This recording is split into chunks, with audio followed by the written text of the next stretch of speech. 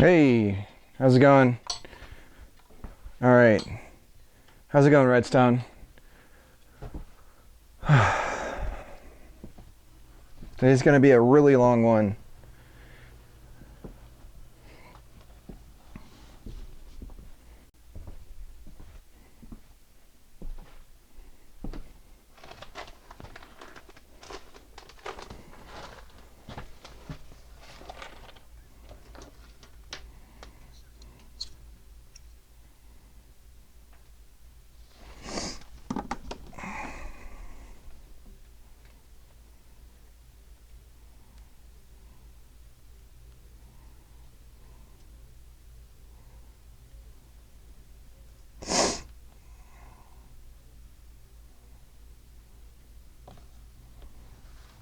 All right.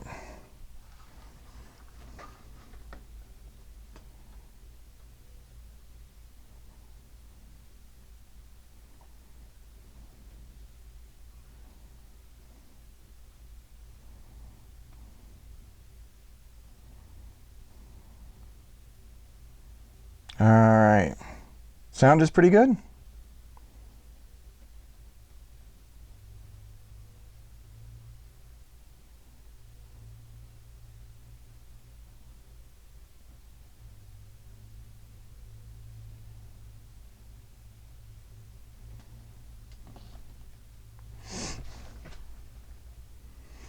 Yeah, that's just, I don't have an EQ on my headphone stuff, so it's going to be a little dark in here today. It's overcast where I'm at, so the weather's a little gloomy. Also, there's going to be a period of time when I have to do some electrical stuff, and the stream will likely go down during that because I've got to shut off some lines. I don't really know where to start. I mean, I know there's like 100 things I need to do today, and I'm not 100% sure where to start. So we're just going to kind of get going. I feel like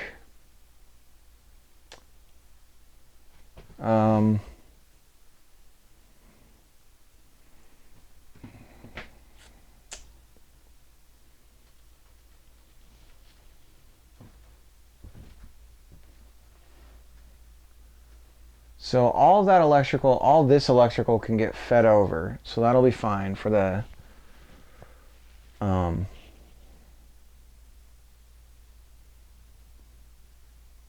so that'll be before I do the drywall. So I got a ton of work I can do before that. So, God, it might not even go up today.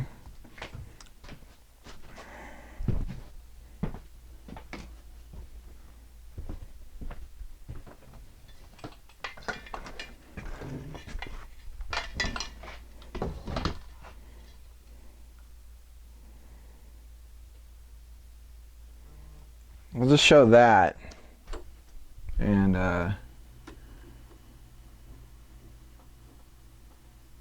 the dad bod, though, kind of good tier.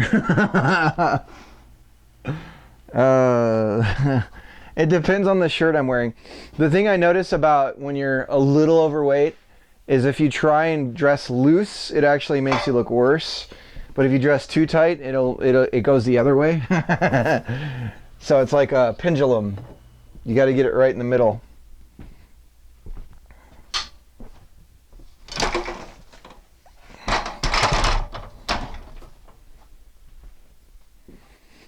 So the roofers came today and they checked things out. I was concerned because I saw rust on the nails, and they agreed, and so they're going to be putting in some soffit insulation to add to get some better airflow in the attic.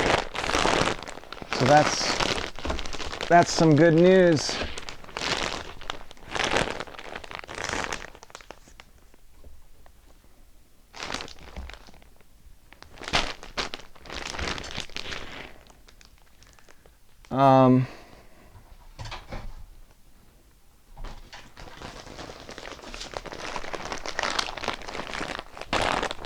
And today's supposed to be mostly overcast, which is good news for me because it's not going to be so hot to work in here.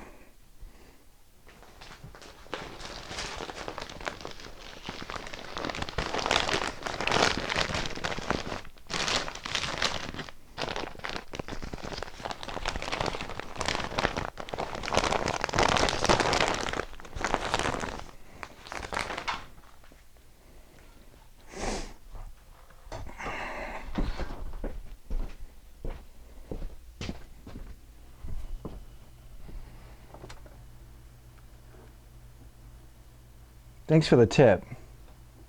Duct tape will fix it. Oh, for the tip. For the clothes tip.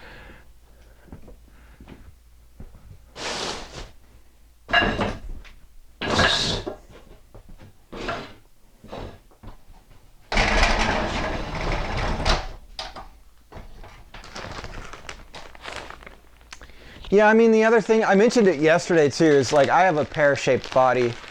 And I know it was because when I was going through a growth period, I didn't have access to a lot of food. We didn't have a lot of money, and so my legs are not as long as they should be. So I'm on the shorter, like I have this weird stocky upper body, and then like shorter legs. So I just look strange. I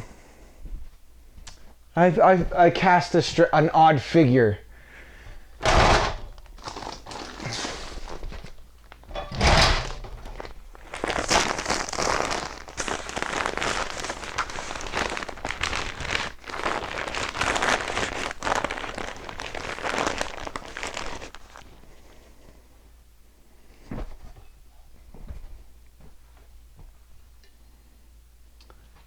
But just being on camera, you kind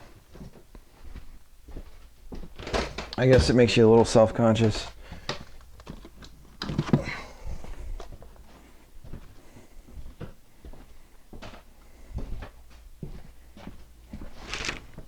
How's your day going, Redstone? 15 in a dream. How decent. What's up? We're doing some ceiling stuff today. Yay! I was telling Els is doing an art stream right now. And I equated where I'm at mentally with this project. I'm long past the point of like, I'm just going even though I can't, mentally I'm not here anymore with this. Like the enthusiasm for this project is gone, so I'm pushing past that point of like, I don't want to do this anymore, and I just keep going, right? Because that's how you finish things. You don't just stop because it's not fun anymore. You go, okay, it's not fun, yeah, I get it, and you just keep going. So yeah, so I equated it to being, I'm Frodo with the one ring, and I'm just done with it. But it's just like I have to keep going. It's my charge. This is for my daughter.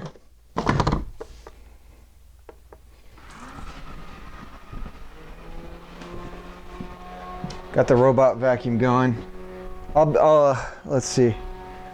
Looks like you still got some cable management to do with this build. Yeah, it's true. If you can't fly, then run. If you can't run, then walk. If you can't walk, then crawl. Yep. Just be stubborn as a mule. I mean, and there's a certain point of like knowing when to stop on something or when it's okay to give up, you know, certain things. But obviously I'm too deep in this. I can't. And so there's those points of no returns. There's those commitments, like tearing a ceiling out, where you're like, okay, if I do this step, I have to do all the other steps involved in the point at which this is null and doesn't exist anymore.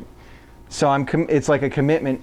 So sometimes you can use that to your advantage, where you're like, okay, if I do this, I know that I cannot stop. I might be hating myself for it, but sometimes you can intentionally put yourself in those positions to just make it happen. Like giving a promise to somebody, right? And just being like, well, I told this guy I would do it, so now I've got to.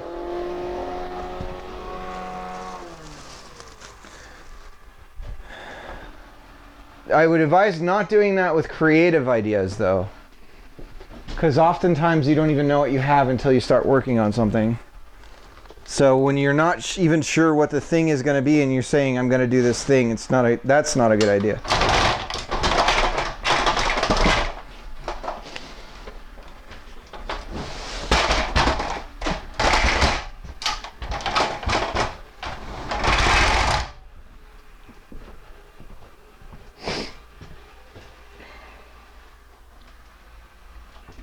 Yeah, we're gonna do electrical today.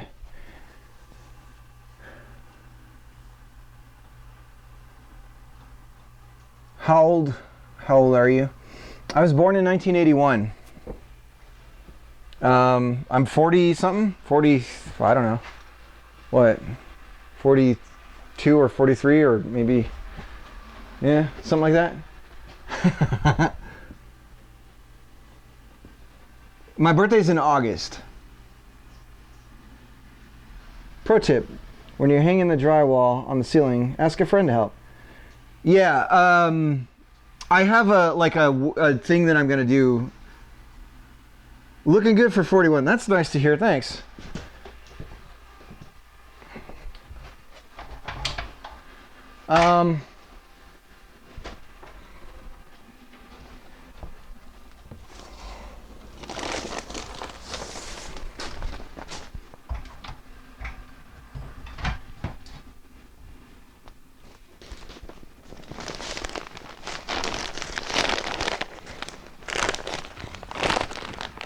Keep it in the pants, Redstone. No, I gotta go back over here. I thought you were early 30s. Oh, nice. Hell yeah. There we go. All right, so this vacuum is done. Let's go into the charger.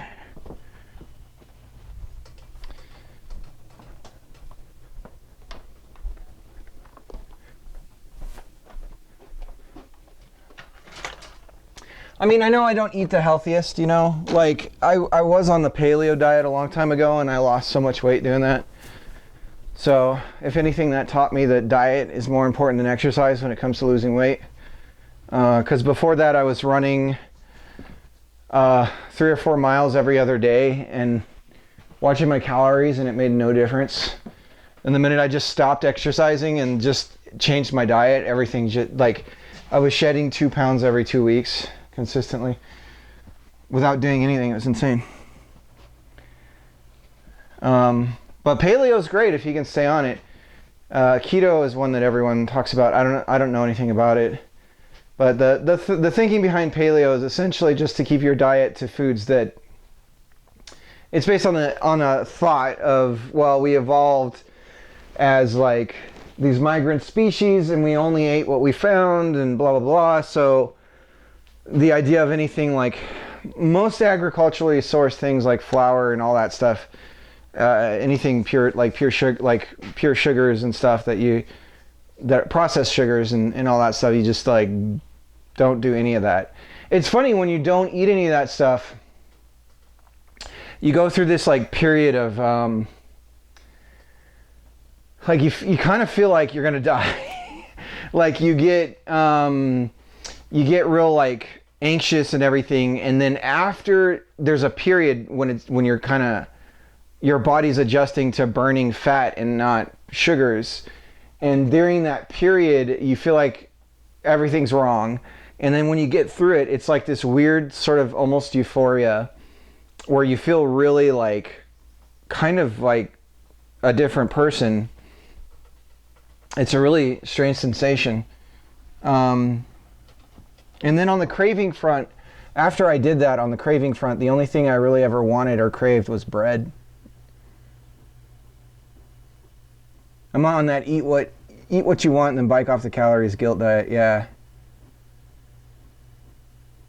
Yeah, that won't last. As you get older, when your body just stops producing the stuff that makes your body just burn that energy, it just stops happening. And then you got to change something. It'll happen to you.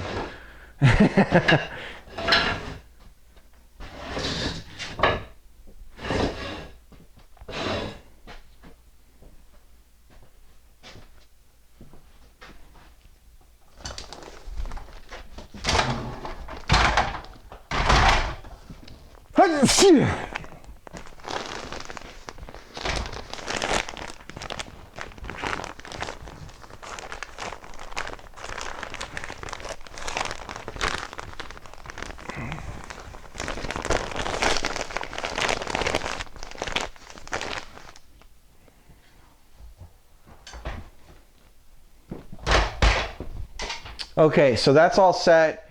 So what we're going to focus on is getting this electrical sorted out. So they had to build the new ceiling above the old one.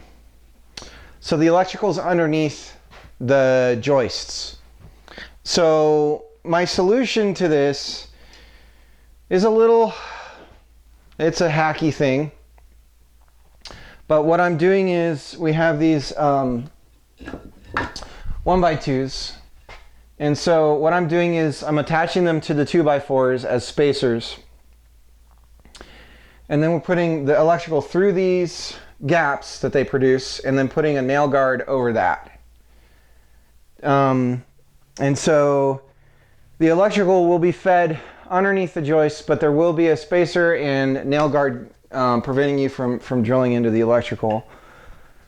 So long as if somebody's drilling a hole into these ceilings and they just check for a beam, they shouldn't hit any of the electrical.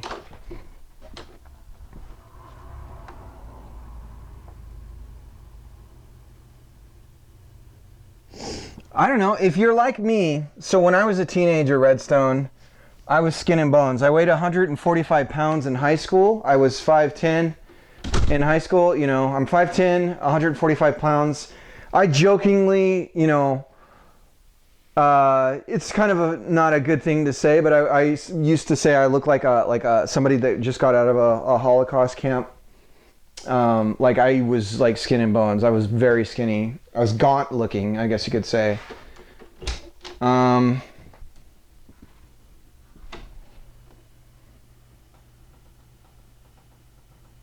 Did you get a permit for this? Well, the roofers did when they installed it. The state will do permits, yeah. But so our ceiling, our entire roof was collapsing in on us, and they had to build the new one above it. So all the work they did was permitted. But I mean, what I'm doing isn't typical, right? You'd feed the electrical over the joists.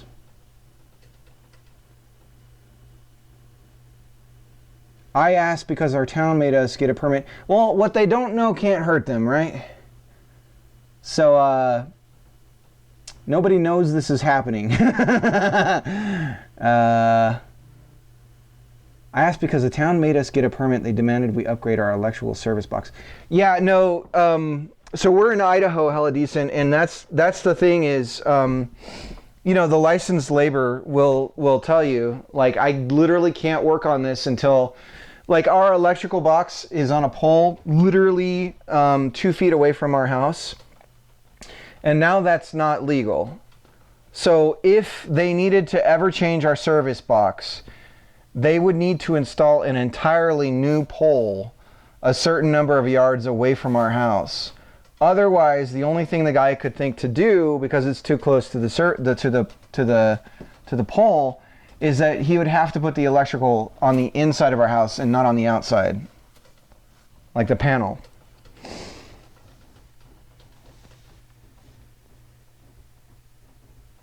But the inspector can fine you. What inspector? It's funny because every home inspector that I've ever had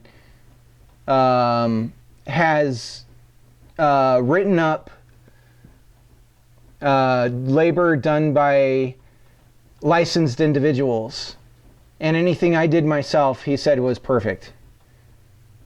That's been my experience. Yeah, I know. But the thing that I don't want to do, I'd much rather have the electrical lines not be, because I'd have to do this on a per room basis. This is the problem, is if I wanted to do this right, we either entirely feed new electrical through the entire house, which I cannot afford to do, or we do junction boxes out every single one of these lines. But this is a giant power line right here, right? So this whole thing would have to be refed. But there was literally no way for them to install the new roof. The ceiling was collapsing in on us. If something's better than the way it was before, I don't know what to say. The amount of space, here's the other thing I'll say. The amount of space that was existing before the previous wires was 1x2s. They were laying on a roofing structure that was made up of 1x2s, if you can believe that, with no nail guards. So what I'm doing is actually technically better than where we were before in that regard.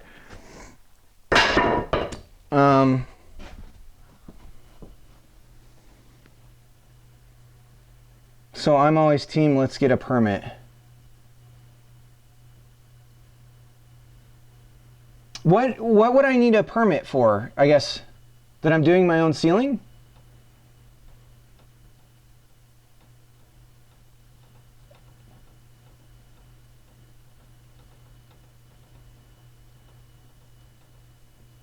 I'm too poor not to get a permit. What is it I'm doing that needs a permit though?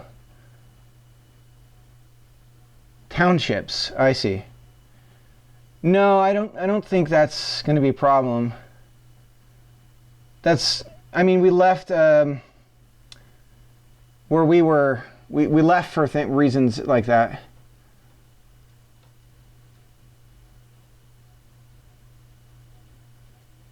You'll see though, it's going to look nice and pretty. So you'll see here. I actually have pictures of what I did in the other room. Anyways, let me get to work.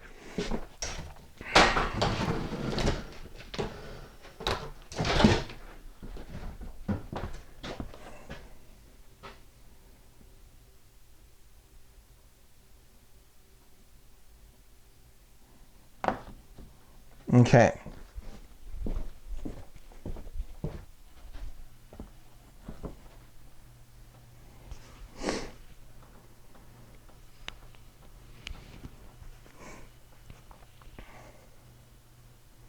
Yeah, I mean, where I lived in California, the town that I lived in, you couldn't cut tree branches if they were over a certain thickness without a permit. And to the point where your house could literally be threatened by a tree and they wouldn't let you do anything to it. There in San Luis Obispo,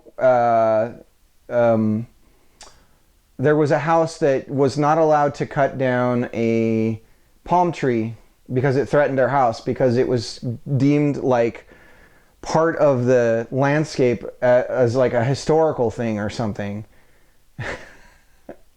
But they're not going to be there for you when the thing falls on your house.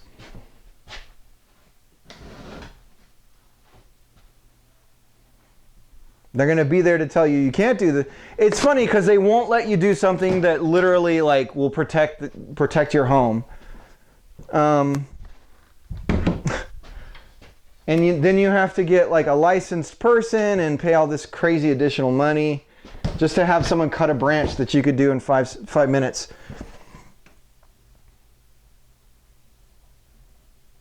Well, I'm not doing any electrical though. Any plumbing? Jeez.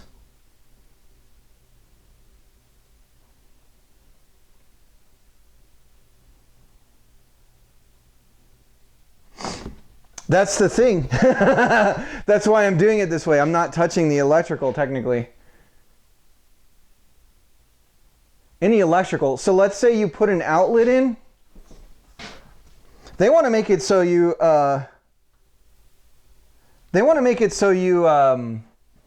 you need a permit to change the oil in your car. Like they want to have it where, at least in California, they were talking about requiring a license, like to have like a certain amount of 2 years or so of education training to do like Jiffy Lube.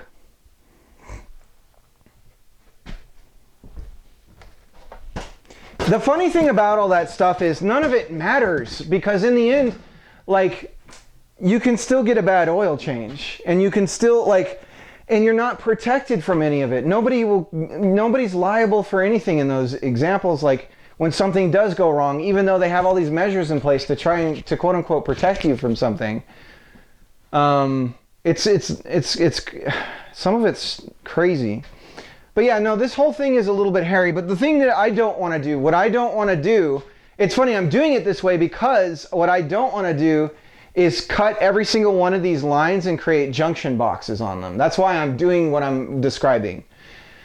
Because it's my understanding every time you add a junction box to, and that's the thing that sucks about our situation is I would have to do this sometimes 3 times for the same electrical line. And that's like a real dangerous thing, as I understand it, to keep having like a cord have like multiple junctions on it.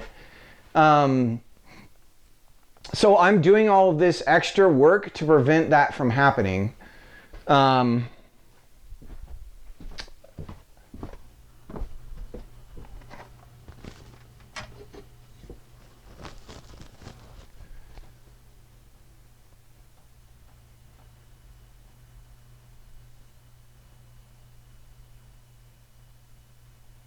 Have you seen the state of some people's cars on the road? I'd be okay with that. People on the roads are doing some crazy stuff to their cars.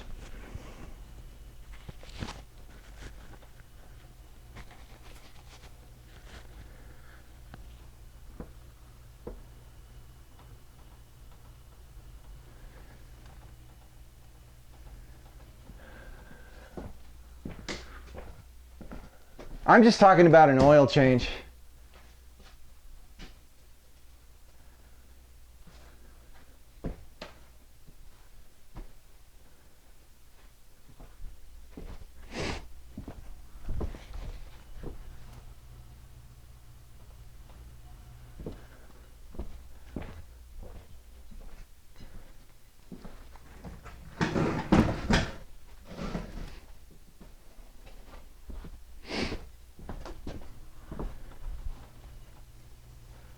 But it's my life when they're driving 80 miles next to me or tailgating me when they have never serviced their brakes in 10 years. But you're describing exactly the opposite of what would happen. So imagine that the cost of getting your brakes done increases because of all the licensing restrictions and training required in order to be able even to perform the act. That'll actually increase the probability of people not doing work on their brakes. It also negatively impacts the poorest in the community first. If you want more people to change their brakes, then you need to find a way to make it easier for those things to happen.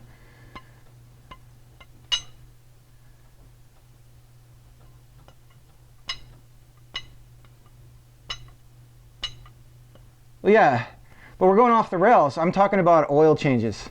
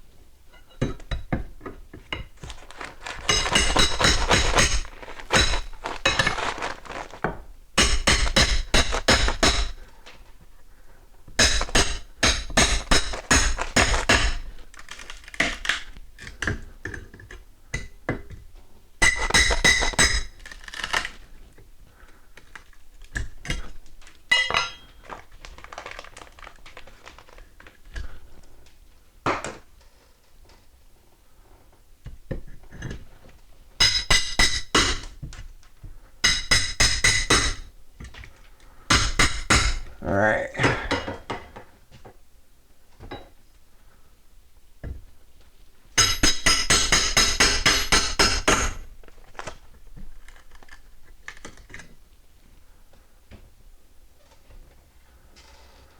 Yeah, California is using licensing and permitting as a way of generating revenue because they're running out of money. It's $75,000 in the county that we left to get permits to build a house. $75,000, not hundred, to get the permits necessary to build a single house in California in the county that we were in. And they were praising that they dropped it by $2,000 and saying it would be a boon for the growth of in new developments. $75,000, and then everyone there complains about there's no low-income housing, there's no affordable housing. It's like, well,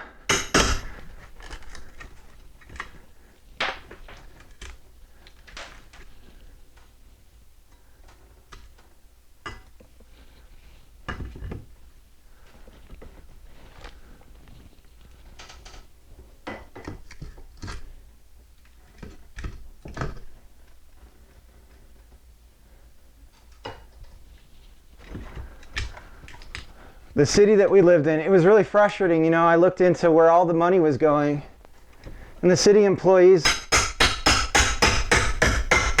there's literally a bag czar in every county in California now to make sure that the bag laws are being followed there. On average, and this is not even an average that's being scaled upwards because somebody makes a lot of money. It's like pretty much the average. The city employees there made almost $100,000 a year.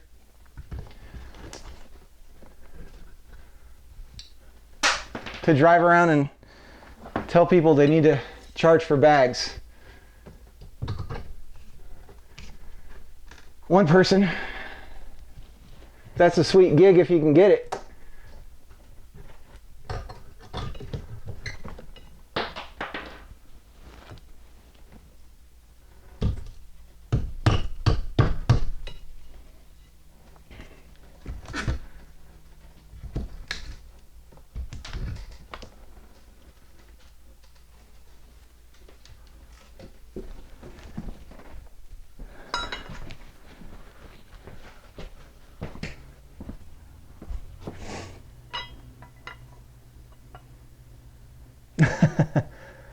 All right, yeah. No, I'm all about the drivable cities or walkable cities, I mean, as far as Hella's talking about. It's a real frustrating thing. I know that Hella experienced all that too.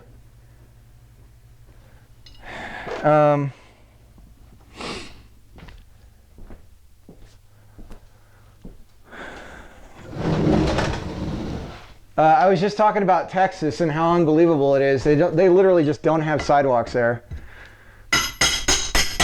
And that's the funny thing, like, oh, it's a waste of taxpayer money. That's what somebody told me. And, you know, the roads come first, and it's like, well, hang on now. Like, if you're going to make an argument about like tax money, then I would feel like an area being walkable is foremost before cars. Because everybody can walk, but not everybody could drive.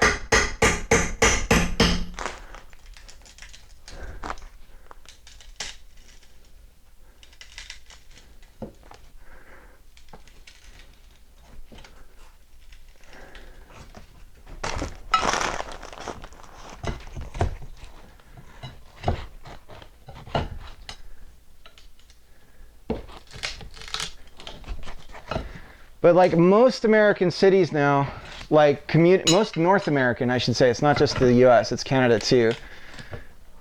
But most North American cities, it is terrifying to walk. Even where we were in California, the minute you leave our neighborhood, you're on this huge main street with 2 lanes on both sides. And it's just like a really kind of unnerving experience to have to walk through that stuff. I was used to it as having lived there my whole life.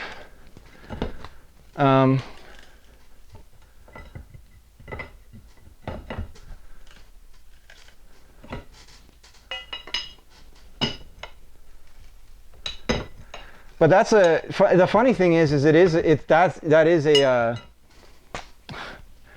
that's a problem created by government, by zoning, and by city ordinances and stuff. And it's like, it can be solved with that.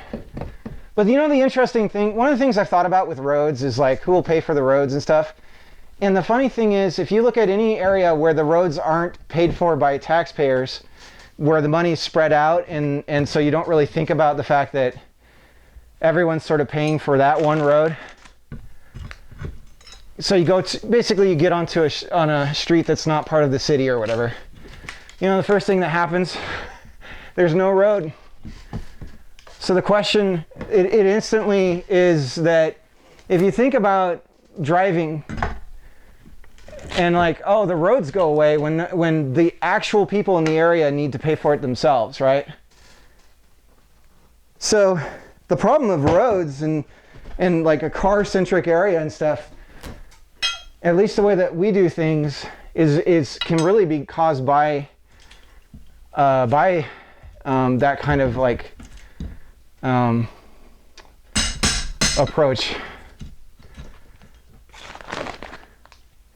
It's really interesting if you look at, as the minute people are given the option to pay for something out of their pocket, what they will and won't pay for.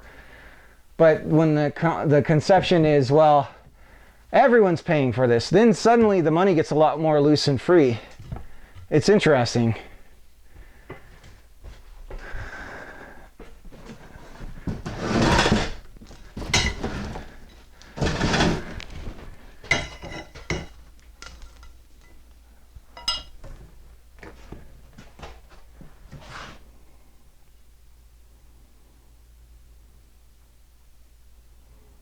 Not everyone can walk. This is true. It's even more of an argument for walkable cities, right?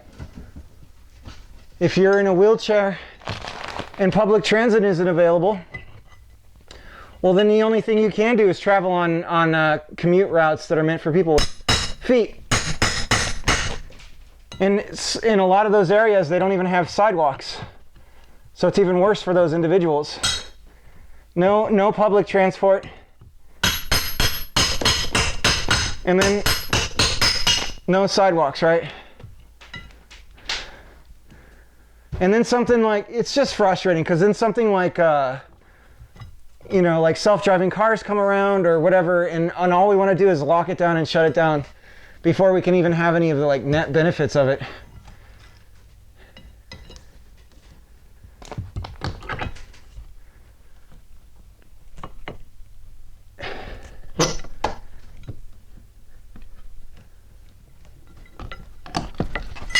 Oh, man.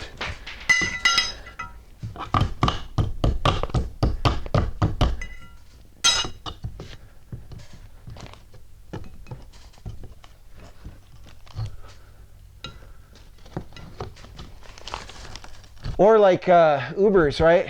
Let's ban Ubers. And it's like, oh, this is actually like a really important thing for people that can't drive. Maybe they got a DUI. There's no public transport, and this solves that problem for them. Well, we gotta ban it. It's like with homelessness. Let's make it illegal. That'll get rid of the problem.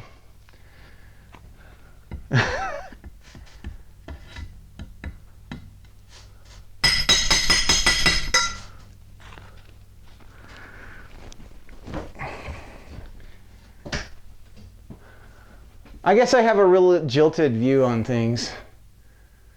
But I've had some really bad experiences that, with people that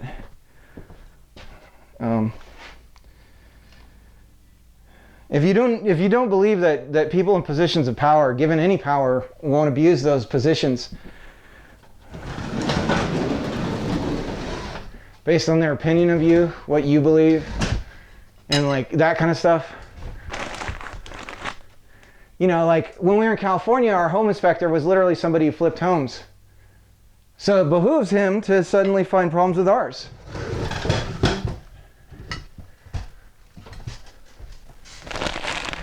After all, I mean, his house doesn't have any problems. He's a home inspector.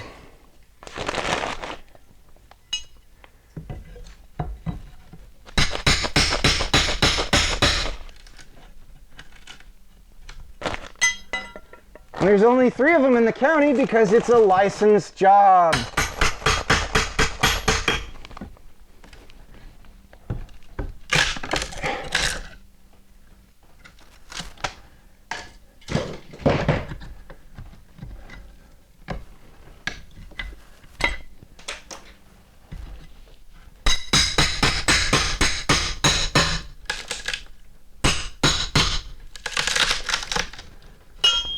But I'm not saying, like, here's the thing. I'm totally with Hella Decent.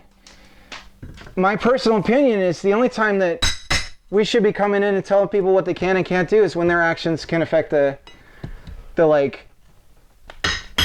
life and liberty of another individual. But I was talking the other day about, like, cutting hair. It's like, why is anything required for that, save but for a chair and some scissors?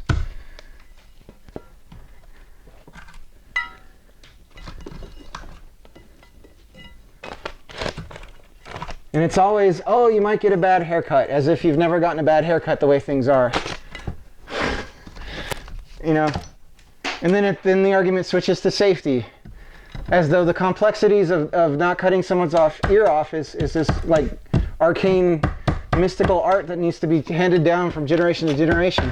And those things still happen.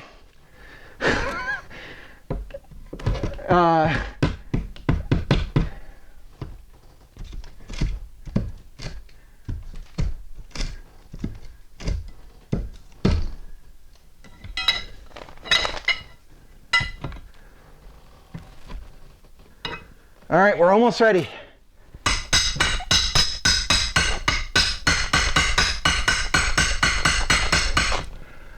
Ah, man.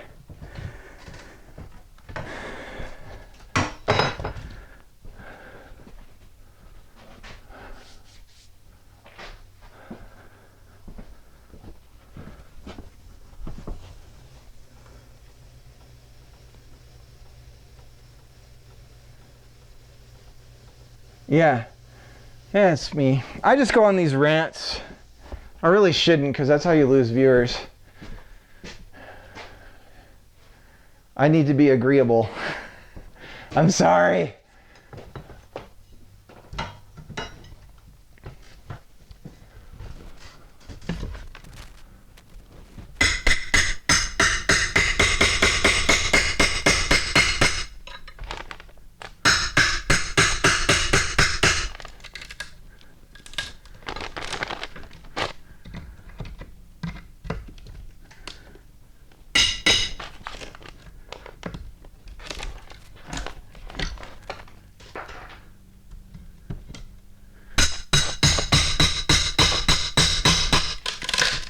No, I've had very bad experiences that have permanently changed my opinion on a lot of things in my past, and especially when I was younger.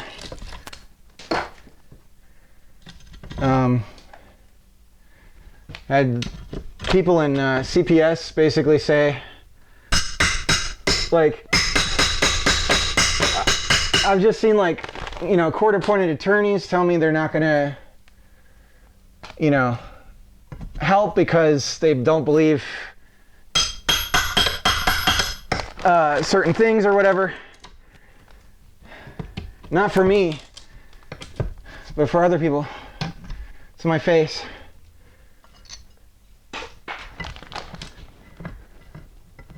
And then you know, you're a kid and you're trying to be as honest as possible so that the bad problem goes away. Because you're supposed to be truthful. And then everything you say is not what they write down. And it's all like distortions and lies. And you start to wonder why. And it's so they have a job.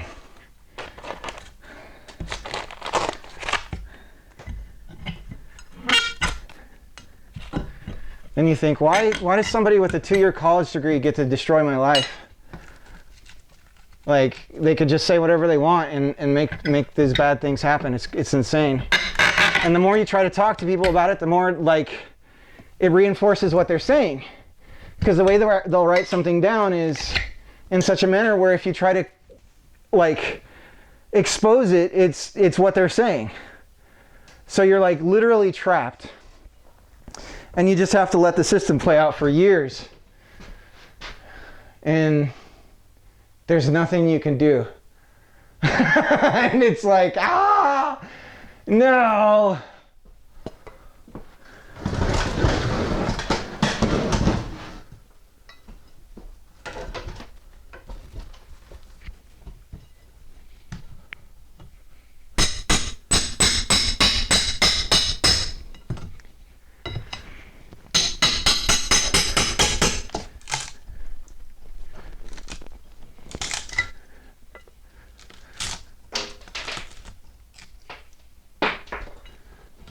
But thank God for smartphones, because all those kinds of things are going away. Like that kind of abuse of power is now getting exposed like crazy.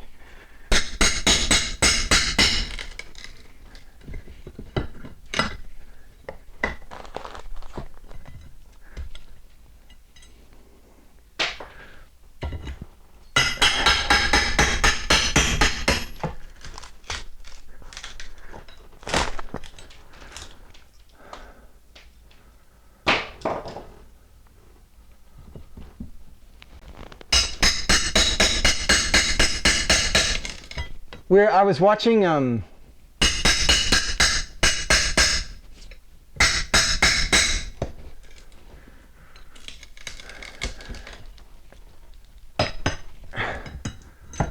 I just don't understand it. Like, why would you take a job that your whole point is to help people, and then you actively ignore people that need help, and then proactively like hurt people that aren't hurting?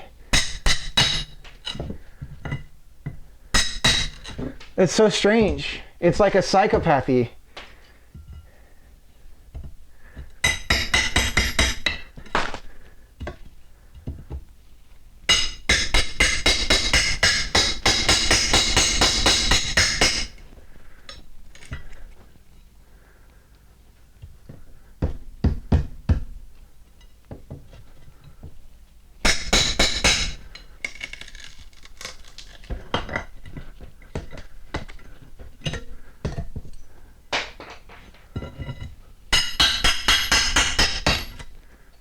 All right.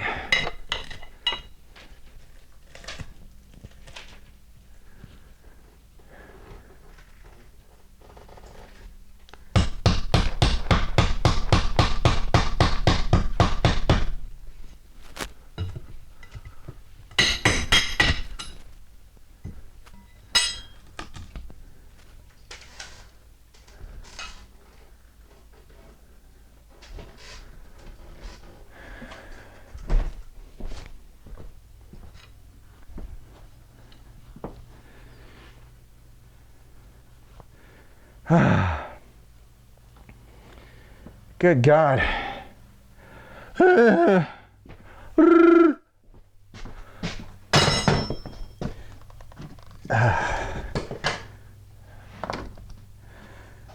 Yeah, I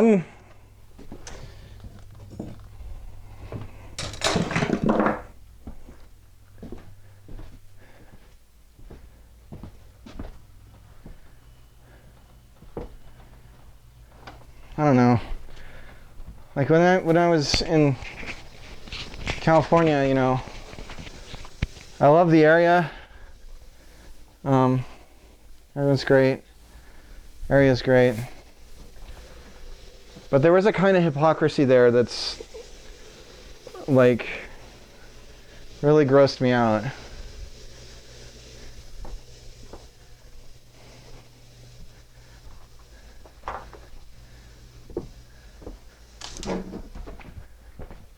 There's a whole bunch of that here too in Idaho. It doesn't matter. It's just a different hue.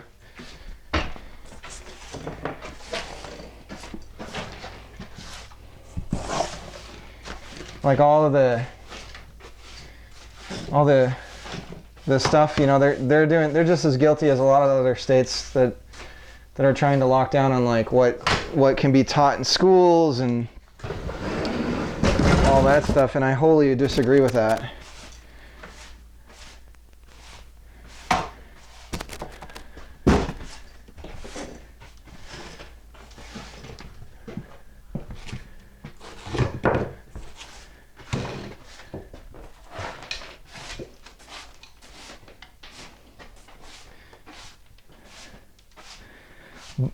Yeah. But at least they don't talk about helping people and do nothing. Like that's one of those like hypocritical like things that was real common in the other state that I lived in. Was there's a lot of talk about people in need and helping others, but never that they would lift a finger to do it.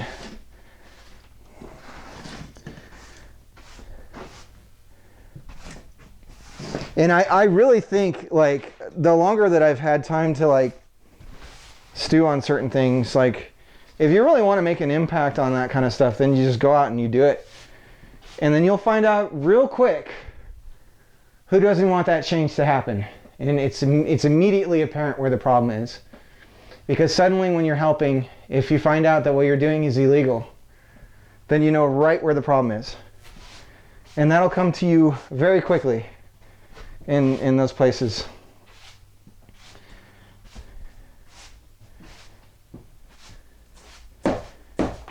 This is so frustrating.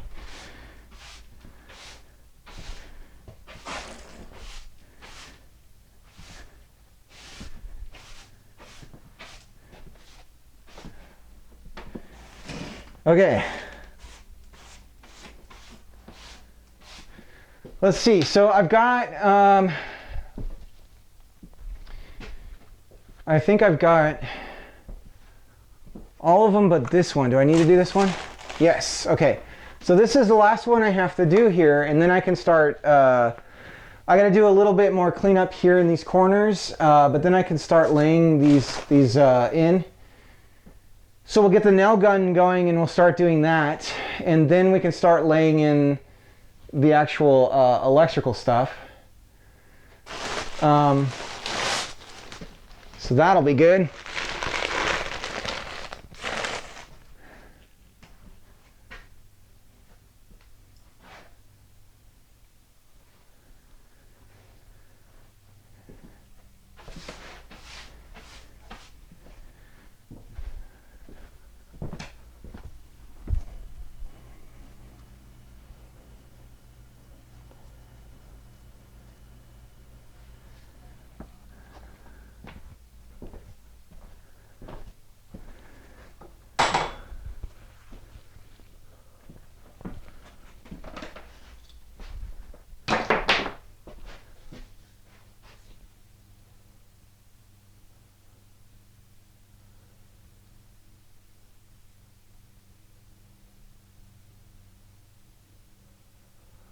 All right. I think I'm going to throw a podcast on. Just did.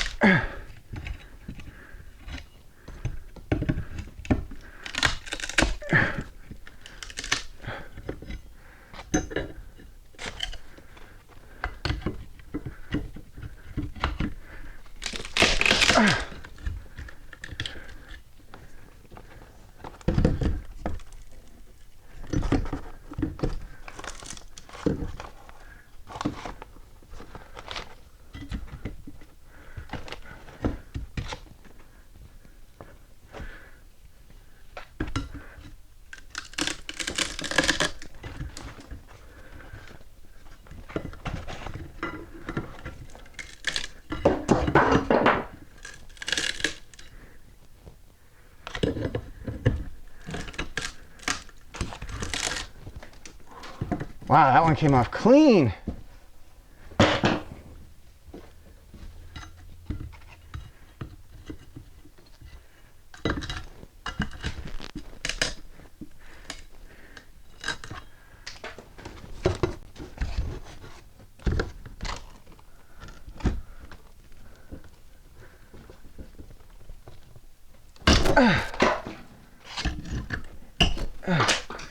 All right, that was done. Ah! Keep moving. Don't stop.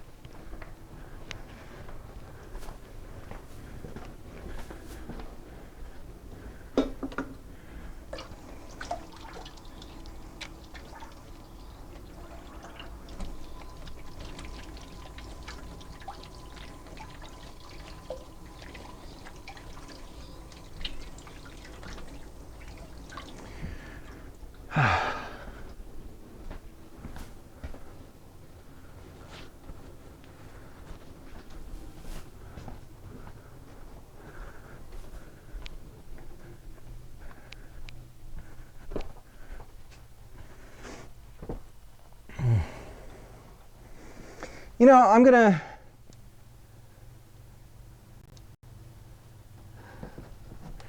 I think I'm gonna put on a podcast.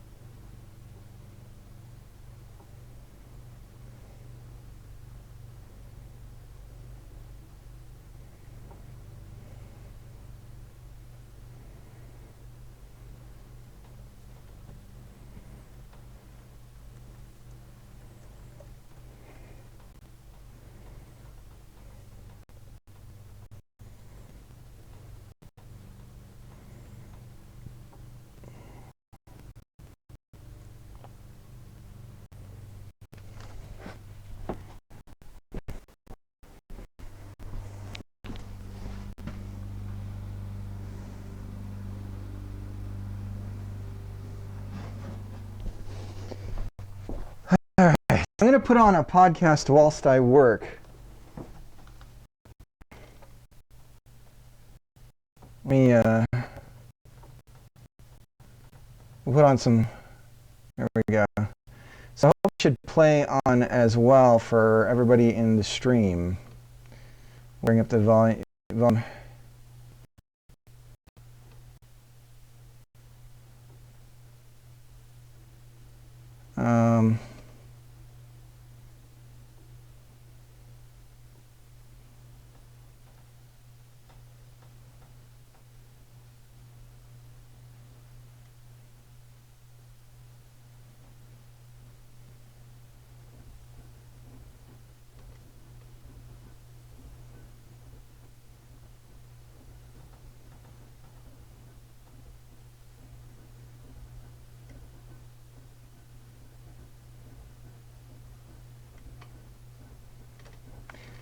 I didn't get to pay full attention to this Chris Delay one, so we're going to listen to that. Put that on. If it'll let me go to it.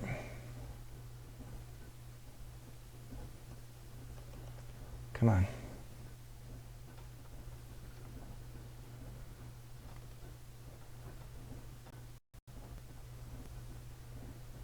I remember talking to Alan, and Alan's like, well, what do you think we should slow it down to? Because he was thinking maybe 20%, 30%. I'm like, no, I think they should move as slow as flying Terran buildings, which would be like a 95% in a very short period.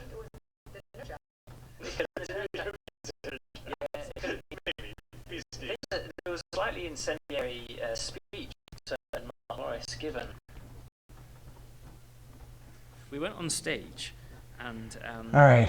and Mark said, we've been working on this game for 3 years, Darwinia, and we've completely run out of money.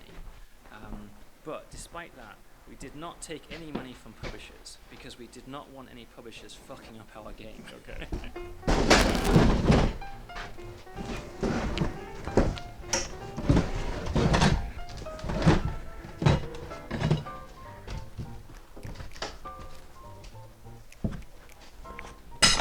Hi everybody, this is Soren Johnson and you're listening to Designer Notes, a podcast about why we made games. Today, Layla and I are talking to independent game developer Chris Delay, best known for his work on Uplink, Darwinia, DEF CON, and Person Architect. This episode was recorded on March 22nd, 2022 and was engineered by Michael Hermes.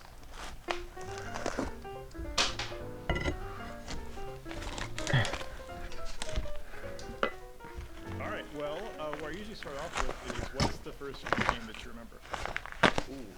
Well, when I was a kid, I pestered my parents and they finally bought me a Spectrum, Sinclair Spectrum 128K for Christmas. Yep. I assumed you had one of these British machines. Good British, I think a lot of British game designers came up on the Spectrum or the Commodore 64. Those were kind of the two options. And it came with a hack of games. And in there was a Thundercats game. Okay. There's like a sort of Thundercats, it's called Thundercats, it's a platforming game.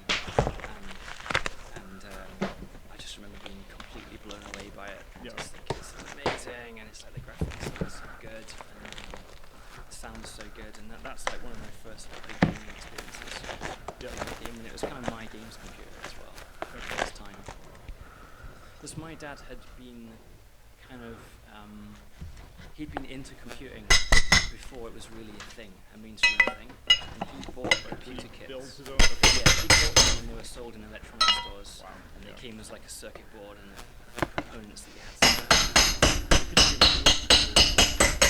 to nothing. You could turn it on, Right. and then you'd have a very basic prompt, and the chips would always come flash with like a startup, and you could program them. That's all you could really do. Eventually, he bought something called Dragon 32. You know what that is? It's like some ancient computer system that's lost in the mists of time.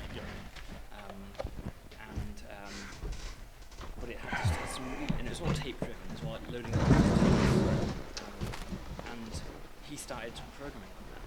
So he was messing around with it, programming breakfast. I can remember seeing that when I was a kid. I remember seeing like apples and oranges coming up on the screen, and I figured out how to do it. In whatever programming system was on board.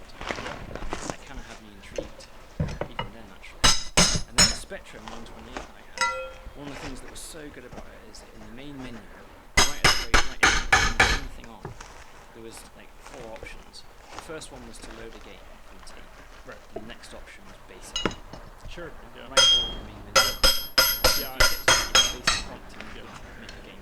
Yeah, I often, when I talk about the comic, we get like conversations before about, the game just opened you into a basic program, right? Yeah. Or the game, the computer. That's turn it right. on, and like it was like asking you to program. Yeah. Which was, I think, hugely influential on a lot of people from our generation. Yeah, Like, because it was so immediate, and it wasn't like you could go on the internet and have an array of 1,000 games to try. You had like 3 games on tape, and then you had the basic option in the main menu, so you were bound to stumble on it.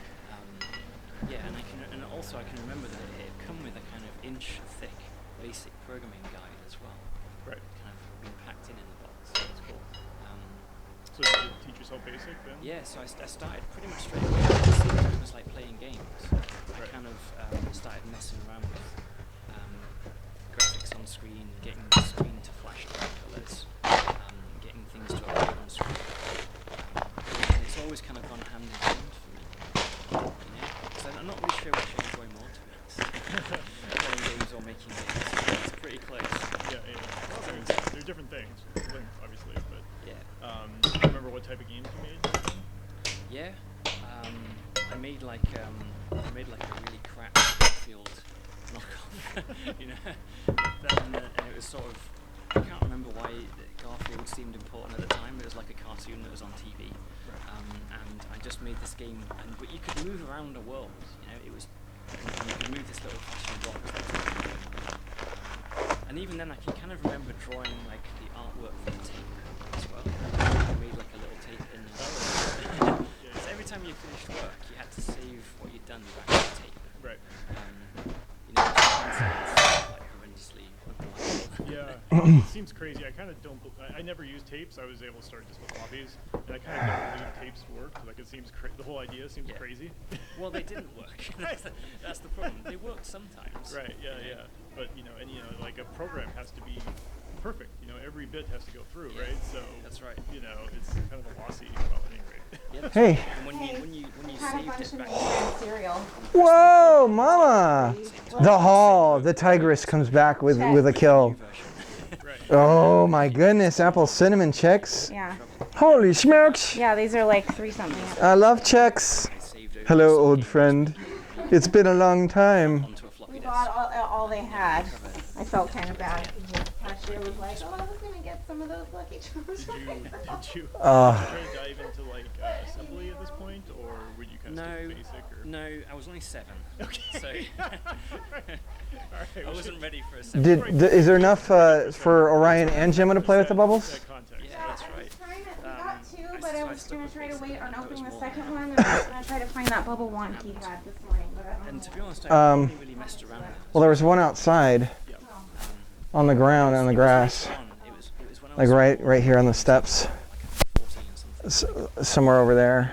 And I don't know How's it going? It's going good. I think. Here it is. Oh, on that grass? I that's don't why I know. had Okay. I mean, it's just perfect size. That one was funny. Okay. again, basic was very easy to get to. Okay, well, like I said, the grass should be okay today.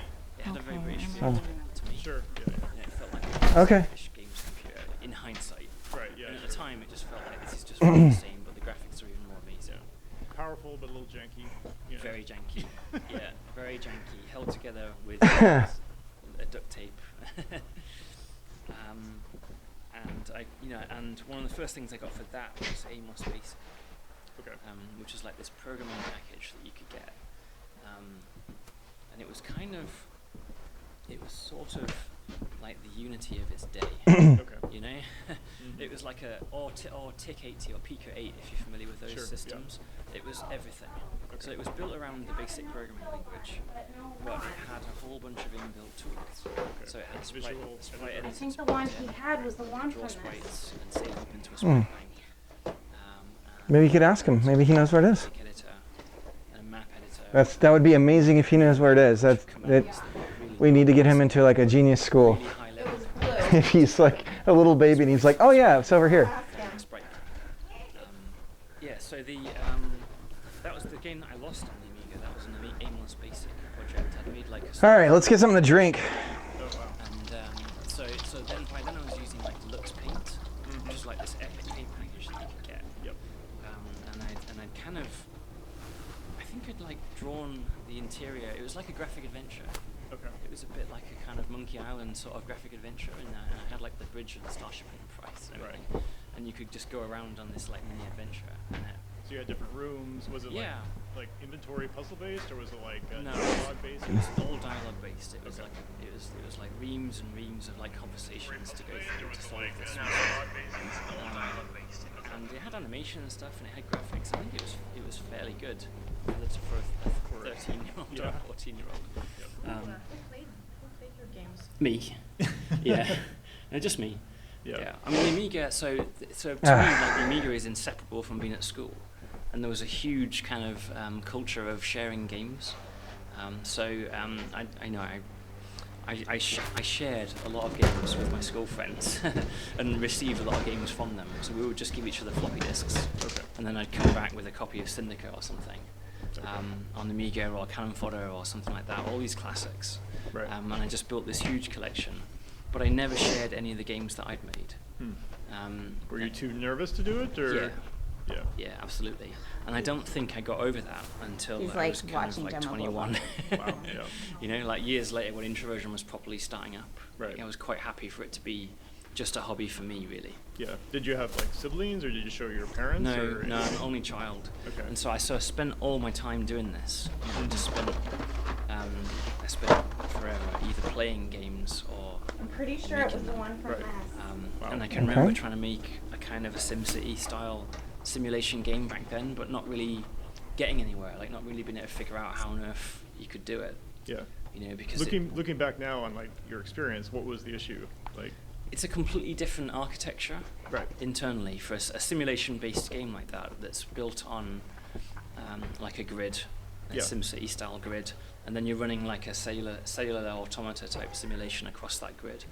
I just wasn't thinking in that Wow. way at all. I was still thinking in the way of the sprites on a sprite sheet, Right. stood in front of a backdrop, and then having them move around when you clicked and Realized things. right as I was about to put him in the Which car. for some reason was easier went for me to back in, conceive of at that time, like And how to make that we sort were of looking game. around for it, and then there was a lady with it yeah, looking I around think, for us. She's like, found the yeah, baby you mentioned shoe that and you she had wanted Sid to Meier make recently. sure I seem to found remember like one. my addiction to Civilization really began then. Around then, I yeah. had Civilization on my Amiga. Right. It was Alright, go ahead. the greatest game I've ever played, without a doubt. Right from the moment I fired it up. Yeah. I was gonna ask like, what are the games in this era that like really that were like important to you? And That one's without a doubt definitive. I mean, I still play Civilization now. Sure. And the original, you know, it's a nostalgia thing. I Yeah, mean, yeah. there's no doubt the later ones improved on it in every way. But I still love their sort of slightly janky graphics and its 2D grids and everything, and the sort of weird EGA pictures of Napoleon and stuff that would come up. Right. Yeah. Have you played other Sid Meier games like Yeah. Pirates? And Yeah, I had that one on the Amiga too. I played most of the Civilizations on and off. Yeah. Yeah. The Amiga version of Pirates was excellent. It was really great. Good version. That was a great game. Yeah, I don't think he's put a foot wrong really. at any point. There's a certain style, definitely. Yeah. And also, I mean, part of that is because, they're just it's the most open-ended game design I've ever seen. It's sort of Right. even in All right, we'll get back to work here in a second. Already a game that you could replay over and over again, and it would be different every time. And it was a procedurally generated world, which is pretty hardcore for those days. What were other games around that time that you played? I loved classic British games. So, I say classic, that's like a word in hindsight word, but I loved anything from Peter Molyneux's world. So anything like Populous or Syndicate, Theme Park is an obvious touchstone. I mean, Theme Park and Dungeon Keeper, both brilliant Peter Molyneux games, directly influenced years later. So you really like sandbox, where Yeah. it's open, to really do what they wanted to do. Yeah, I mean, not only that, but they were just, I mean, it's hard to underestimate how big of a deal Bullfrog were, actually, back Sure. then. They were kind of like the game studio. Yeah. And I remember really I mean- wanting to work for them, actually. Sure. Yeah, I was going to ask, like, you've been, you were making games since you were 7. So throughout this whole period, is that what you wanted to do? Did you think, I want to make games professionally? Yeah. Yeah. I really did. I really did. And I definitely had that really in my head. By the time I'd made it to sort of age 16, I was already kind of picking subjects based on, Right. how to be a programmer in the games industry. So I was picking like computer science and mathematics and physics and electronics, all the kind of logic stuff, all the kind of, because that was kind of my entry point, I am a game designer, but also, I've always been a programmer as well, and that's kind of how to get it done. Yeah, and I think also there was a run of, Syndicate as well is another classic Bullfrog game, but there was also Cannon Fodder. Yep. Remember Cannon Fodder? I know that was came aware of it later. Yeah. It was massively used. It was absolutely massive. Cannon Fodder's control system, where you control a little squad of 4 little soldiers running around the map, is exactly like control identical to Darwin. There's a straight line of inspiration. So Darwinia, to me, Darwinia was actually really referencing all those Amiga games that I love, and all those Spectrum games that I love. Right. I got as many of them as I could, and that's how I do it as well. So Space Invaders and Space Invaders and stuff. And the Darwinians are kind of based on onions, Right. like these sort of like cutesy little simple creatures that you can kind of so adorable. You don't want them to come very hard. And the control scheme is pure Right. I'm trying to remember. I like 10 years ago or whatever. But like in Cannon Fodder, how did you control 4 characters? They were a little squad in a line, and it was all mouse based. And you would click with one mouse, left mouse button would click, and you would walk towards that position. Right. And that would leave the mouse free to aim. And so then as you can move the mouse around, they would aim towards wherever you were pointing. And then when you press the right mouse button and count it down, they would fire their gun. All 4 of them would fire in that direction.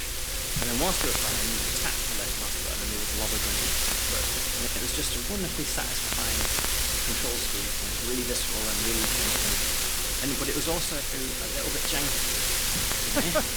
You would be running towards the enemy, right? And then you would see some big gun turret appear or a tank or something, and you'd be like, no, turn around. Kind of, you would fumble the control a little bit, and you wouldn't quite turn around quickly enough. Right. And you would die, but it was fun. Yeah. It was great fun to fail in that way and to die in that way. I definitely remember that feeling from Lemon. Yeah. Everything's going fine. Oh no, don't! Oh no, it's a fall. You found a hole in that person. You kind of have that hilarious attitude. Yeah. And it's not unfair. The game hasn't been unfair since the game has been completely fine. And actually, it's a sort of system-driven thing as well. You're not playing a bit of a story from the system created. It is actually a simulation of it. Simply fun. But you kind of rather than you tweak and deflate it, you actually think it's a stunning way. It went that badly down and then try again. And we did the same thing in Darwin, where as soon as you died, died and was creating this flooding carry on. So Chris, you said that, at age 16 you started taking classes that are taking you in the right direction in programming. So at that age you knew that you wanted to be a game designer? Almost back yeah, to for it. sure. I mean, earlier. Yeah. I mean, I would say even in the Spectrum days, actually, I was, I told my parents I wanted to design games. Yeah. Did you follow like the personalities of the British scene then? So you had like people. Not as much on the. Hey, not Bubble as much Peoples. on the Spectrum. I did, I because you have to remember that the only real information source that I had Bubbles. was kind of once a month. Bubbles are the best thing in the is it Like summer? Sinclair or something. Still spring. And even then, Peter Moore He wants you to sit. You want me to sit with you? in the early days. Show me the bubble blowing. I can't really remember. Don't Certainly early days of the do so. Is that what he's doing? Well, putting it right up his lips. I'm trying to show him. He's pretty good at it. One Considering. pops against the thing. Yeah. Blowing a little too hard. I kind of bounced off. And so he's like breaking it. Like this. Oh my God. All right. Okay, so don't put it in your mouth. Don't put it in your mouth, Like buddy. this. Away from your mouth. I mean, he's got like. I remember how hard it was to teach Gemma. He's like right on it. Yeah. Don't put. On this one little floppy disk, there appeared to be a limitless galaxy. Here, like this. Like this, watch. Whoa! Like that, away from your mouth. Not in your mouth. Away, and I could land on the planet, and there would be a starbase there, and it would have a sign overhead that said what it was called, and there would be people there offering missions and things. You know what I mean? And it's like, how? There you go. There you go. Wow, you're so Like smart. doing stuff like this, but like the block. No, not in the mouth. Not in the mouth. Oh, oh my God. It doesn't really physically exist. Oh my God. It's sort of generated on the fly when you land. Yeah. Yeah, I am interested how like different cultures and countries kind of develop their own. What's the right term for it? Game style, right? Like I don't know if you also like Lords of Midnight. So one pops off my head. I don't know if you did that, but like where it's just this very open-ended system where like all sorts of weird stuff can happen, and it just feels like that's part of the British DNA. Yeah. I mean, if you compare it to the, I mean, I never owned any of the consoles. So I never owned a Nintendo. Sure. I never owned what would have been the same, a Sega Master System or something like that. Right. I never owned them. And they were all into the world of like Mario and platformers, weren't they? And Zelda, I suppose, early Zelda, and very, very different feel. Final Fantasies and the like, very sort of content-driven, story-driven adventures that you could go on with a little group of people. Yeah. Very different type. How would you describe the British games back then, and does it still carry Tokyo? That's a good question. Certainly, there's a quirkiness to British games that goes all the way back to then. I mean, certainly if you go back and look at, there's a lot of weird stuff in Spectrum because it was such a sort of Wild West. Nobody really knew what was possible. So if you look at Manic Miner or anything like that, or any of the games at that sort of era were really quite weird, quite weird games. And I don't know, maybe what you say is true. Maybe there's a I hadn't really considered that there was a British leaning towards system-driven, open simulation-y type stuff. Right. But maybe there is. Yeah. Certainly, it comes down to individuals, doesn't it? I mean, for me, again, Bullfrog was such a big name in the early Amiga scene, and they made all of these games like Populous and Theme Park, and they were what we would now call like sandbox. Sandbox, right. Colony sandbox, yeah. Sure. They weren't called that then, I don't think. They were just like Bullfrog games. Everything was just games back then. You never knew what to expect, right? So. Yeah, and I think it was a very weird time. It hadn't really settled down into well-established genres. This is one of the reasons why we ask like what you play when you were a kid and growing up, because I do think it is very instructive. People who had consoles, the people who had PCs, it lays down the tracks of where you end up later in life, and it's really fundamental. Yeah. Well, since I have you both here, like in today's games industry, what are like games identity that you can say, okay, well these these games make the Japanese games? Like, what other games can you give an identity to, and how would you describe those games? I mean, the Japanese scene is very distinct. I'm not really an expert on it, so like I probably shouldn't be representing it. But like, it definitely has its own distinct feel. I mean, Japanese RPGs are a thing. Like they have a certain form of story, a certain form of game progresses, and you know, it's pretty well known. I think the Eastern European, like Eurojank style that you can kind of see is present as well. I don't know. I mean, there's just different types of people make different types of games in different places. There's definitely flavorings from around the world, isn't there? Yeah. There's definitely a certain feel of playing like some kind of Final Fantasy VII remake, and you sort of think, oh, this is such a sort of Japaneseism Right. in this game. There's a weirdness to the way the characters talk to each other. Possibly would never have come out of a British studio. I don't know if there's a word for the opposite of jank. I guess polish, right? Yeah. Like it seems like that's what Japan had. They had, and I don't, I don't want to go too far down like the cultural anthropology road or whatever, but like it seems like they do have like an appreciation in their culture for perfecting things, right? And like I don't know if that is part of it, but like you look at those early Nintendo games, the Mario and Zelda, they still play beautifully. Like you can tell that like they really took time and like just exactly how jumping should work and how fast you should run, and they introduce elements. All this stuff that we're still talking about today, they had somehow figured out way back in the 80s. Where in Britain you had games that were kind of wildly creative, but kind of just were thrown out there, right? Like polish was not the key word, right? I think maybe part of it is that those early Japanese development teams were already teams actually that were quite well formed and into larger companies.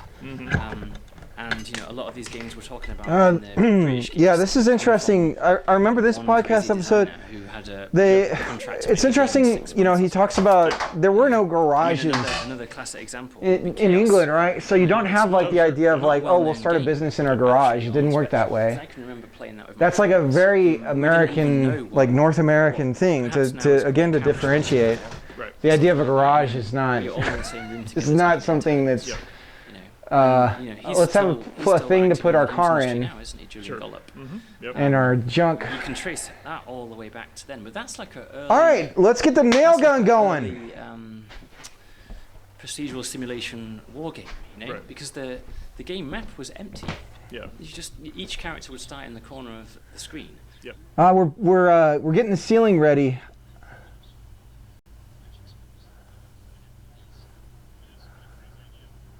What's that? I can't start a business in my garage because I would have a fine. Residential areas can't be business areas. It's because of the magics, Dev. There's a magics around that area that makes it impossible for there to be a business that is run. It's a mysterious thing. The creation of wealth cannot exist in that area. It's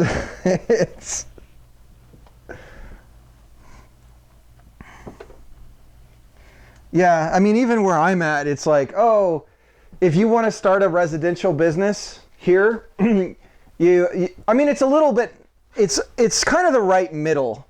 Like here, it's like what happens is you actually send out communication to all your neighbors. And then your neighbors are like, yeah, it's fine. Or they can be like, no. So there's a little bit more of like a communal opt-in to the idea of somebody running a business from their home.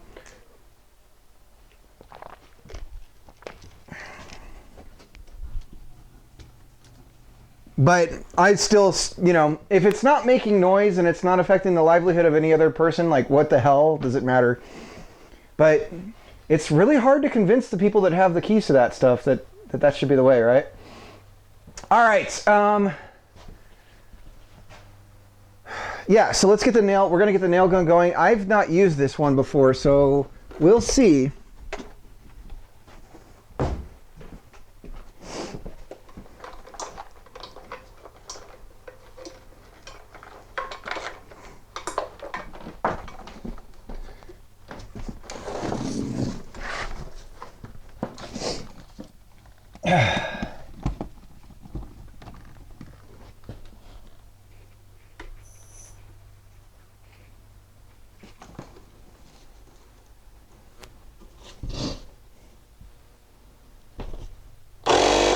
Okay, that's the pump.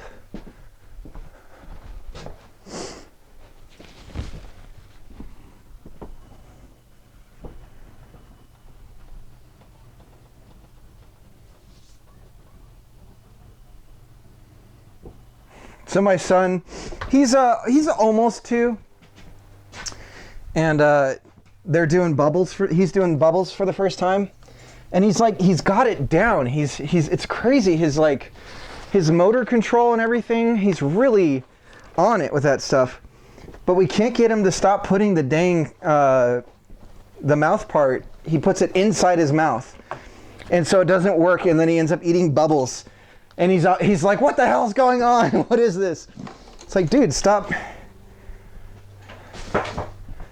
putting it in your mouth. Yeah, so we're getting the ceiling ready today. Okay, so we have nails in here, yes.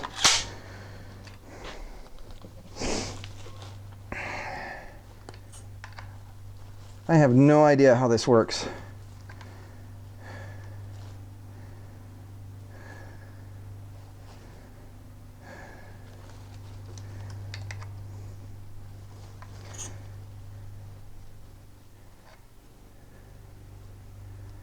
It looks like there's some sort of clamp or something that we're missing.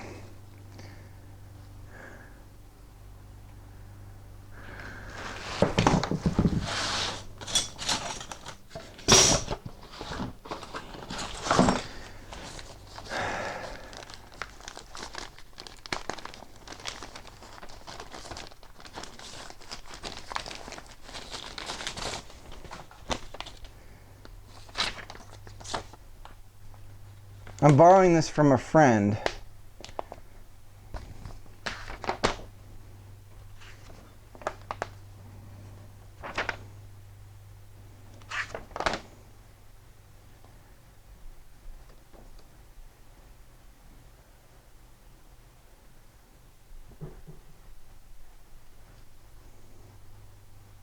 There's a couple. There's a coupler. Is this it? Oh, this is a bike attachment. Oh, there we go. Got it.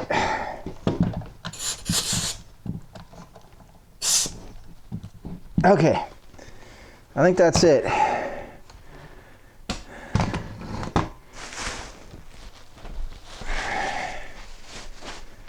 Okay.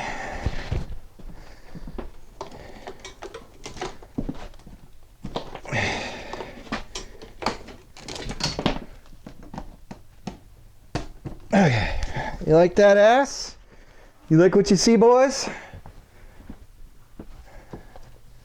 Because I rarely play games these days, I give my viewers now the power to make me play video games for 30 minutes. That's a good idea.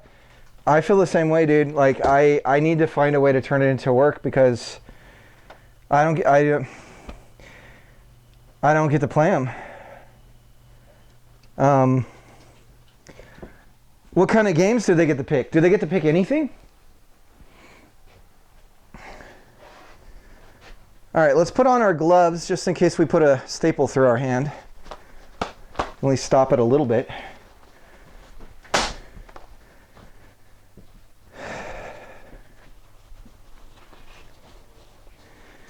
And just to be sure, let's just double check.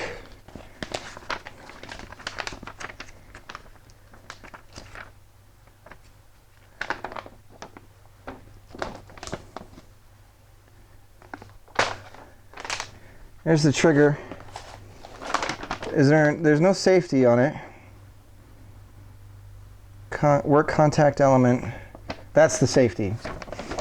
Okay.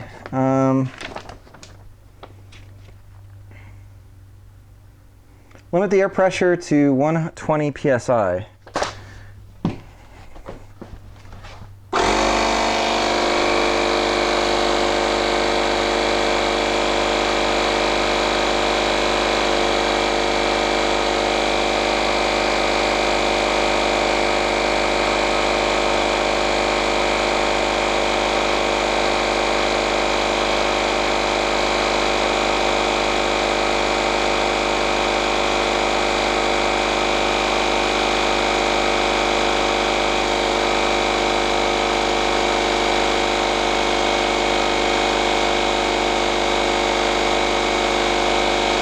Okay.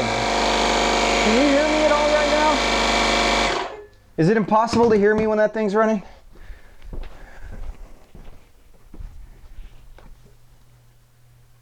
They can pick anything if I don't have it. They can choose hundreds of games I own.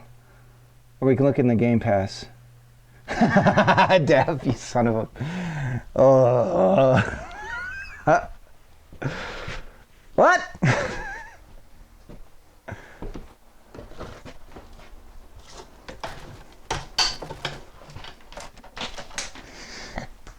Alright.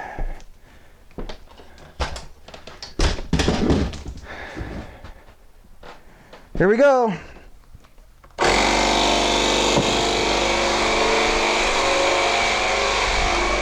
I gotta let it warm up a little bit so the pressure builds up.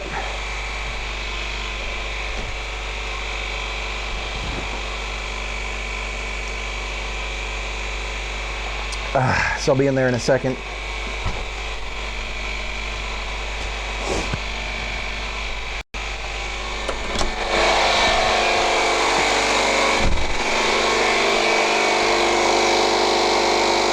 We're at 60.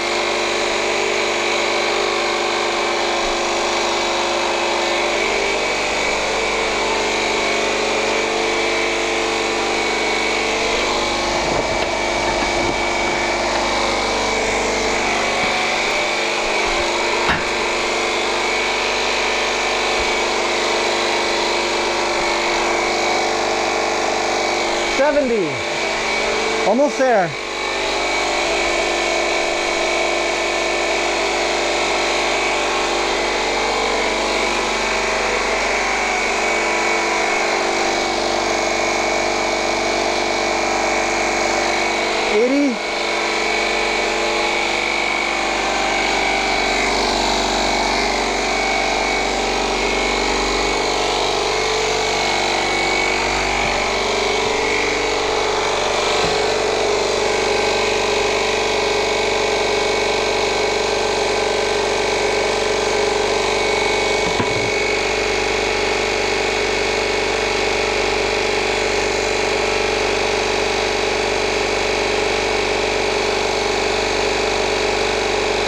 Alright, let's see what we got.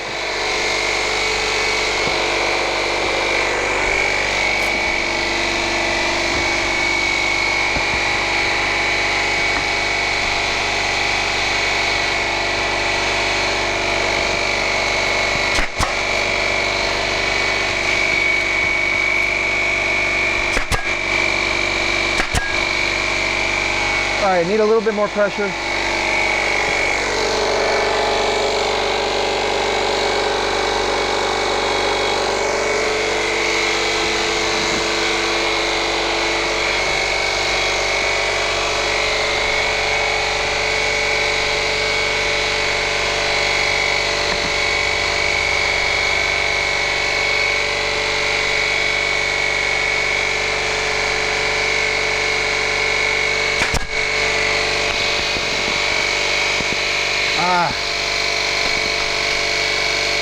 It's still not enough pressure. That of these staples just aren't enough.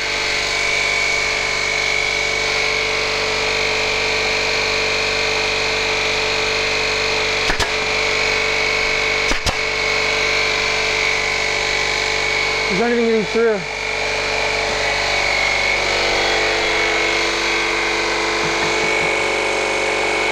Okay.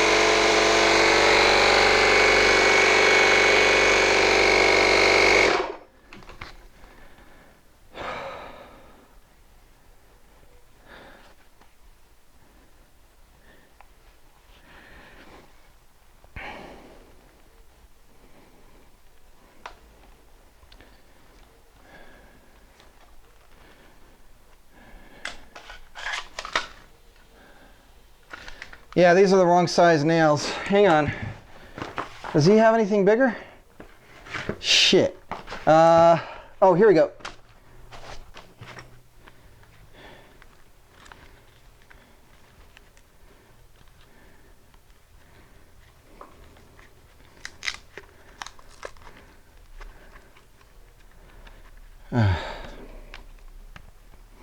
These are too short.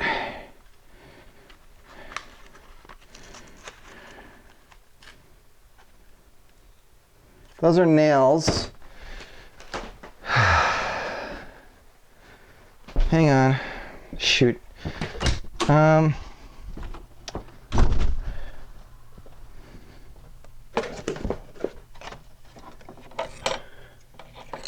Now the other gun I had so much pressure that these would work because they would embed far enough. I just need them to embed a little bit. Shoot.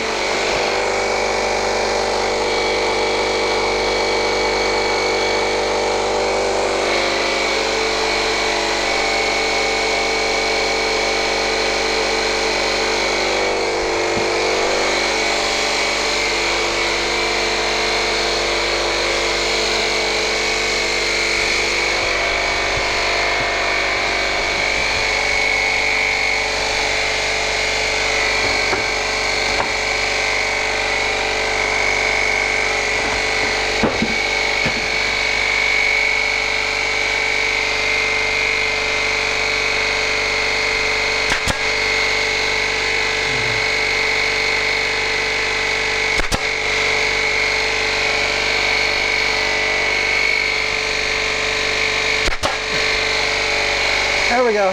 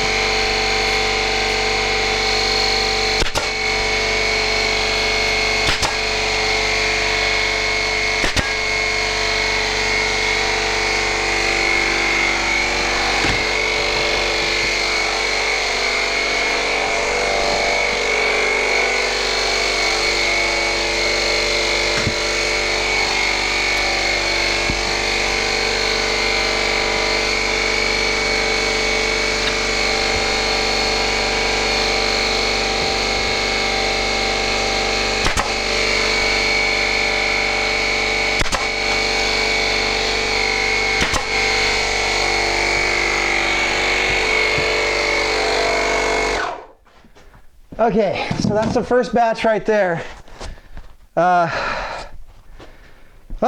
Man. So this next part's going to be a lot harder to do. That's funny about sticks is, was Studio with you? Was Jack with you in the stream? Shano, how's it going?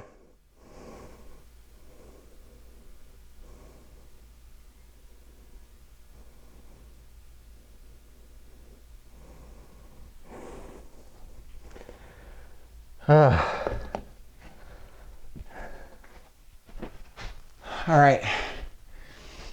So the gap, so what I got to do is I got to mark off the gap that we're going to have that will feed the electrical through. Oh, you know what? This is going to actually be real easy. I'll just use another 1x2 as a spacer and then mark it there. That'll make it easy.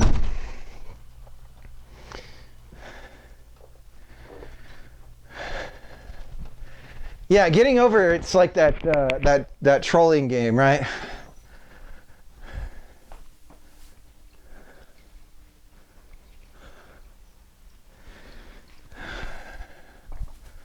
It's that's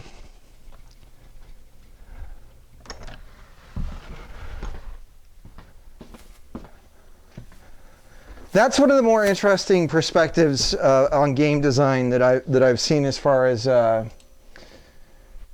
idea that you can use a game to teach a specific idea or a thought, even. That like the whole game itself can be a way of like communicating the expression of something like that.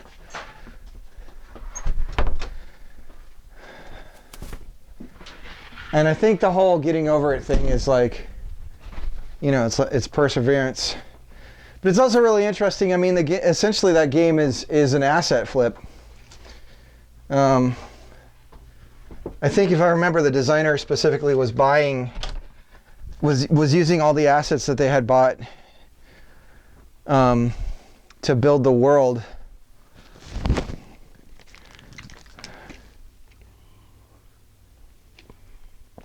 Sorry, I'm just looking for a pencil. Here we go.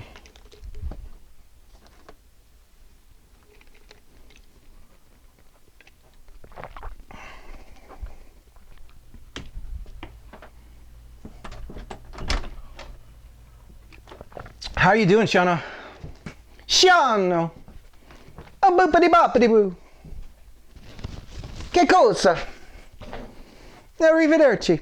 Something else. Italian. Is arrivederci even Italian? Oh, scoopity boopity ba.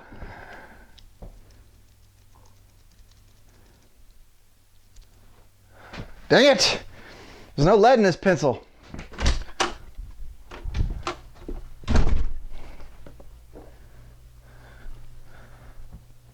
Where's my lead?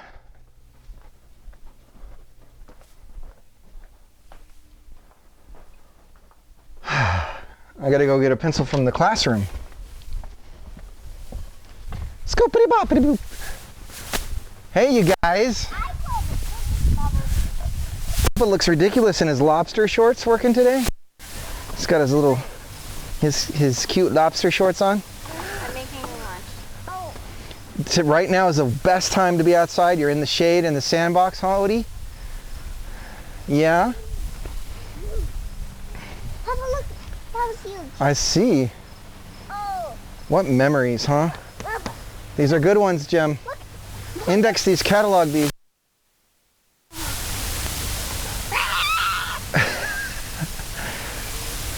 All right, I gotta get a pencil.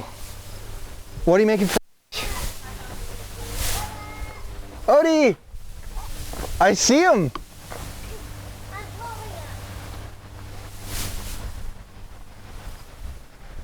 All right.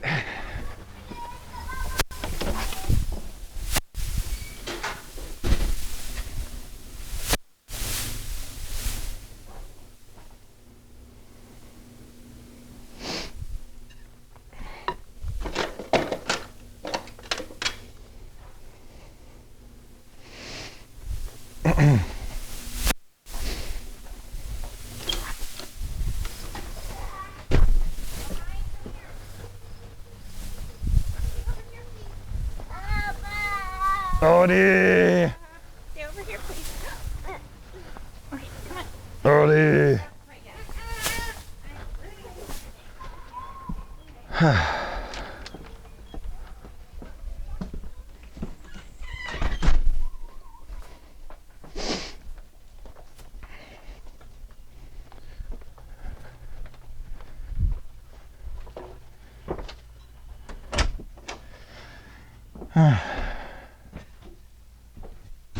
Okay, pencil acquired.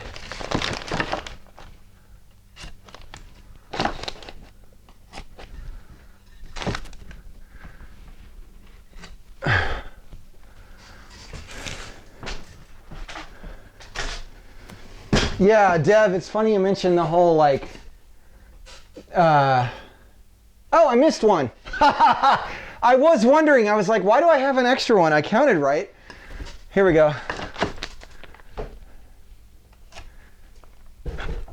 Oh, streamer dies on stream, marking a line.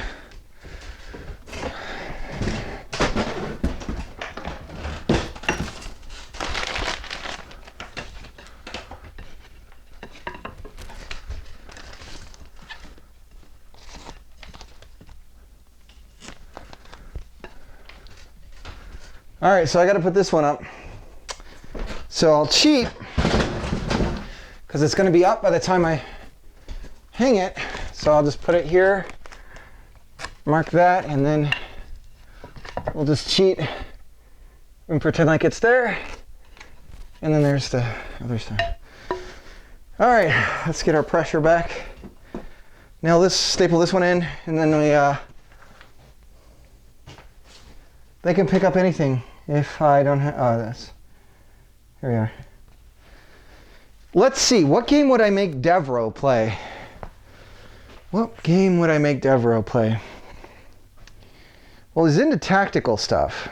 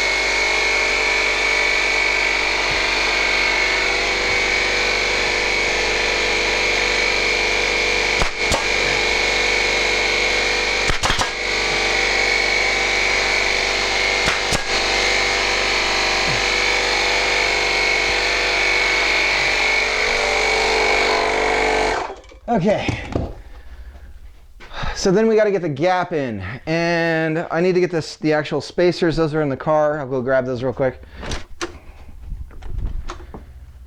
What game would I play? What game? What game?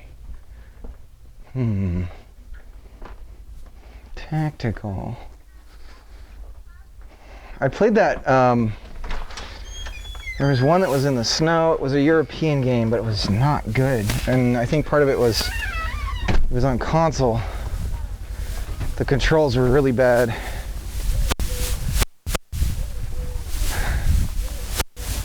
Papa's exhausted.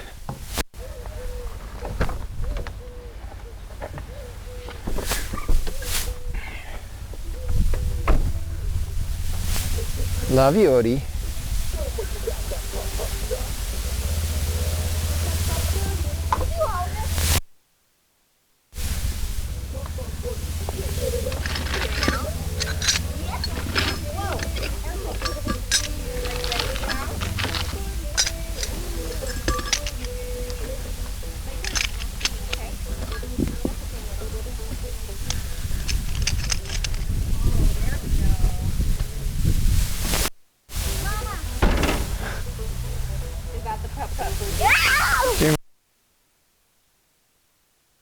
That was relaxing.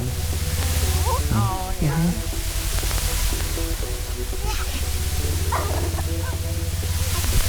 Is that relaxing, Odie? You're done laying down? Mama, there's a machine. Somebody's got an all-terrain vehicle, Mama, and I think that's super cool.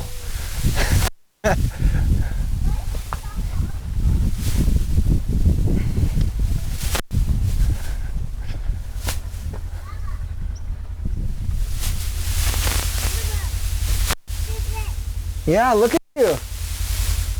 Whoa!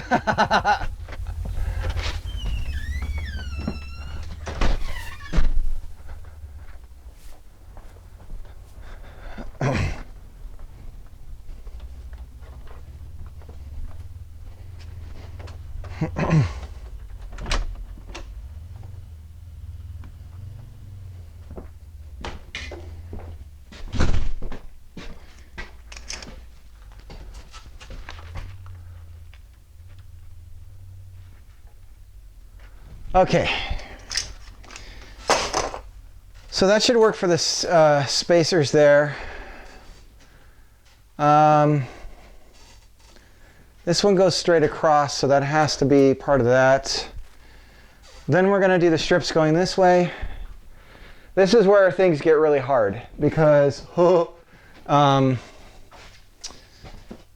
guess if I start in the middle, that's where I'd get the most slack to do this.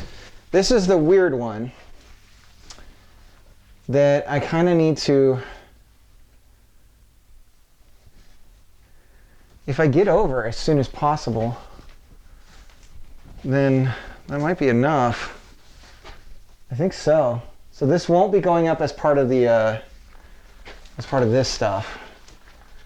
So I almost need to, I'll get like a zip tie for now and tie it over here so that we don't accidentally, so I don't accidentally pull it over.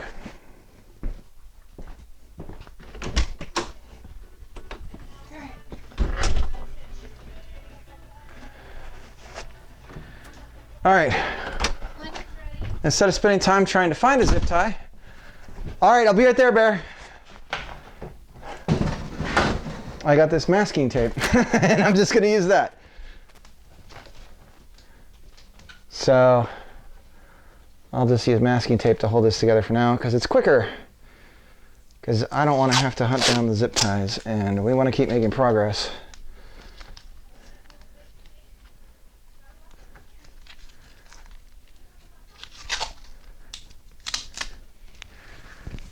And we'll just do it over here as well.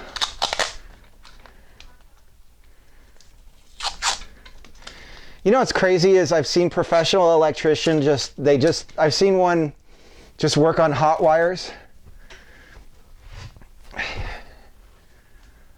Like that's insane to me.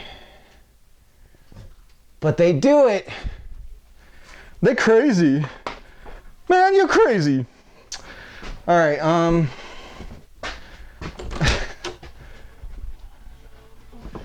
let's move the camera.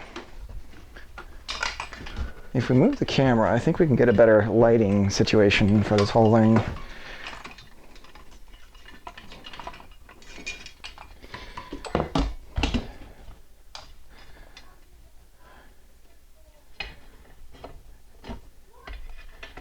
Yes, the answer is yes, we can get a better lighting situation. All right. And then if I'm working here, you guys can't quite see that. But I'll be in the middle somewhere, so it works.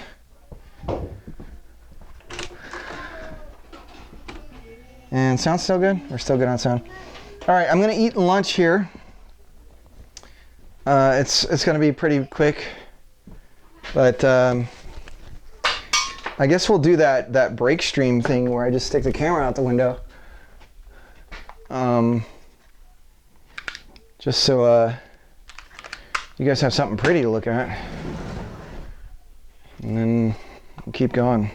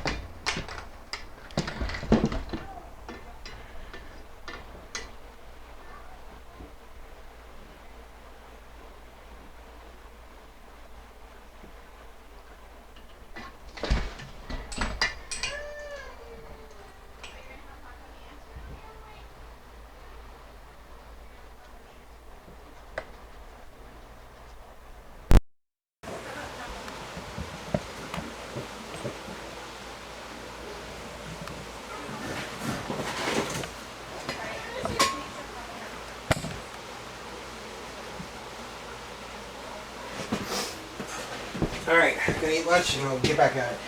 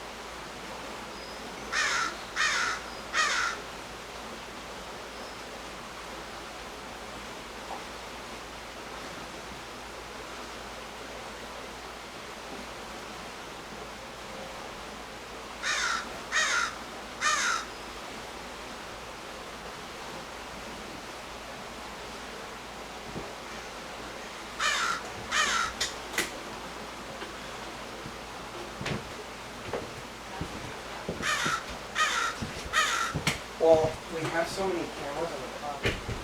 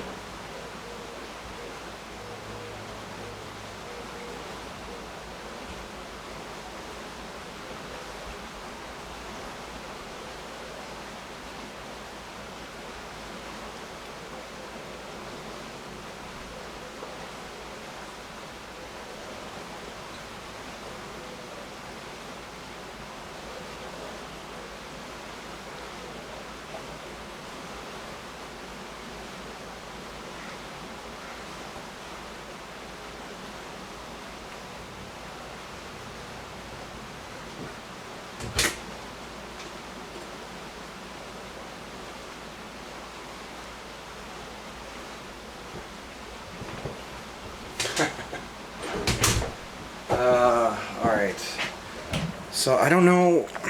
My wife is putting my son to sleep. I wish she'd have moved him downstairs.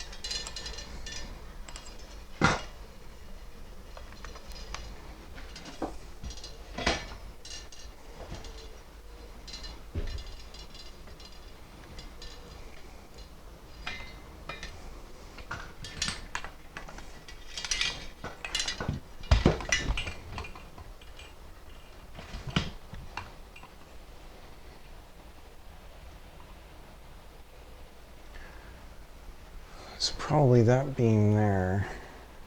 Right there. Okay.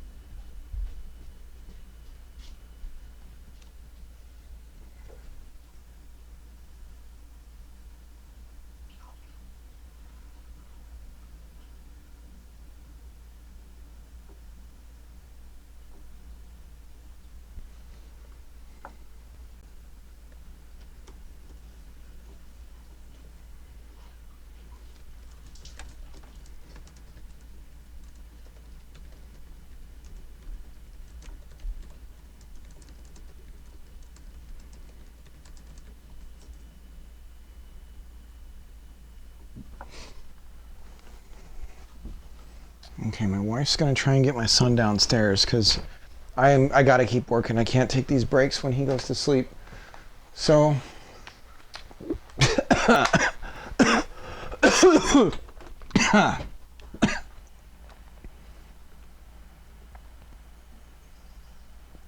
streamer dies on stream from swallowing wrong.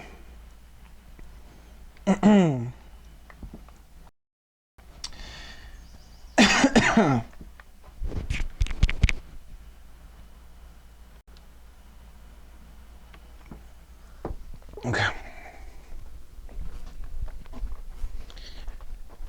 Mama's gonna come through with Odie, okay? He's gonna be asleep.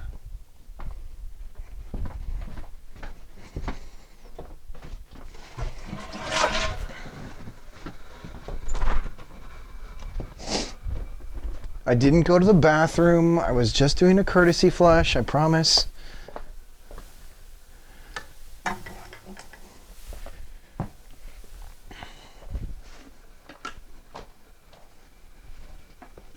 We have low flow toilets and they're awful. You end up having to flush like 10 more times to get something down.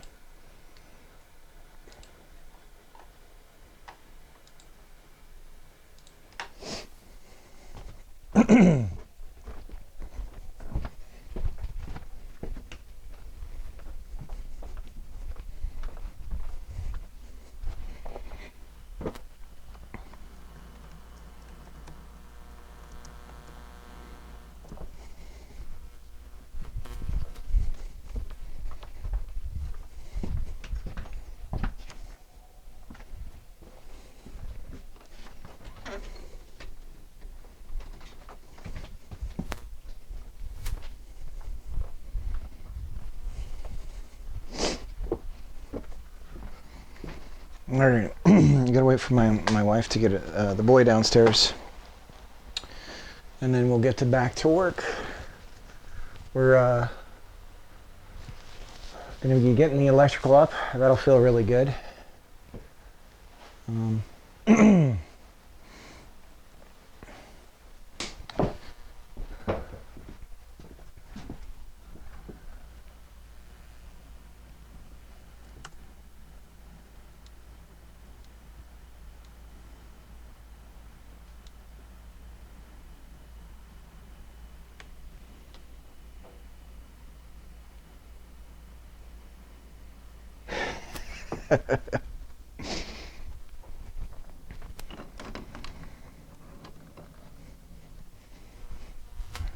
Cross your fingers, guys.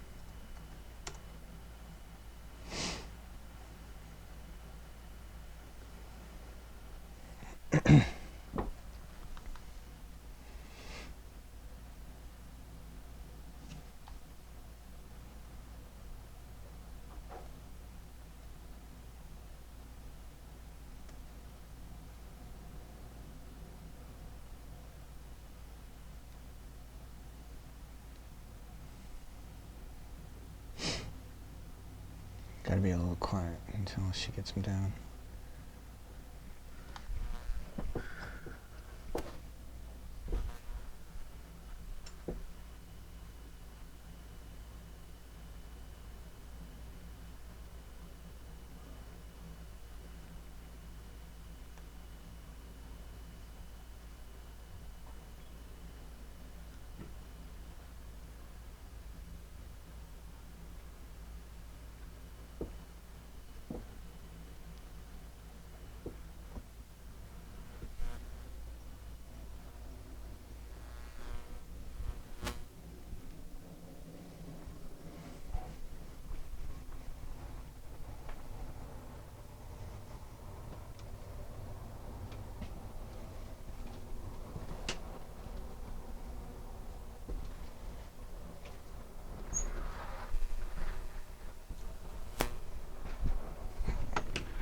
Okay, I can get to work.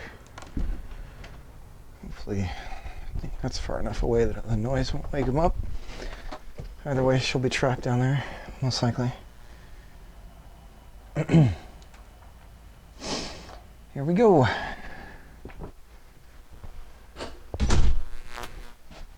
So, I need to get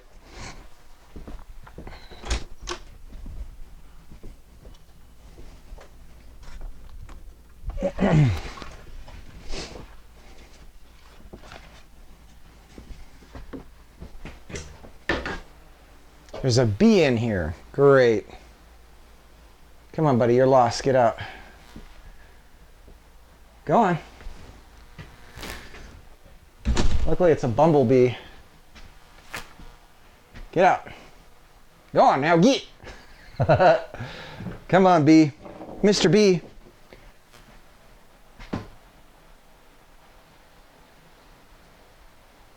There he goes. Nope. He's back in.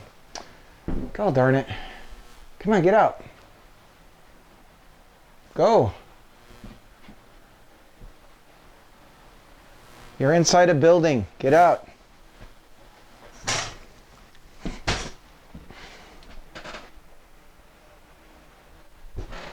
Leave me alone. Get out. This little guy. He's like, what am I doing in here? What is this place? Go. There he goes. He's gone. Close the door. Close the door. The window. Boom. Okay. He's out.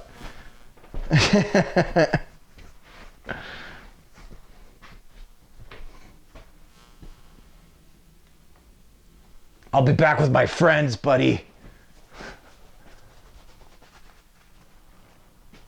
We won't forget this.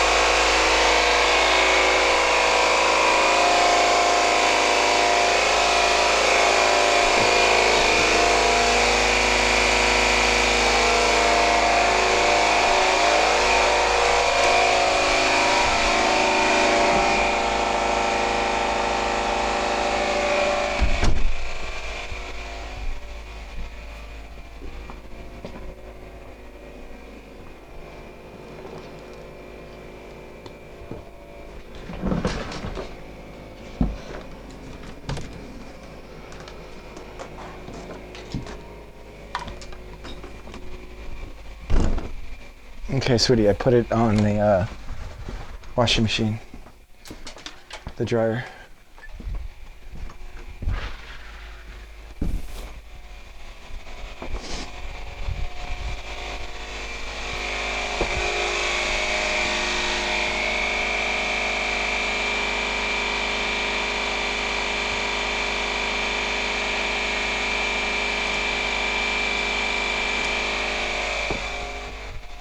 I'll unplug the monitor too so it doesn't beep.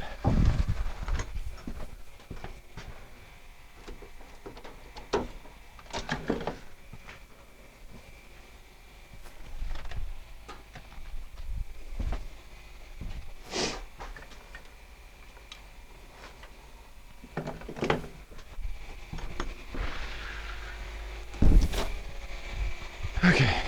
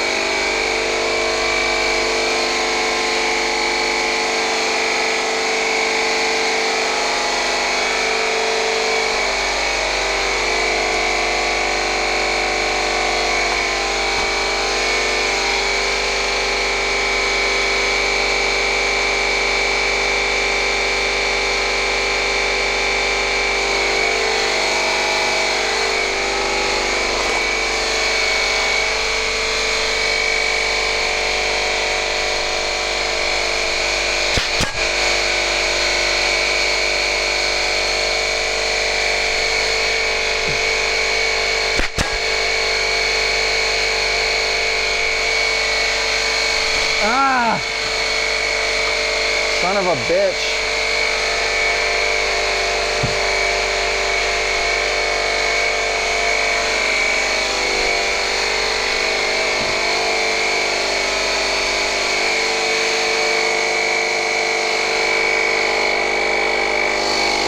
This nail gun is too weak. It's not gonna work. This nail gun's not, it's not push, these nails are too short and the nail gun's too weak. Shit. I might have to nail some of these in.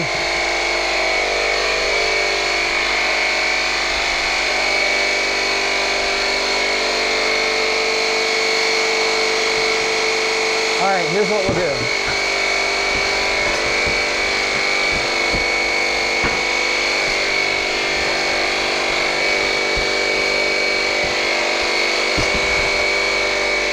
We're gonna get right under this one.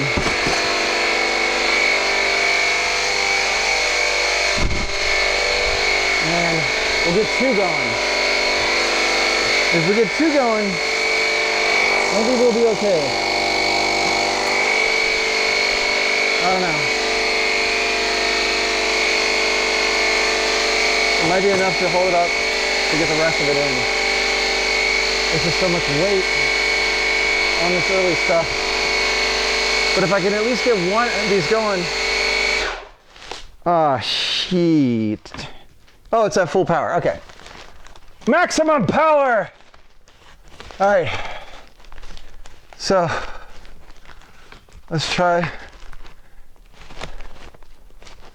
But I think these staples are too short. So I can't get them where I want them.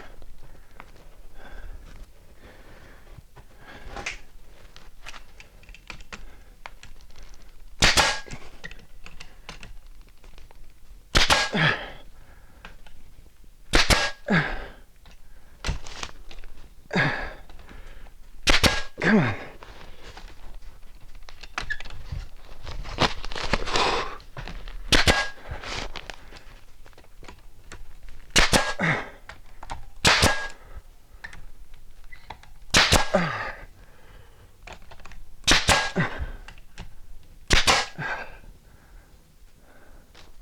It's not enough.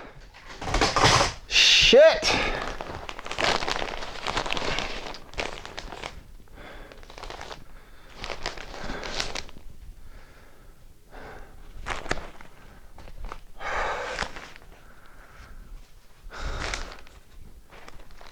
God damn it.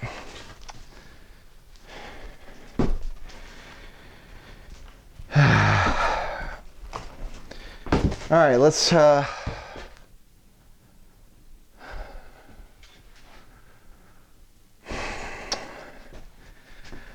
okay. I'm gonna get some wood screws, and we'll screw some in.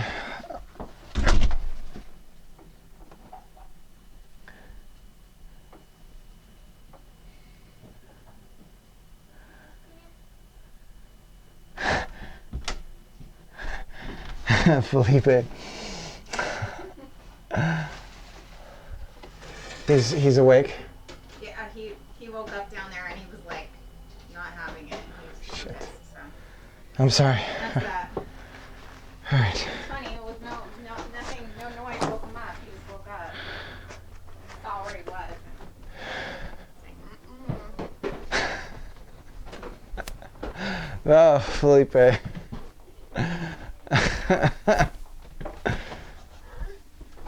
Do you have some keys to the shed? maybe?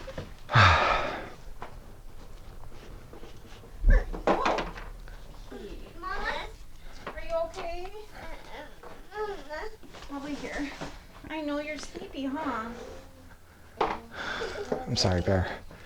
This is like it. If I stop, then this takes 5 days instead of 3, or, you know.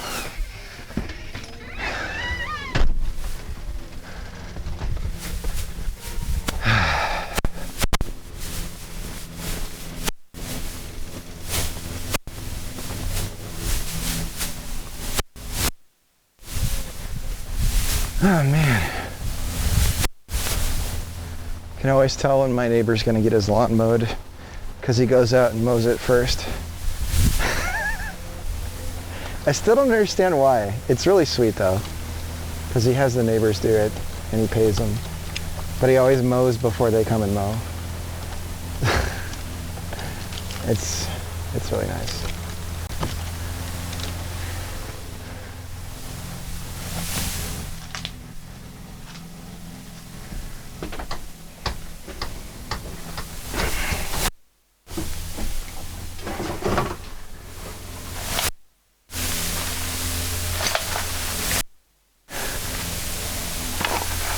Okay, so we got some general purpose screws.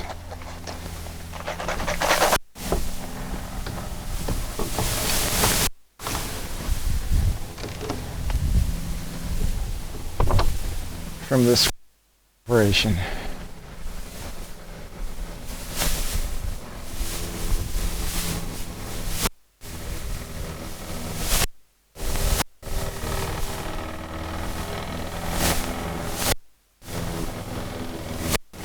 He's 90 years old and he's going at it. It's insane.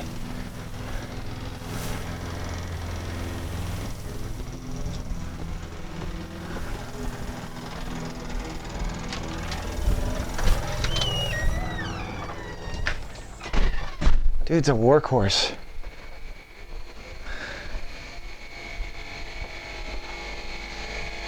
Okay.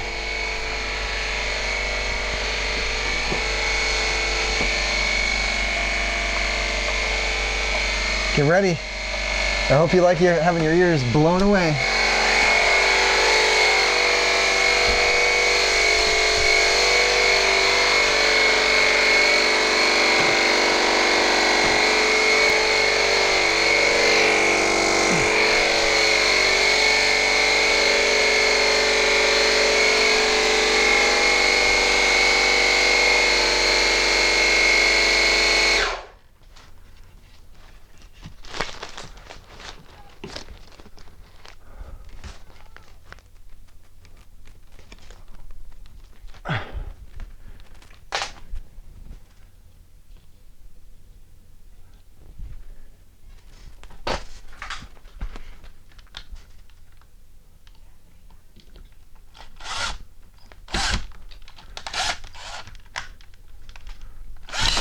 Come on.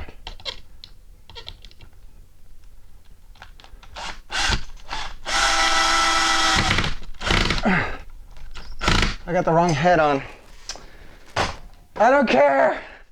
I just need this wood in place just to support the weight for a little bit so I can do the rest and then we can come back to them.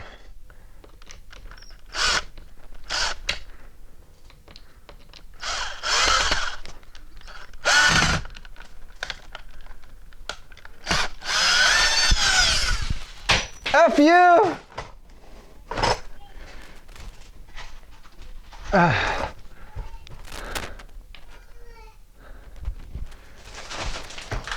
Everything's falling apart. No. No. I don't have my gloves on. Ah! Ah! Okay. That should hold. Hold the line! All right. Let me get the right head on this thing. We'll keep going. Okay. Oh my God. Ah.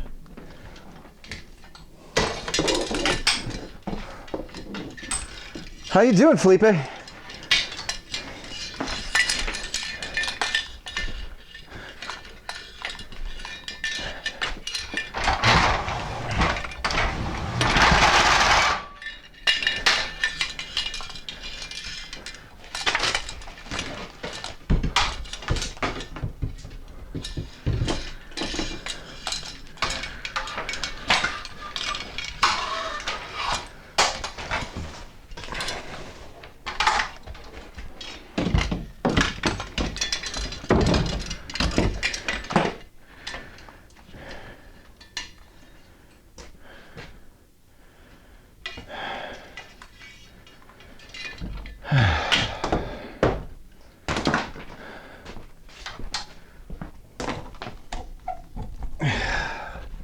Do I have to plug it back in?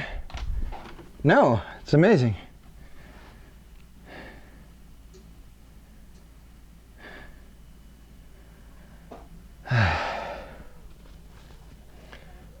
Okay.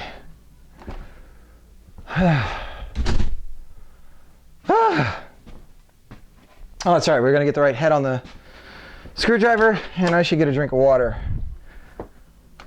Holding things over your head, man. Talk about an exercise. So how am I going to do this drywall by myself, huh? That's the question you got to be asking yourself. How is this guy going to do that?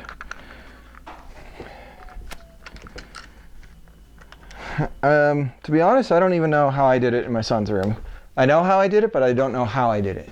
Does that make any sense? Like, I know that I did it, and I know how I did it, but I don't know how I did it. You know what I mean?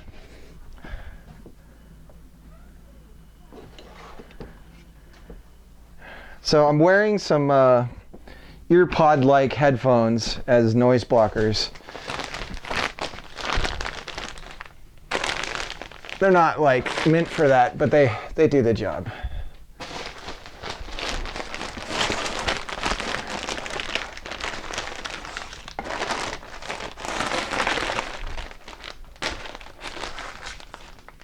Okay, for now, keep all that crap up. And we're just gonna try to get enough of these lines in so that, and held up, so that we don't have to think about it. The staples are enough to hold the wood in if there's not a ton of weight on them. So again, once I get this going and once I get some drywall up and all this stuff, I can take those screws out because they don't need to be there. Whoever takes the ceiling down is going to be for a little bit of a surprise. But I suppose if you're demolishing that, then you know what's up.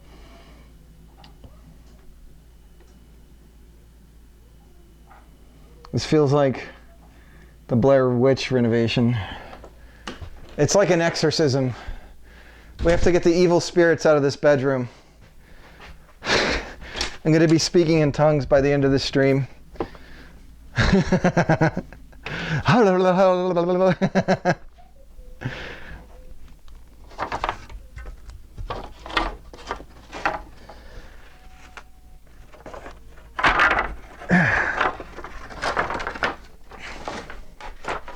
This is like the calm before the storm, though. Getting these in place. Then I can get to work on the on doing the drywall. So schedule's not looking good. I've been going, how long have I been going? I don't know how many hours. I don't have the stream.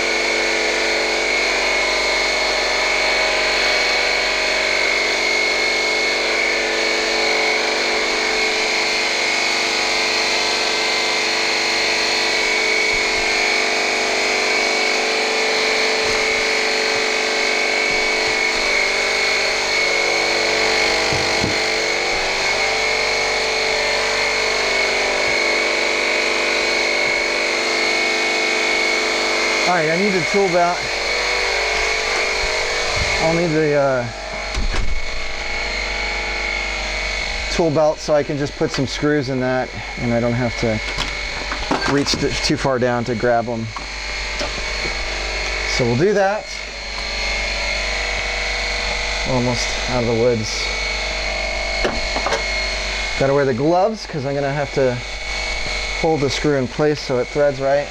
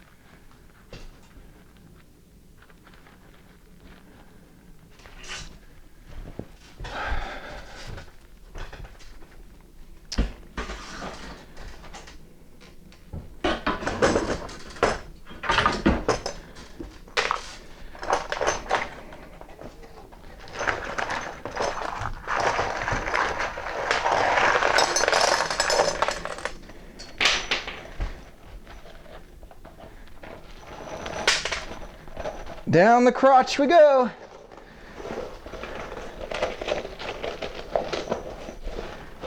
Come on.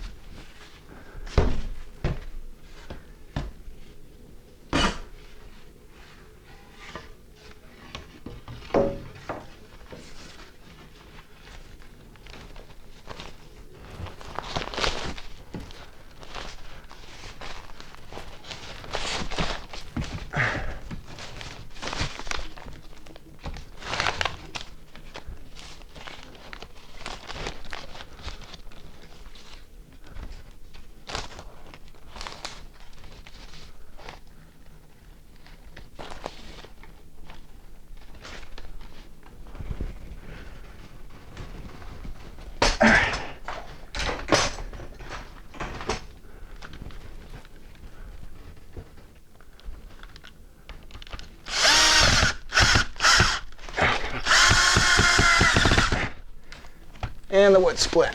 Great. That's what I was afraid of.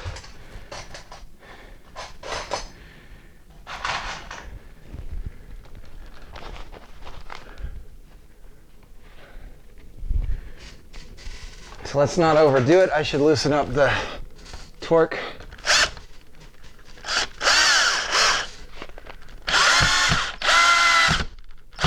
That'll be enough. That'll do, pig.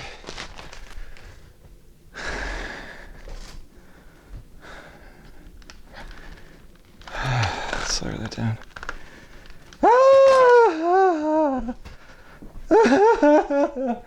Labor! Manual labor! I'd like you to meet my friend, Manuel Labor. Oh, nice to meet you.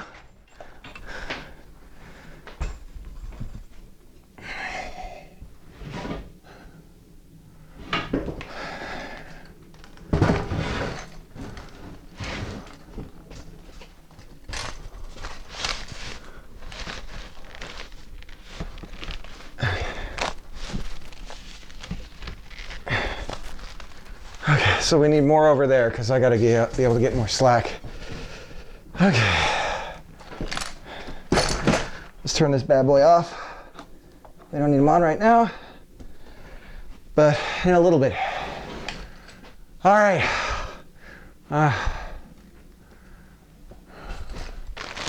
This will go up. No! Not like this.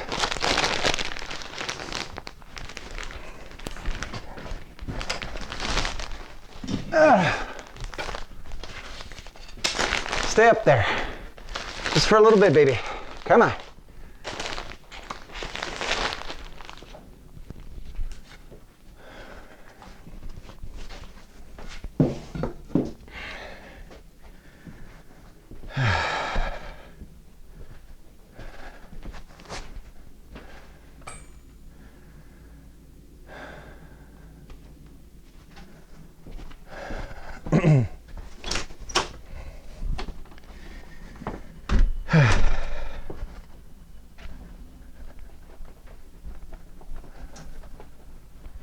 Seriously, I don't know how. Oh, cookies. Somebody's making cookies. My wife is making cookies. Oh, hell yeah. Cookies, cookies, cookies. You got them at the Dollar Tree?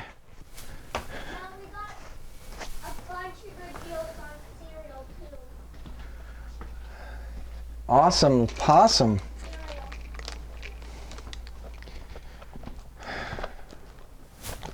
I love you, little tiger. Now we have 2 different types of Lucky Charms. What are you working on? Ooh. I'm cooking this out and I want to re-put it in. Mayor Humdinger. Who's that? A person from Paw Patrol. From Paw Patrol?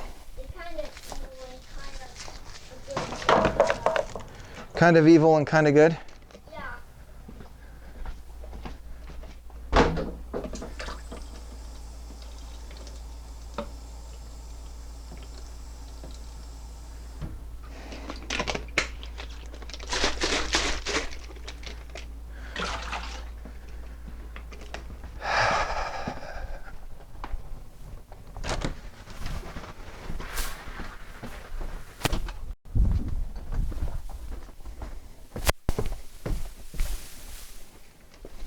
Just grabbing some water.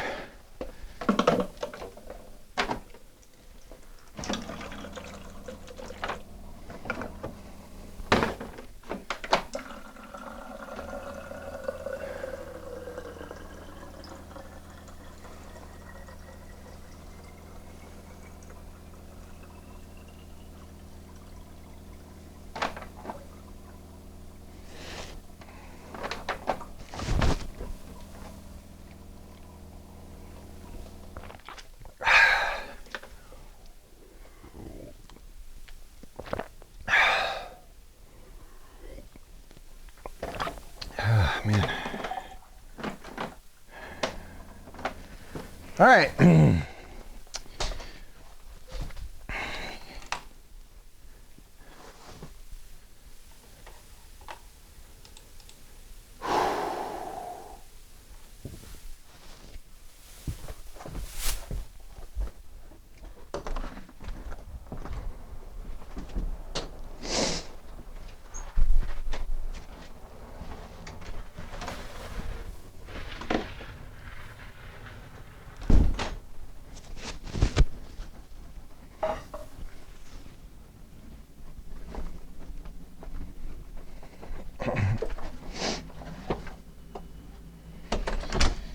Okay, back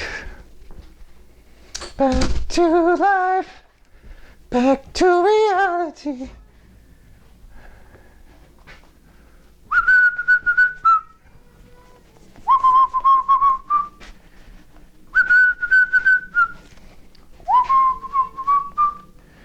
Back to life. All right.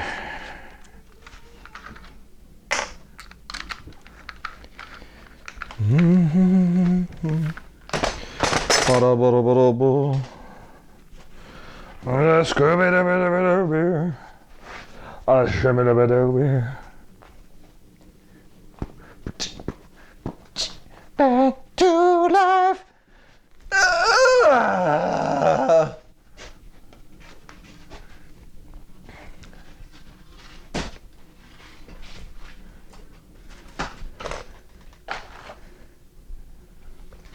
What if we pre-drill? Just a teensy bit.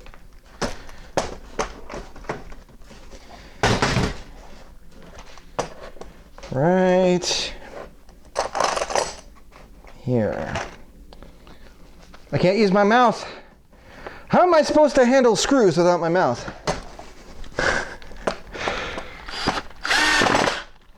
I'm used to screwing my mouth with my mouth.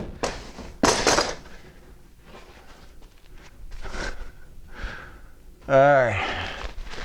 Up she daisy. In you go, sonny. Come on. Up she daisy. There you go. That's my boy. Do you think voice actors use their skills when they get older to not sound old? Like if they just don't try, they sound like this. But because they're so trained with their voice, they can sound younger and more youthful.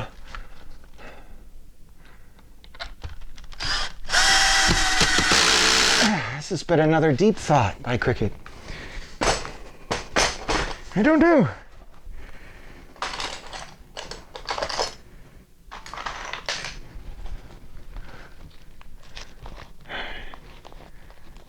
Come on. Get in there.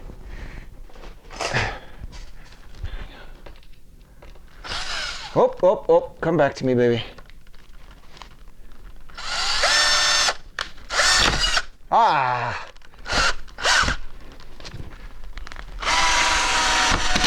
Okay. Ah!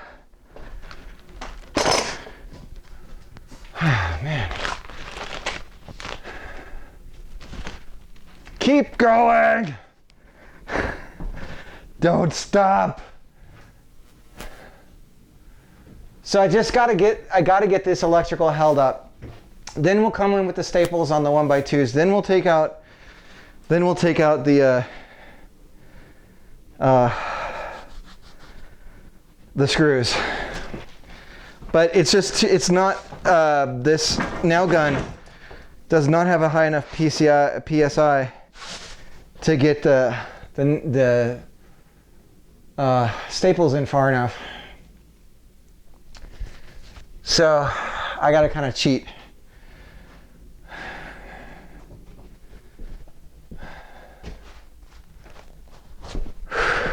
But I'm starting to feel it, baby. You feeling it too? I don't think the air is low enough in the house, actually, come to think of it. Let's check. Are we at 72 or is it at 74? We got to get it down a little bit. I'm sweating bottles. Hey, Odie. I want to play with you so bad, dude. I do. I'm going as fast as I can, I promise. I see. Look at what Gemma made.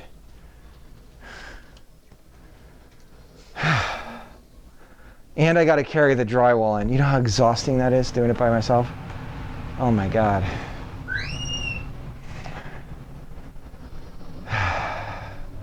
I mean, I guess I should just do a panel at a time and not do it all at once so that I have some energy to spare. Or just do it all and then stop for the day. I could do that. But whatever makes more sense to you. Yeah. Yeah. I hear you. What is it, handsome? I'm so happy. Oh, did you want some Cheerios? Oh, you want somebody to vacuum? Where's your vacuum? Maybe you should use your vacuum. Right here.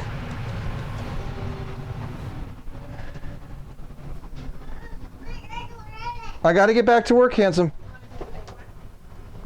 Wait for you. All right, Dev, have a good one.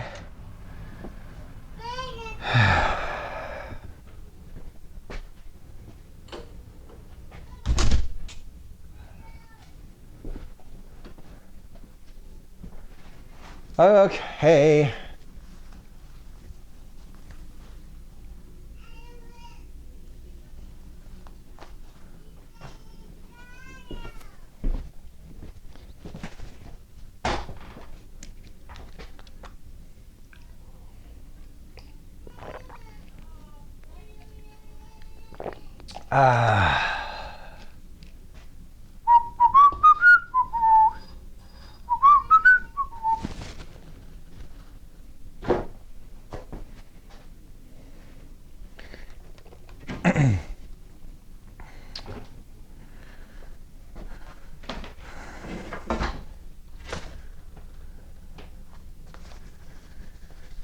We all live by rules and regulations.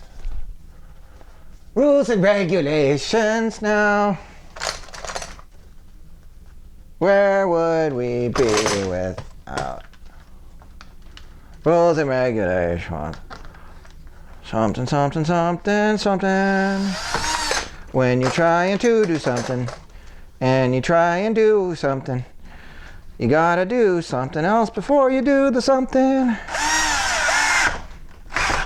'Cause if you don't do that something, then something else will something.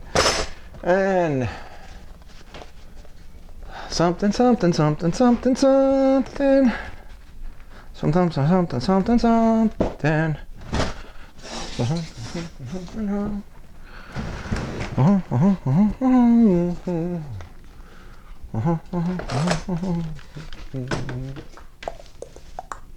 Whoop.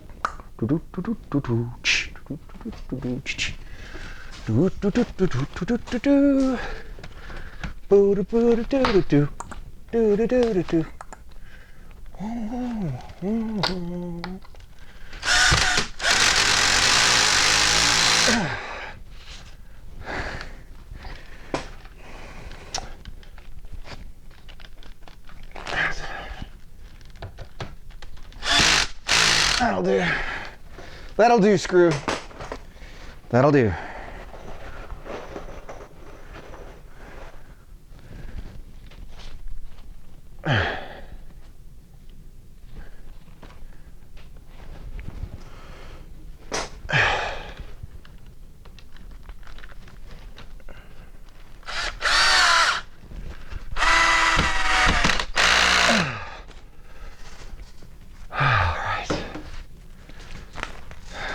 You're next, buddy. Me? Yes, you. All right, so this needs to be on this side. Critical that it's on this side when I screw this in. So let's use our tape.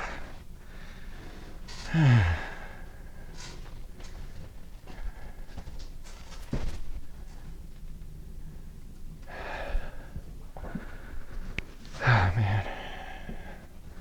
I still need that haircut. This would make things a lot easier, to be honest. I should just shave my head right now. It feels so much better. My hair is too long for this. How did dudes in the 70s do construction work?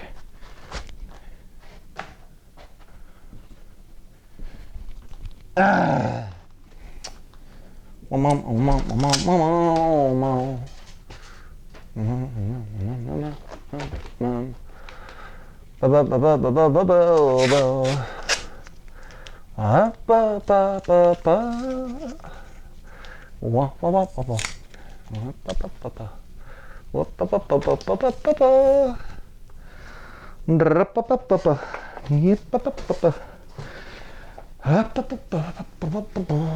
Okay.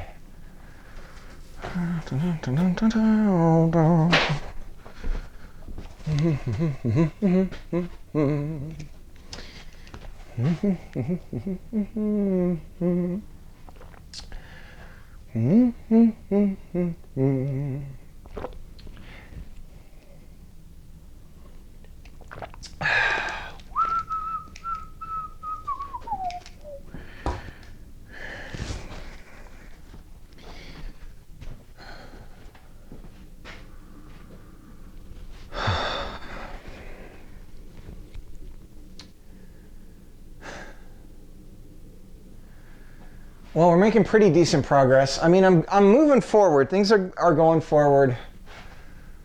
And actually, I can start to put these in too, as these go across. So that's looking good. That would split. That sucks. But we could take the screw out and screw it in someplace else.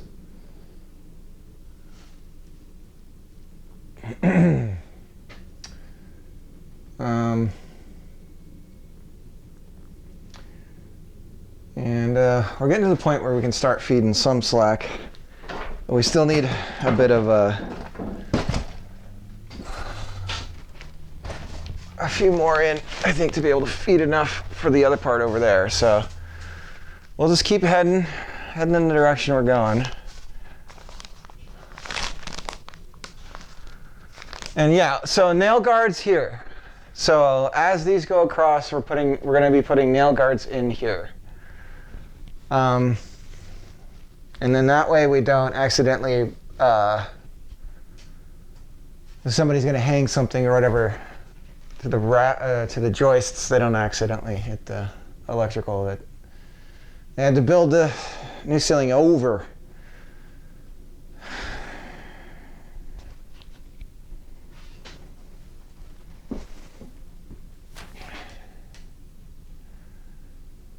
Okay, so let's keep going.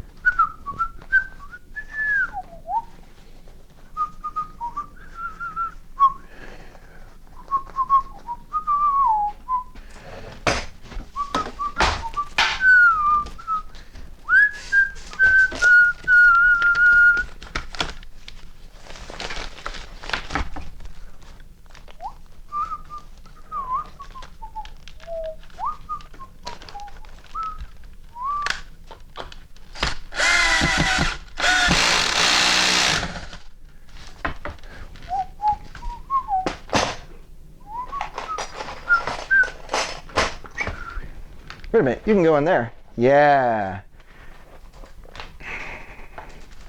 How do you like them apples?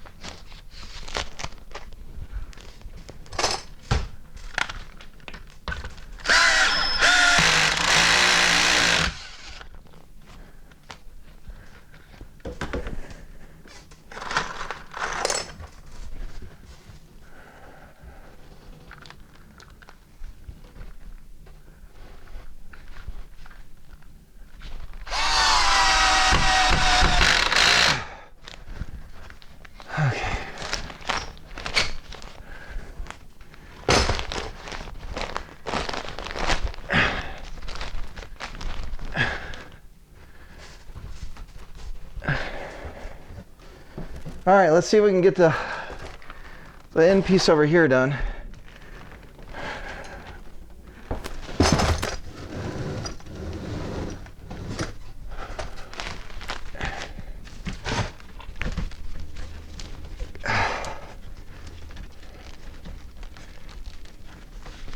Ah, come on.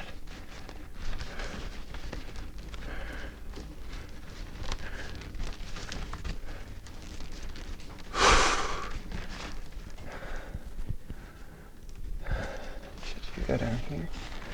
Seems like you could. Yeah, you can go here. Okay. And some of you, please make it across. Oh, God.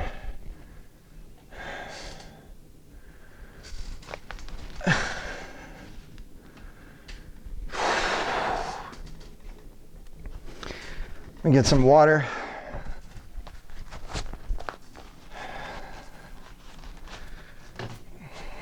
And I gotta get the floor. I always forget about the damn fan. Let me get that going.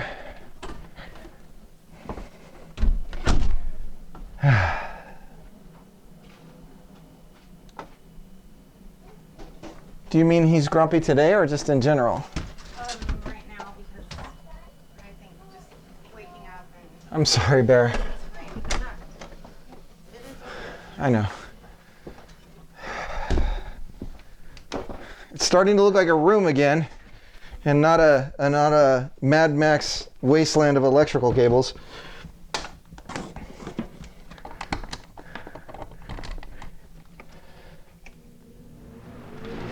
Oh yeah, baby. Blow that wind on me. Oh, hell yeah. Ah. Where you been all my life?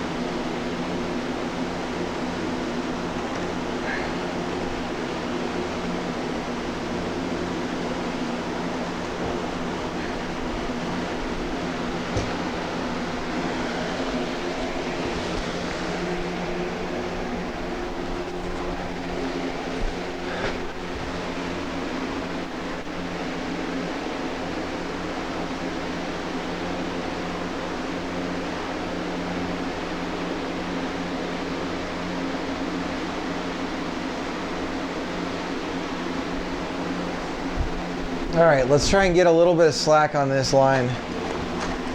A little bit more if we can.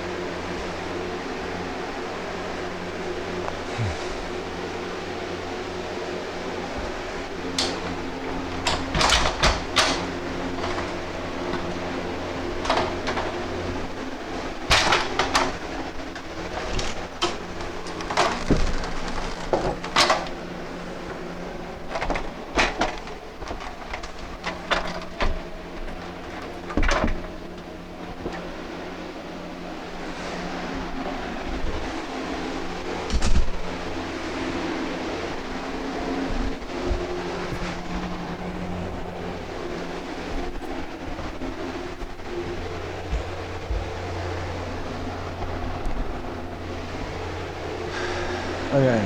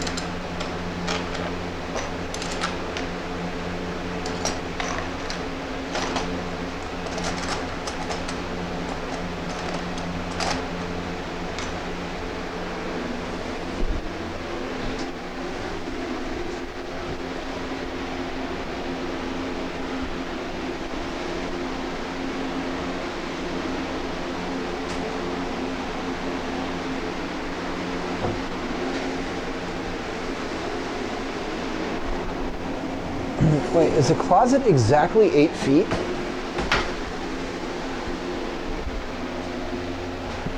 Ah, not quite. Ah, of course not.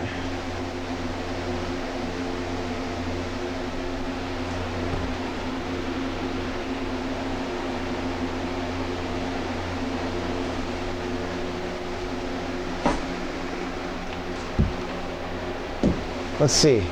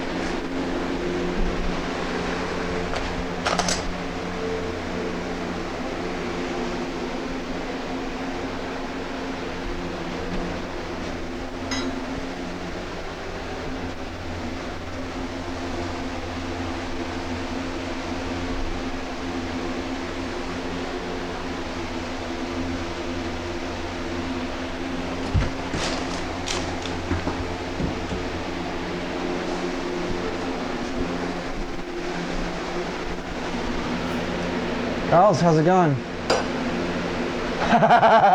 Have you considered using fire?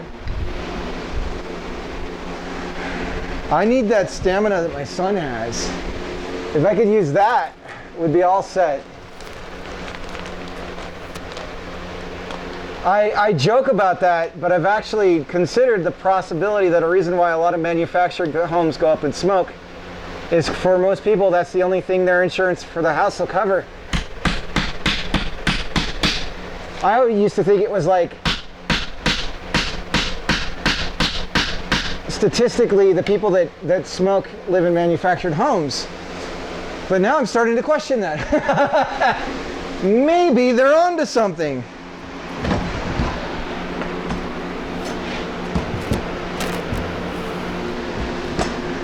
Yeah, and I have to put these little, they had to build our new ceiling on top of our old one, so I have to do all this really weird stuff.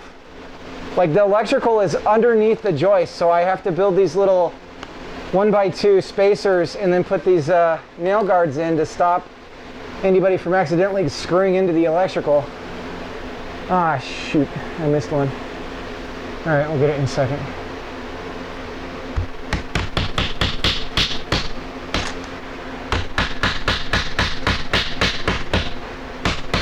Why do you see me hang drywall by myself?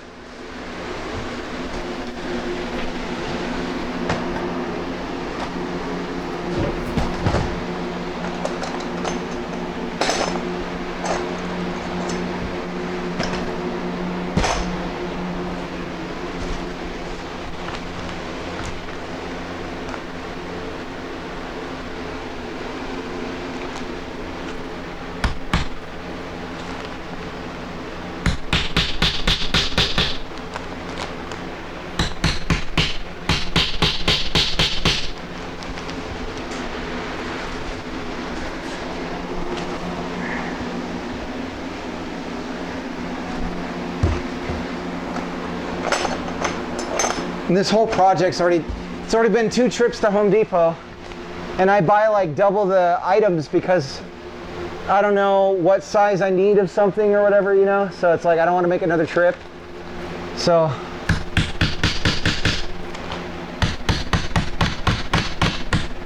shoot.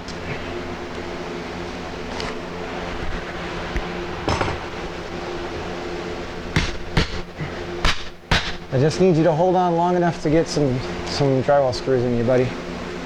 Can you do that?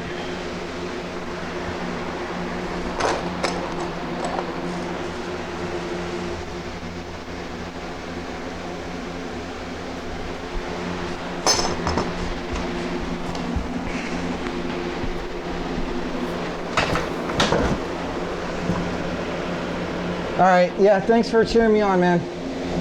How'd your stream go?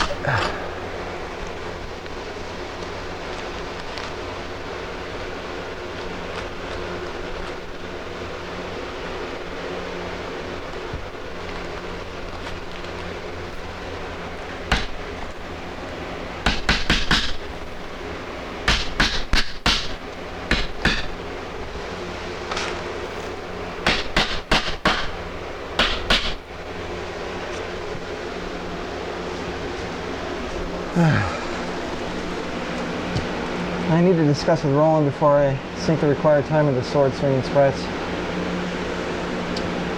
Quiet stream for me, fizzled out of steam. I know how that goes. I wish I could stop this if I fizzle out of steam, but it's one of those things when you start, you know, when you rip your ceiling out, you kind of have to finish. It's not one of those things you can sort of stop.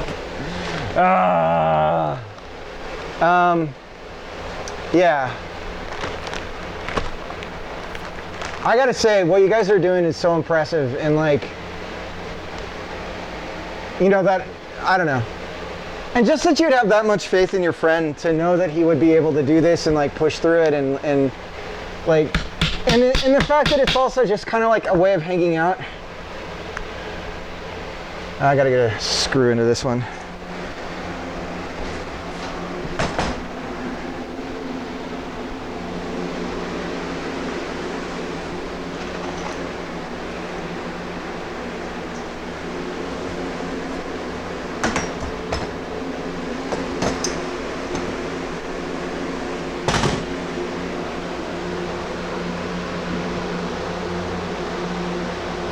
Those the cowboy hands defeated my confidence. There's a reason. You know, it's funny too. Like, you should just live field the hands. You know what I mean? It doesn't have to be perfect.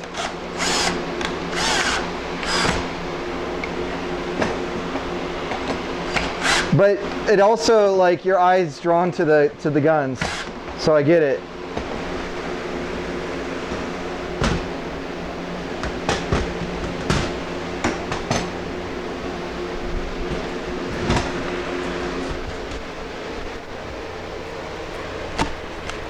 I have I've never mentioned it, but I have this whole like Rob Liefeld theory of success, where it's like it doesn't, and I'm not saying this about your art, first of all, I have to preface, because it's not anywhere, like, it's, you know what I mean, but like, he wasn't the best at a lot of stuff, but like all he did was just churn out work. And being at the right place at the right time, I'm sure, helped too. But he's also pretty, like, the dude's actually a pretty savvy business guy. I hear he's a jerk, but I don't know.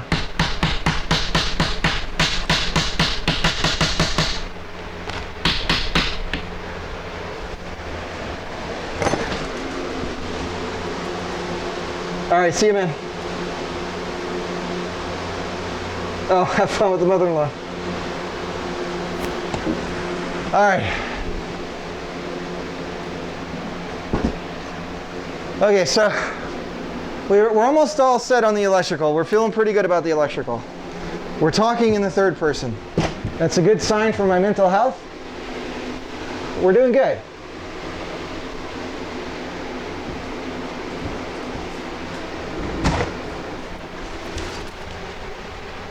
Okay, and it looks like we'll be able to fit these bad boys in. I just need to get some sort of room worked out with some of these jerks. Get them in there somehow. I might have to cut into this wood.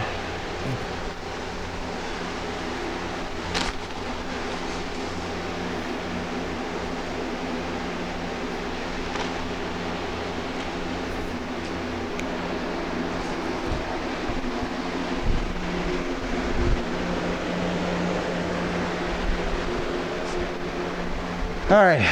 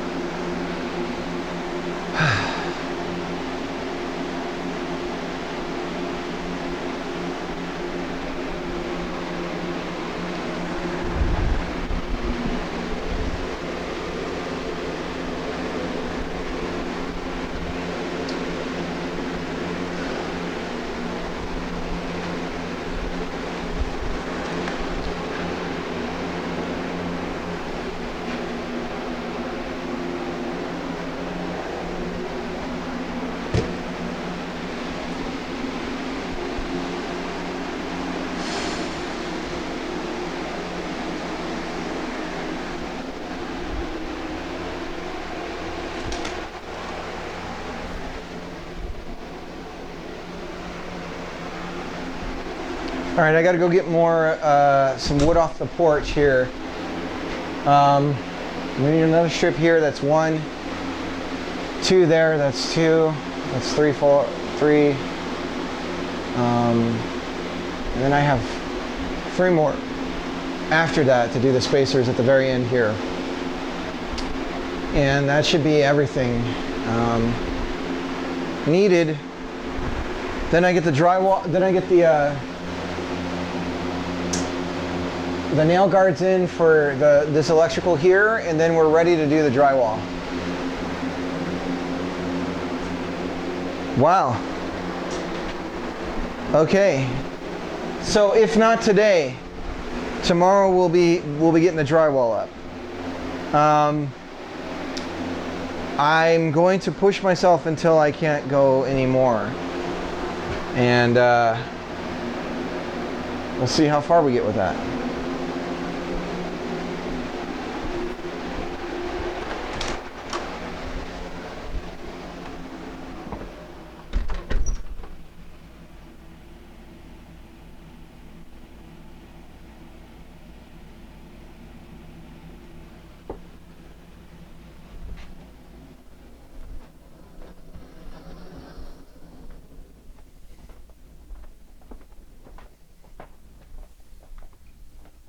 Just to note, no one has caught shooting stars with a baseball glove. Mm.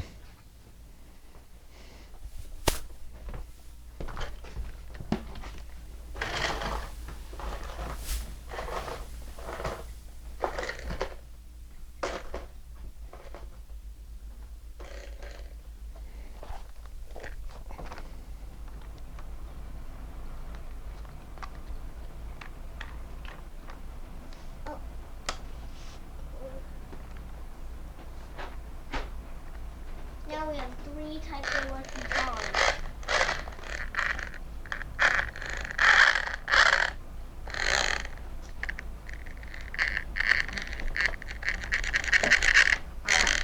So,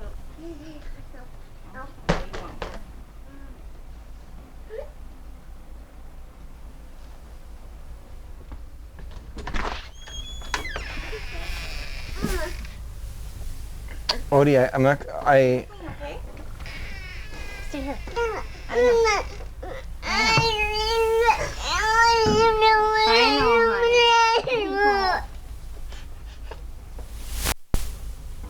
Doopy-doo. Doopy-doo.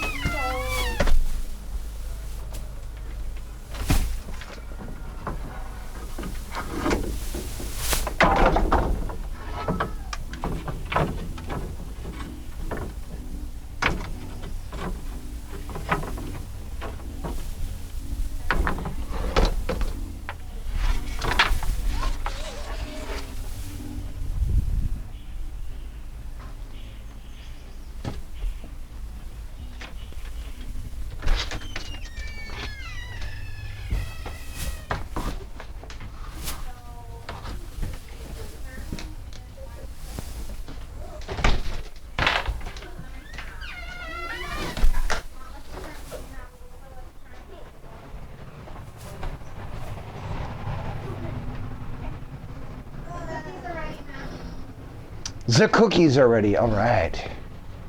Let me get this wood in there.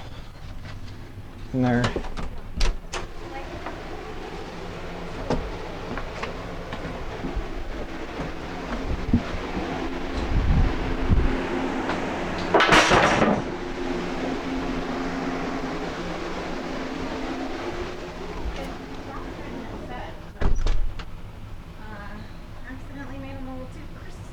That one's Gemma's.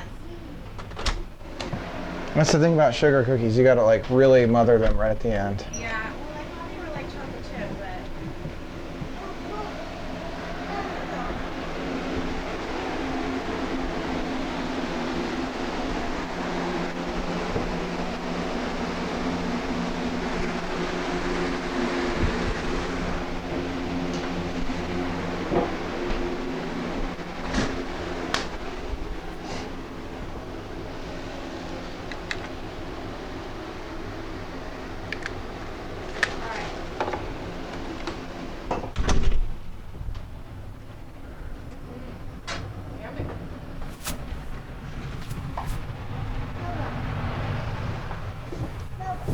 Yeah, I'm gonna sit with you.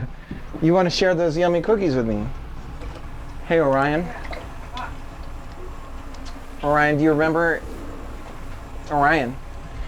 Oh, you want that?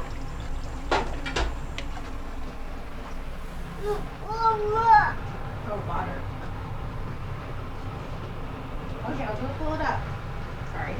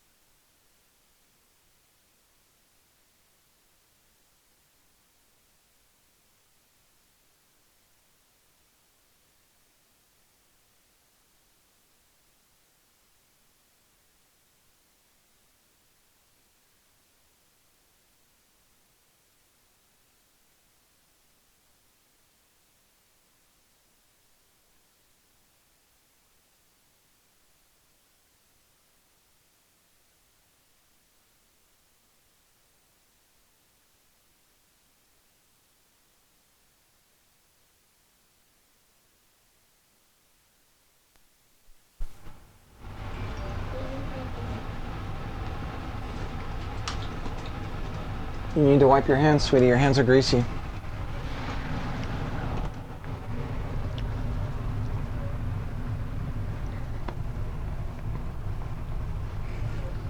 Baba.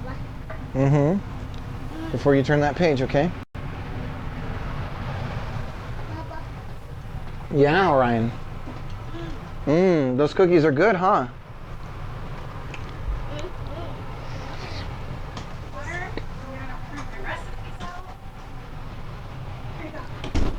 All right, I'm getting back to work. Okay.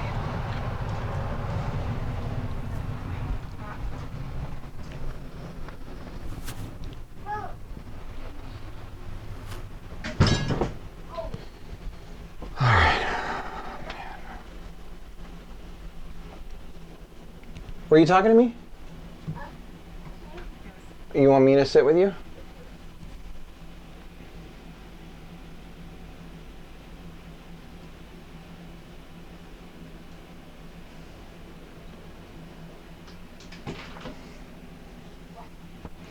Come here, handsome. Come here. Hey, where's my cookie? Give me a hug. Can I have a hug?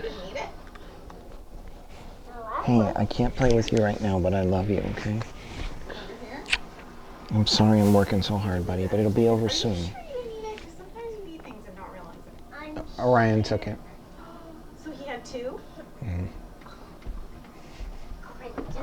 Whoa. Okay, oh, you can't have any more.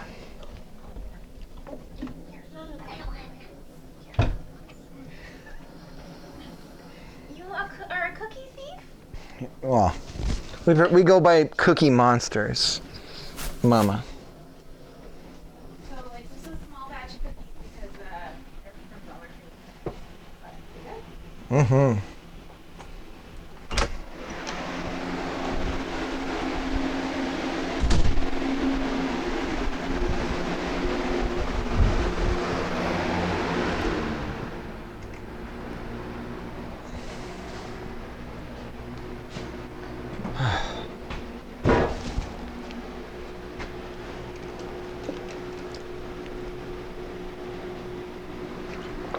Almost back at it.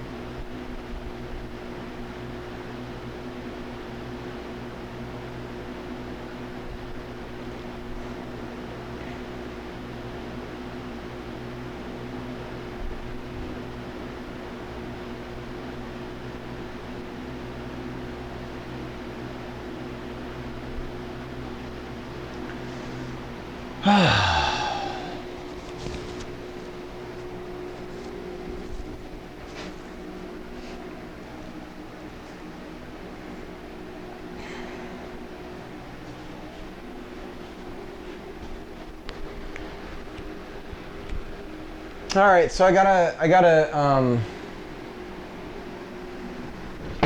saw a bit of wood here for the last little bit. That's gonna be a spacer to the other side of the wall on the opposite end of where the camera's looking. And then I gotta cut the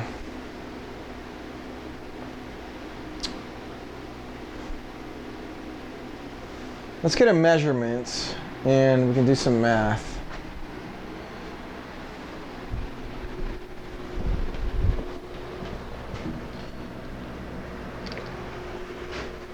So if we move the camera over here and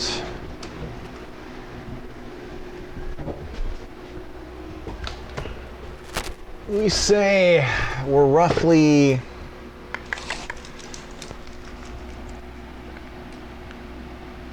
15.25. Okay. So if we just make it 15.5 to be safe.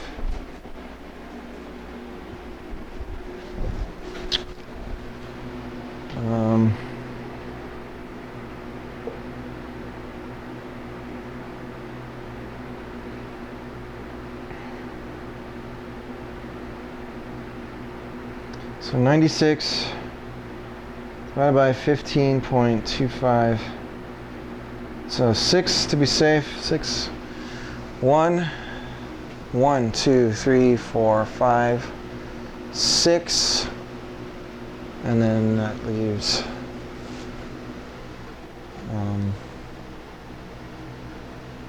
3 more. So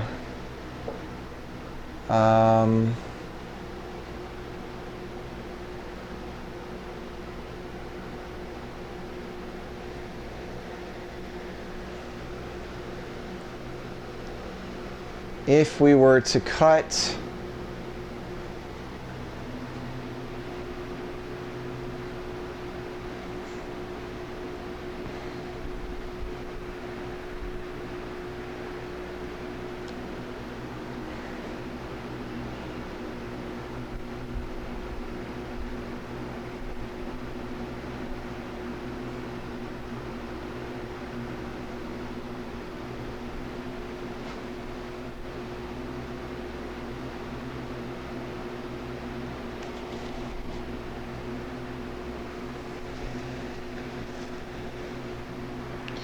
so if we cut 2 at 15.25. Okay. We should be okay. Let me get the wood out of the way here, and we'll start cutting the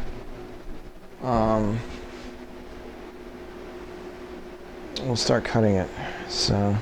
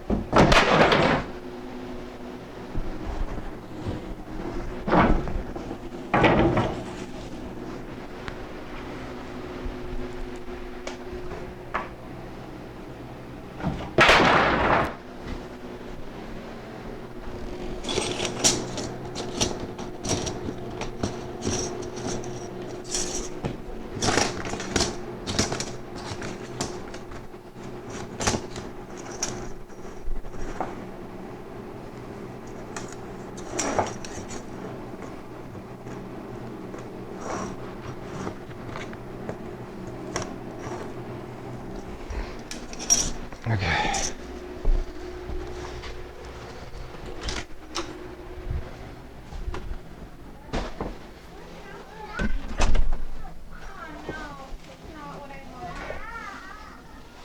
What's wrong?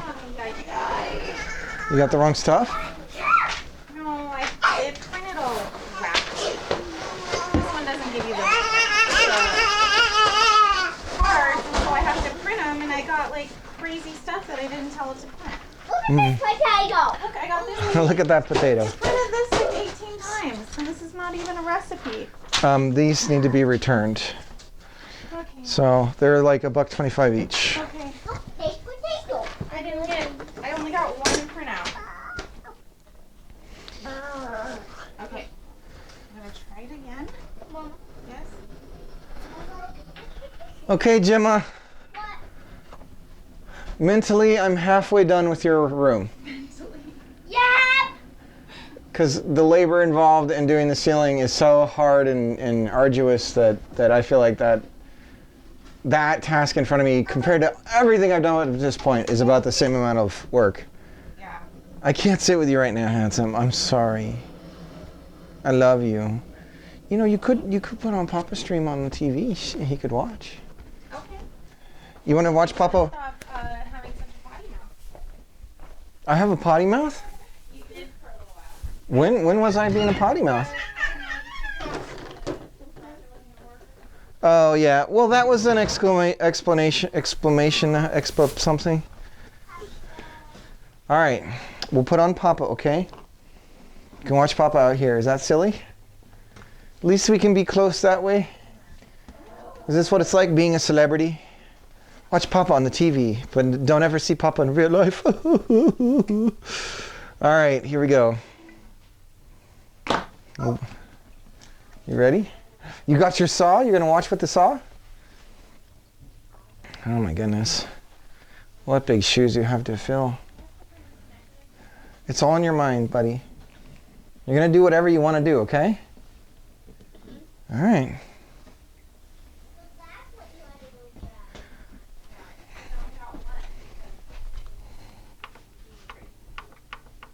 Being crazy for me.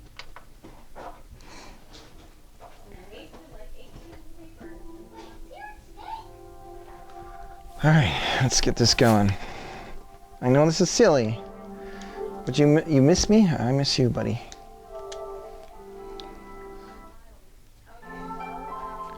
Let's put Papa on.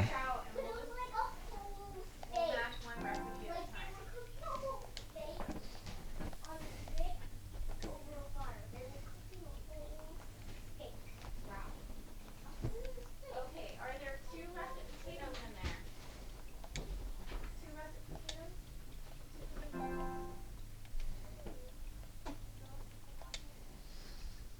That's not how you say potatoes. 1 potato? 2 potatoes. Are there 2 yellow onions? Are there Orion, get off the kitchen table, buddy. What are you doing? Orion, please. You're stressing me out, bud.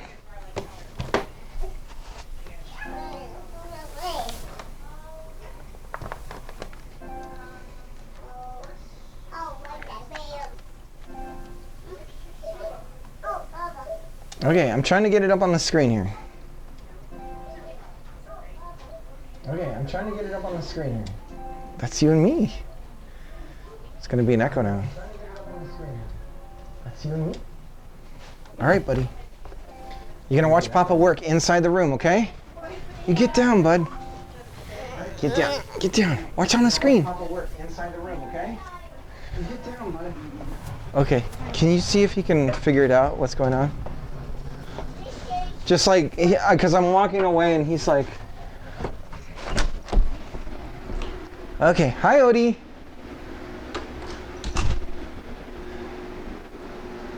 It's streamception. It's going. I got it going on in the living room so my son can see me work.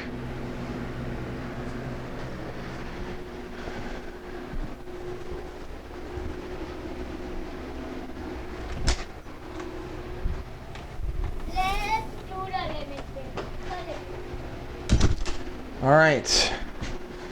We got to get our ear guards on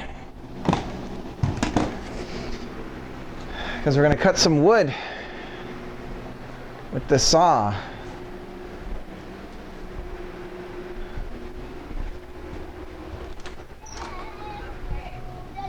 Is he watching? Okay. He's watching, okay? Trish, he's watching? Yeah. Okay. All right, Orion.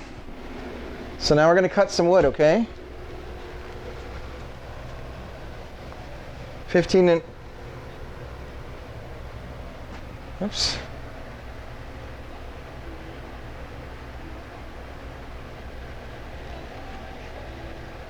It'll be 15 and a quarter inches. And we're going to cut 2 pieces of wood that way first. so that we have a little bit more length, or they're a little bit shorter.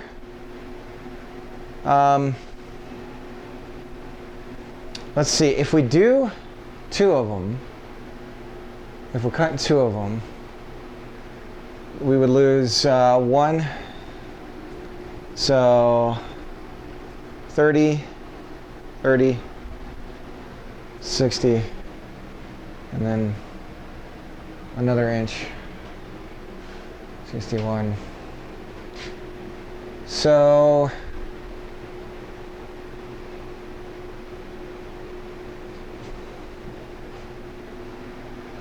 we can get 6 out of it. So hang on. 1, 2, 3, 4, 5, 6.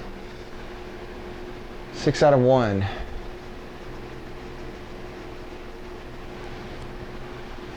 So if we were to cut 3,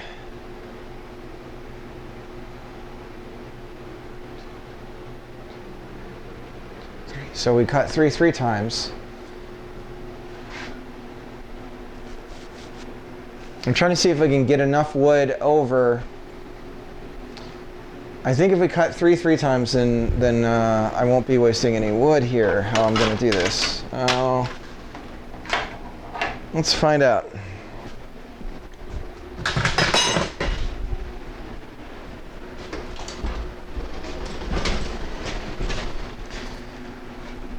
So, I got good old Mr. Table Saw here.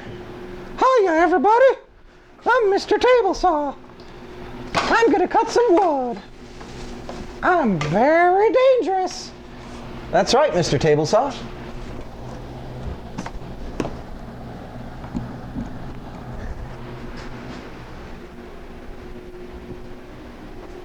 Okay. So we're gonna cut 15 1/4, and we're gonna do it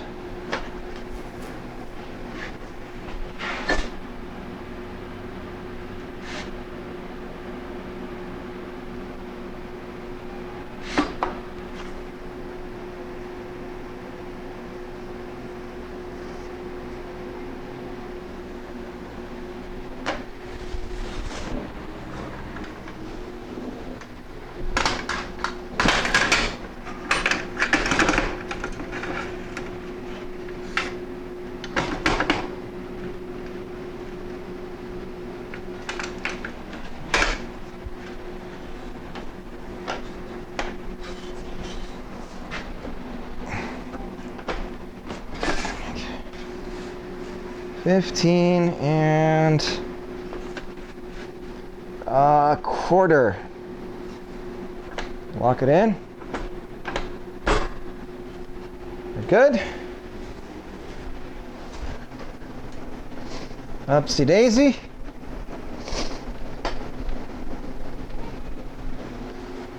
And all right, let's measure twice. Just to be sure, we'll do a different rung.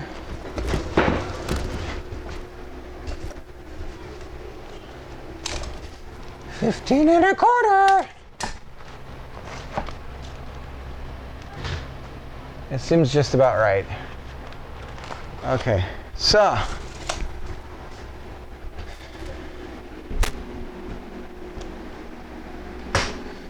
since we can't add wood to it, we're going to give ourselves a little bit more space.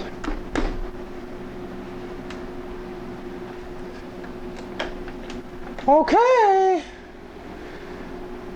You know what? Let's do it exactly 15 1/4. All right.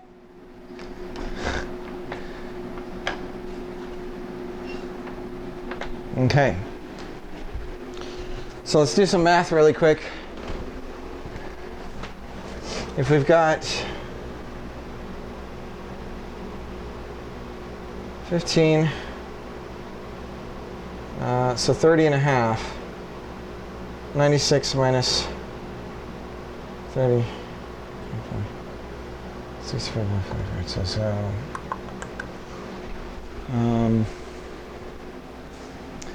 and let's measure the distance in the closet. for how long we're going. And lo and behold, we have some wood on the ground already. We know it's 8 feet. So we'll just measure the end of the board. The end of the board gives us 13 on the nose. So every time we take off some amount from 96 minus 15 and a quarter, it's 85, and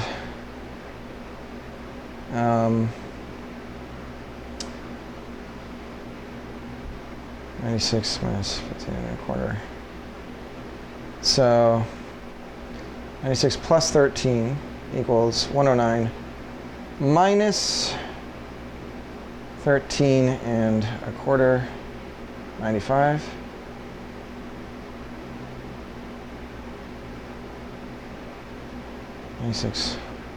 Plus 13. All right, okay, 96 plus 13. 15 and a quarter minus 15 and a quarter. 15 and a quarter. 15 and a quarter. 63.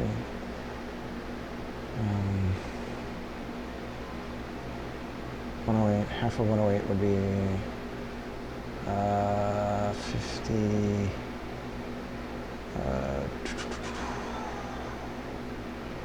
59. So no.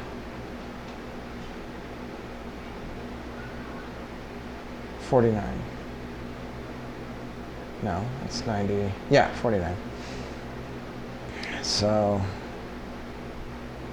minus 15 and a quarter. Okay, so 108.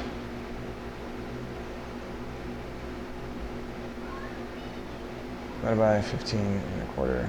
You can do that 7 times, just about. Round it to 7. To keep it half, we would do 3.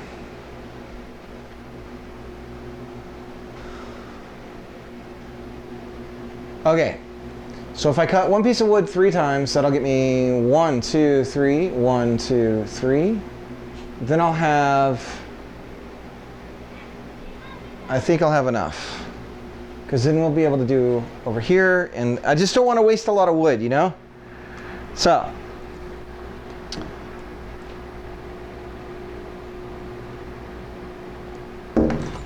there we go. Before we cut, one more time, we're going to measure. You'd be surprised how often you can screw this up. I'm going to measure.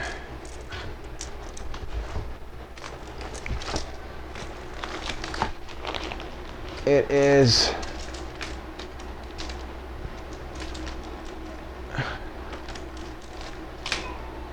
okay. And let's try one over here just to be sure. We're about the same. Whoa.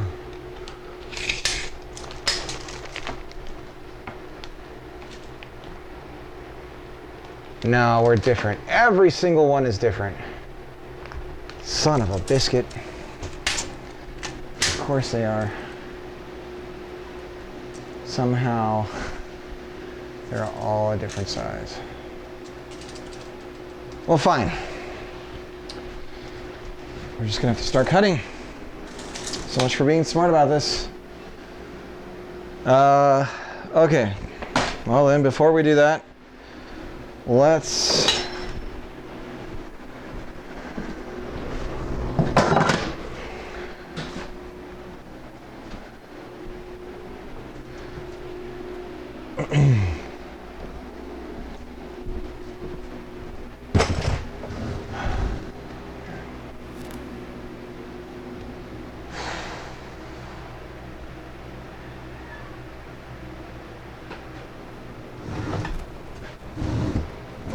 maybe if could we kind of scoot some of this a bit and then try and give ourselves some slack? That seems good. Okay. I think I can do this one. I can do it. Right.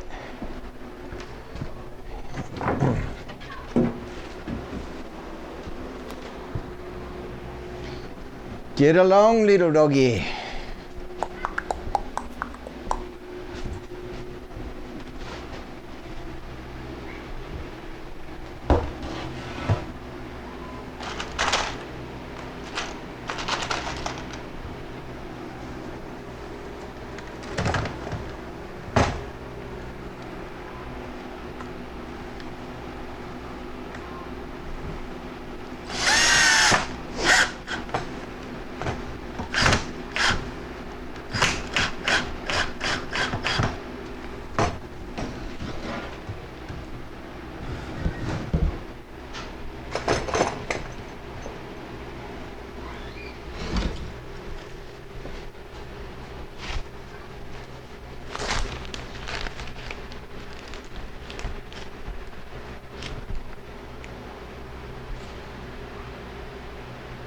So this I can rethread because we're gonna put in the new wiring for the fan, so that's gonna be fine as is. This will come in here in a little bit. We'll do that here in a second, this side here. And so this is really the hard part.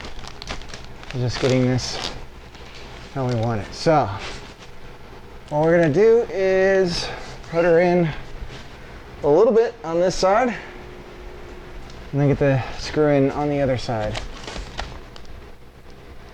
If we can get this lined up.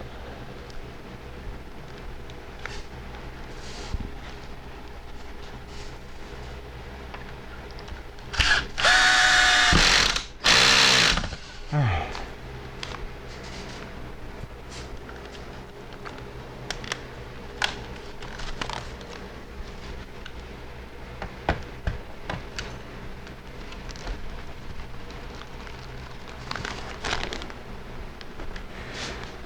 I am certain there's a jerton in the curtain.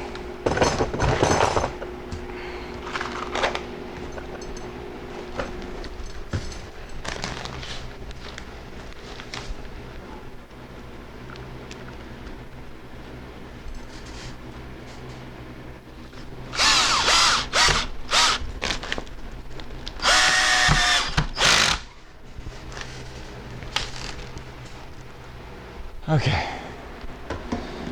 So this might seem counterintuitive, but we're going to do a little bit of hammering here.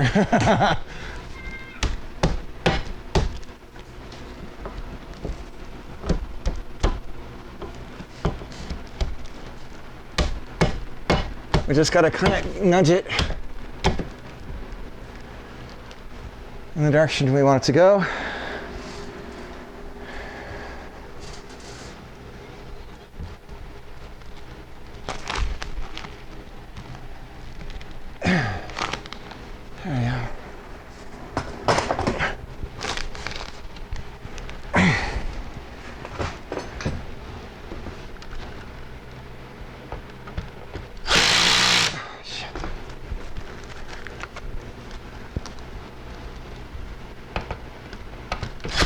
Oh no! No, no, no. Get her in. There we go. Okay. All right. Good gravy. Almost got it.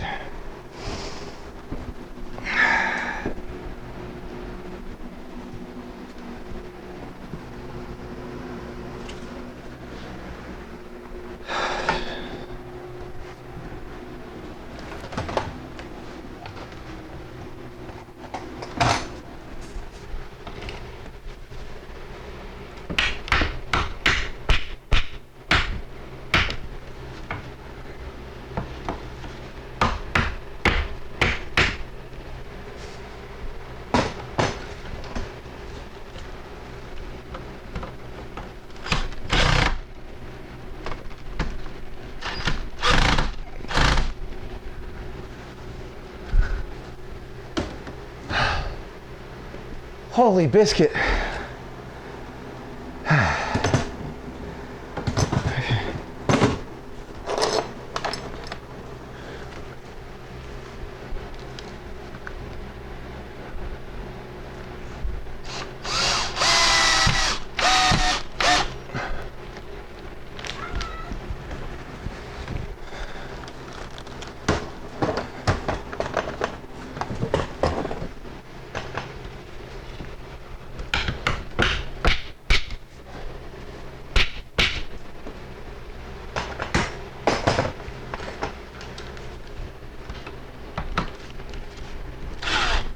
Okay. We good? We good.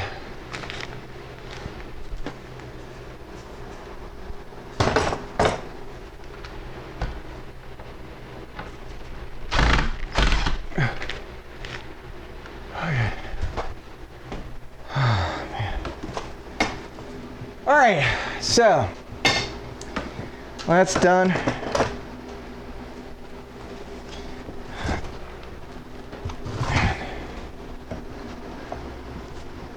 Oh, this whole time the camera's not been pointing up.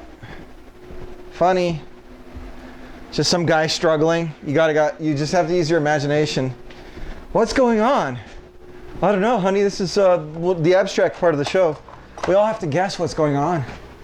It's part of the art exhibit. Oh, I see. Oh, it's a commentary on something. Okay. Is this about like greed or consumption or something? Well, most art is, so yeah. Really speaks to the human experience.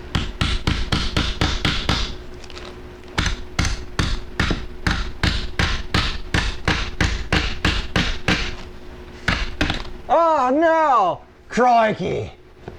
You thought you could get away.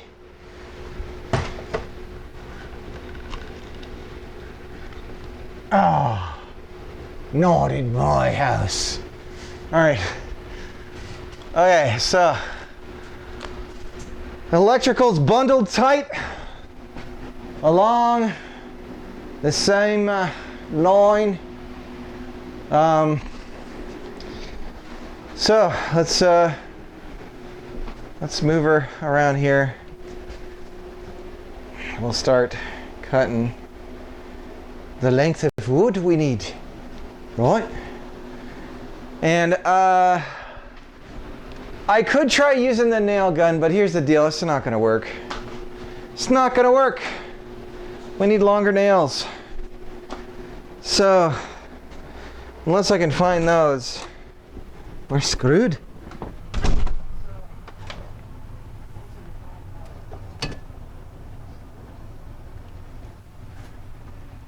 Odie, don't use these words like I use them, okay? Nod up and down. Say, okay, Papa. Can you say, okay, Papa?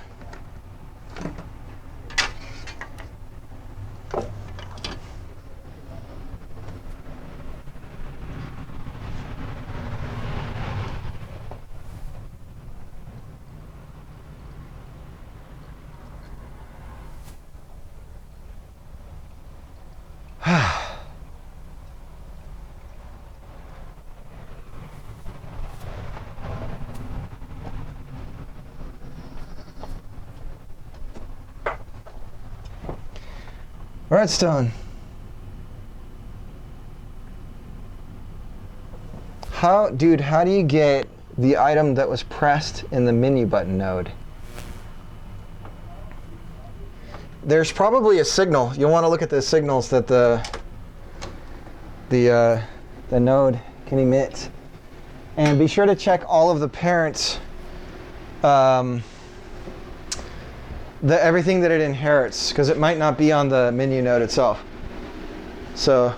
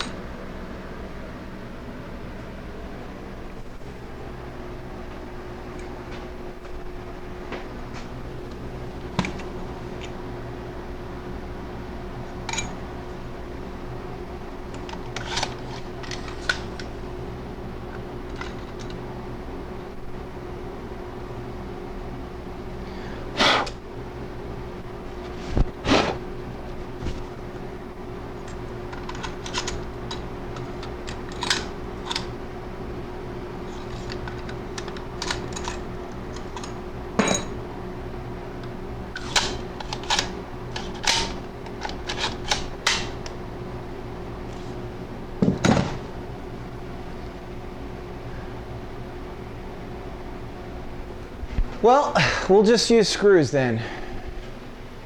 Screw it!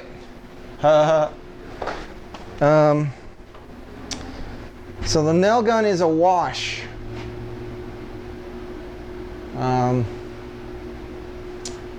Unfortunately, a staple gun.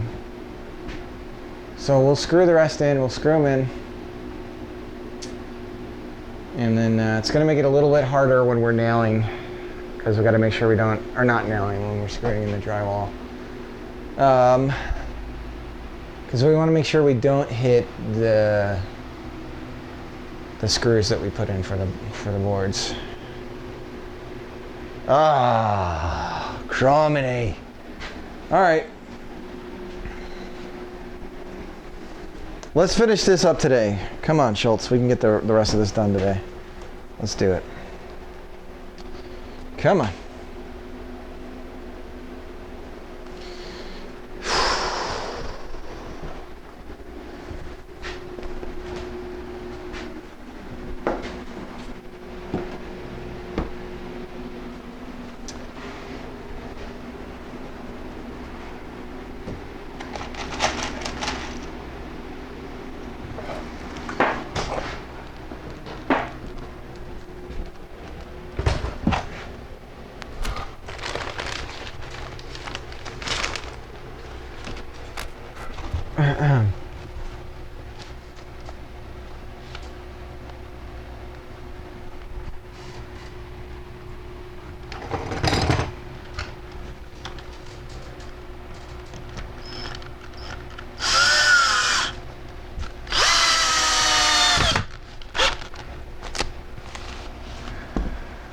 There we go. And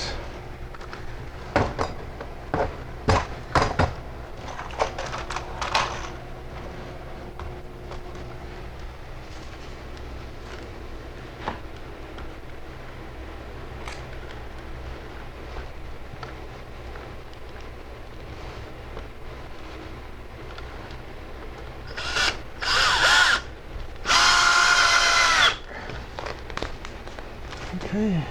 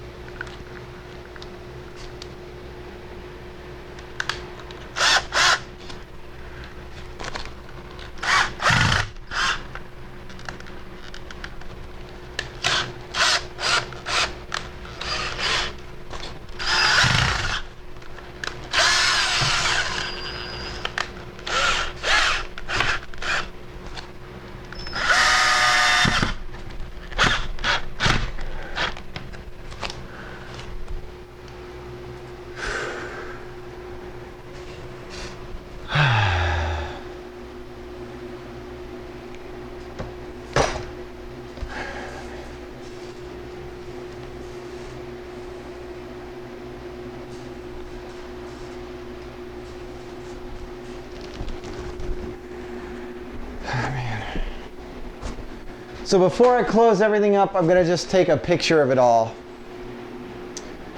So that if I ever need to, I'll know what's under it, what's above it.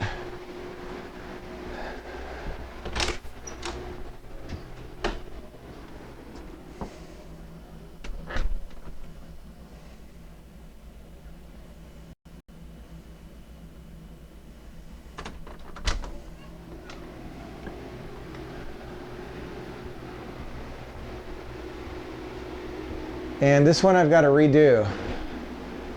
So I've actually got to take this one down and put it back up because I didn't feed it over the cable right. So I actually have to discombobulate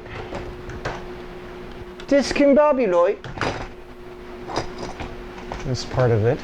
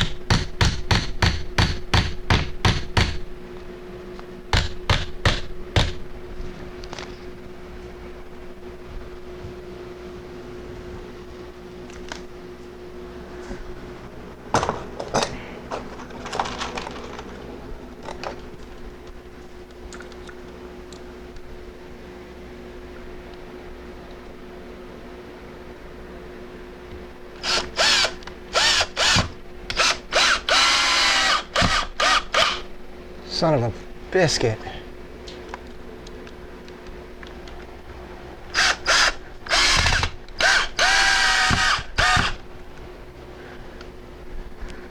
Just in the middle.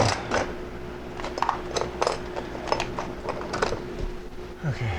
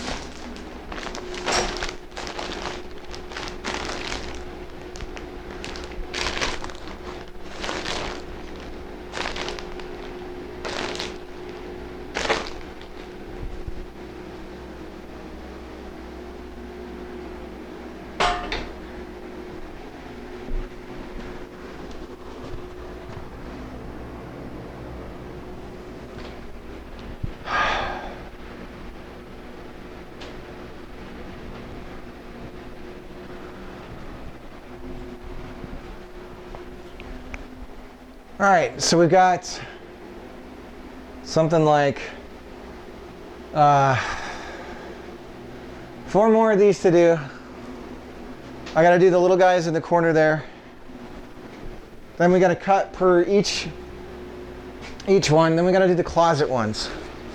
And after that, and we gotta cut for the closet ones too. And after that, we're done. We put the nail guards in for the main electrical lines here, just to be safe. And then we're ready to put the ceiling in. So I don't know how long I've been going for. Let me see here. I'm gonna get some Gatorade here and get at it in a second. Is there a way I can see how long I've been going for? Live. So we've been going for 5 hours. So, all right. You know what I want to do after this, but I can't because I homeschool? I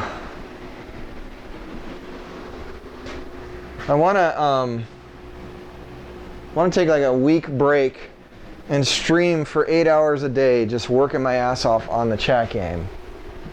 That's what I want to do. So I can make some real progress in that, huh? Wouldn't that be cool?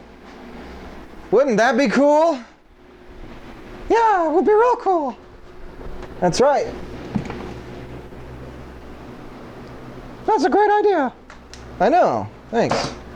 You should do that. I should, but I can't. Why not? Well, because I got to teach my kids stuff. Oh, that's kind of a bummer. I guess. Depends on how you look at it. Yeah, doesn't sound like you're happy about it, though. No, sounds like you're losing it. You're talking to yourself. Yeah, that's true. That's true. I think you should seek help. You know what?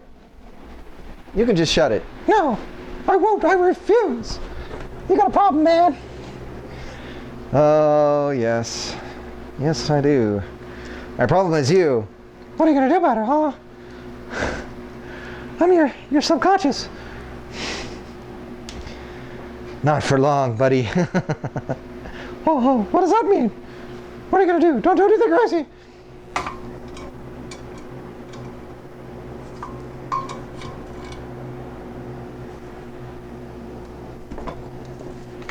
Well, let's talk this through, buddy.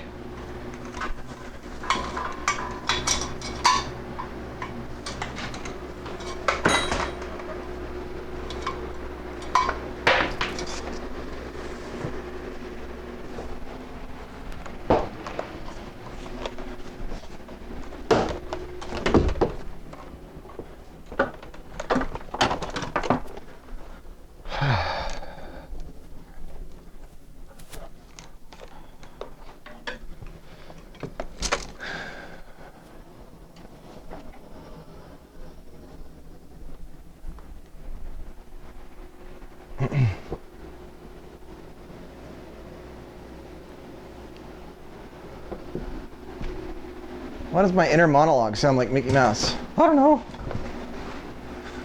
I wasn't asking you. Oh, okay.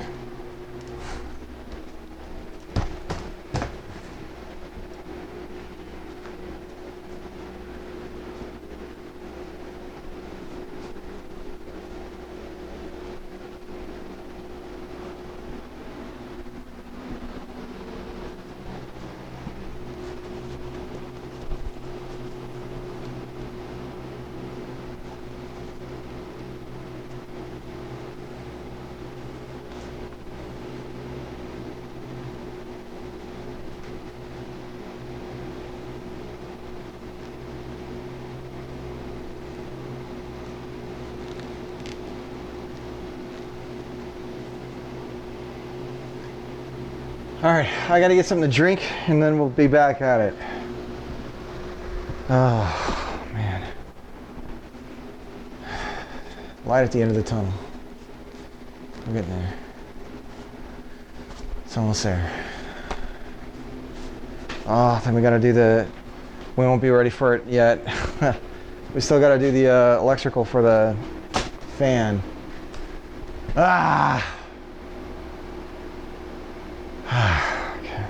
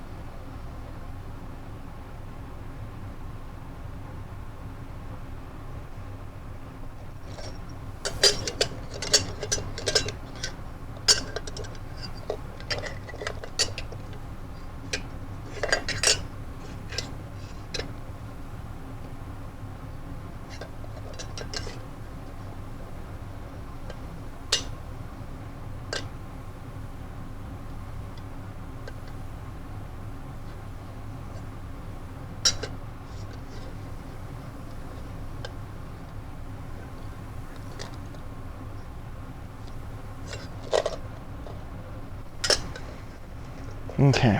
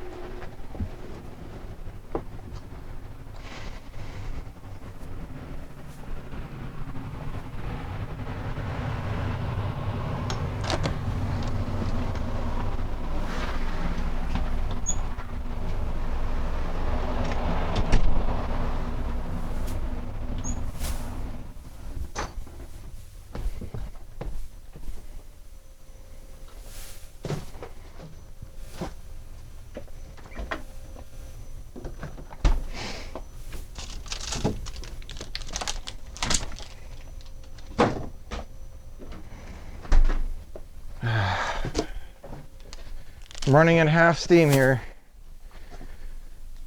Going out to the office really quick.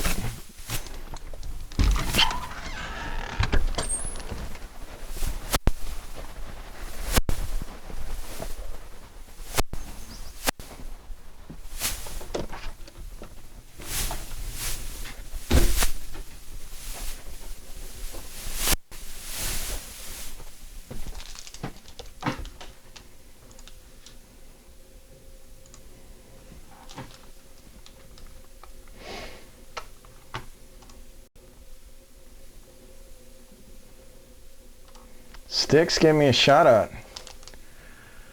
Why, Sticks? Why did you do that?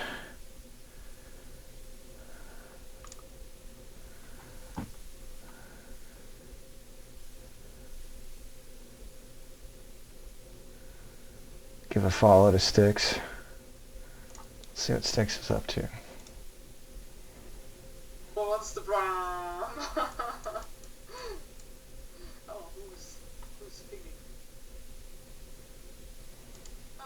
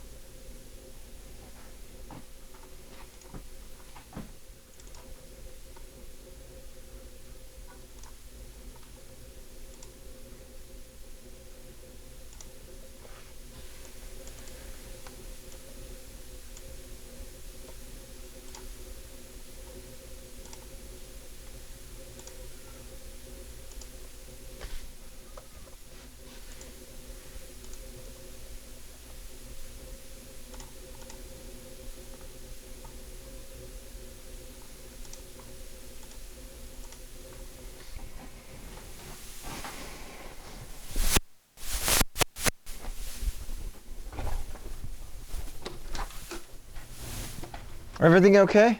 Yes, he snuck out the fence. Odie? Got very mad at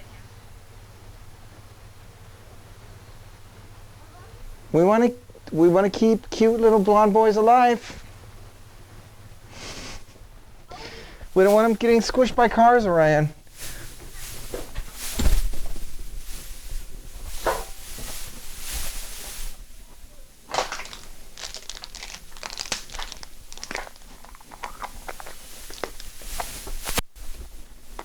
Ryan, what are you doing in here? No, no, no, no, no, no. Odie. Oh, the car's ready. We could get it all plugged back in. You guys could. Well, it's supposed to start thundering really Oh yeah, it can. Yeah, it definitely looks like it. All right.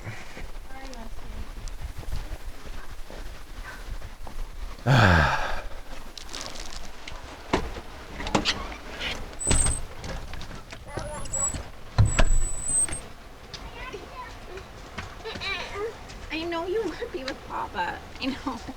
I'm almost done What, Jenna? for today. Odie.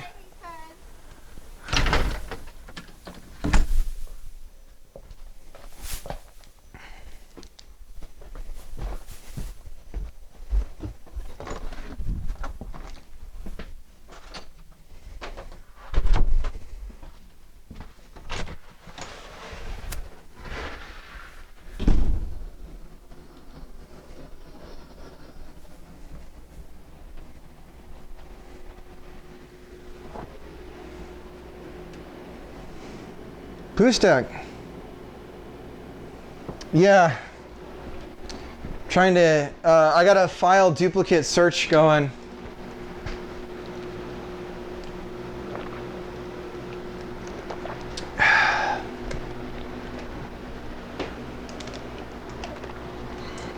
How you doing?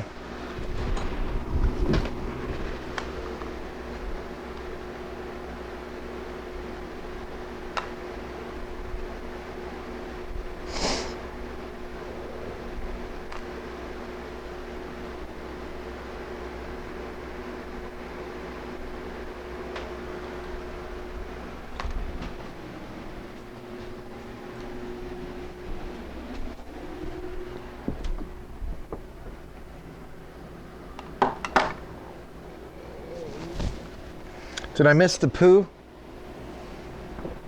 I missed the poo! No!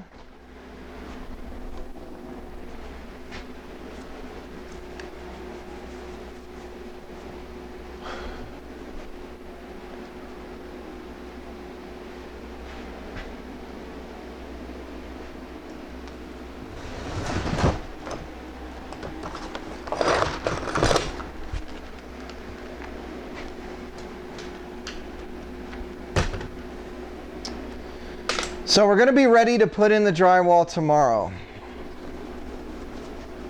I thought, you know, you list out, hey, I'm going to do all this stuff. And then you can only do like 2 of them. Tomorrow was supposed to be when I finished. With the baseboards, the whole deal, the whole shebang. We're not even close. We're not even close to that. But if we can get the drywall in tomorrow, then if I really push myself, we can do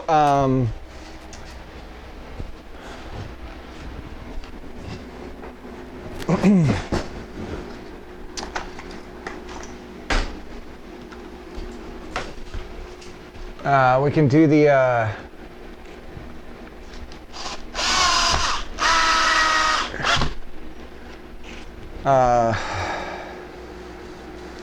I can mud and tape. I can tape it, mud and tape it.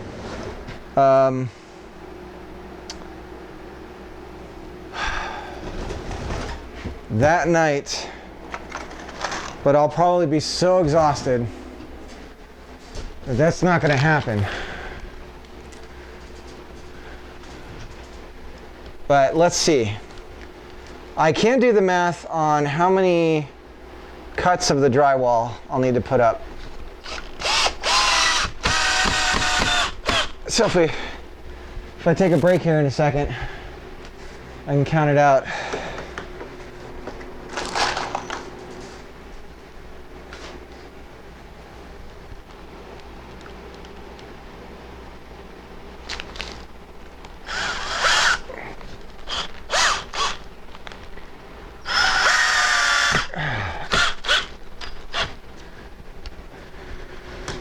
Let's see. The drywall is 4 wide.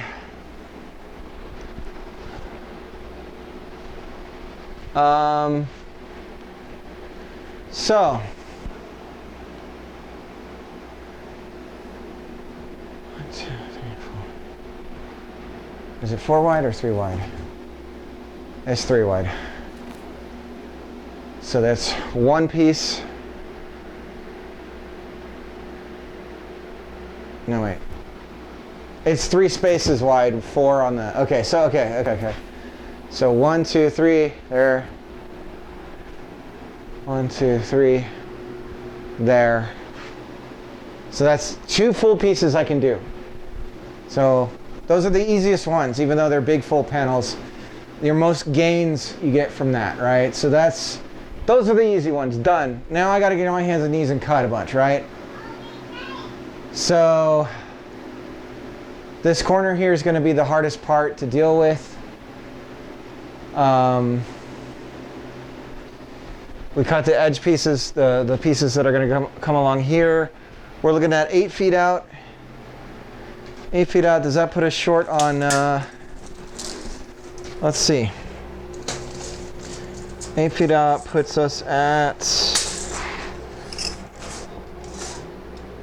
here. And then if we keep going, we're at 11. Okay, good. So that means we can cut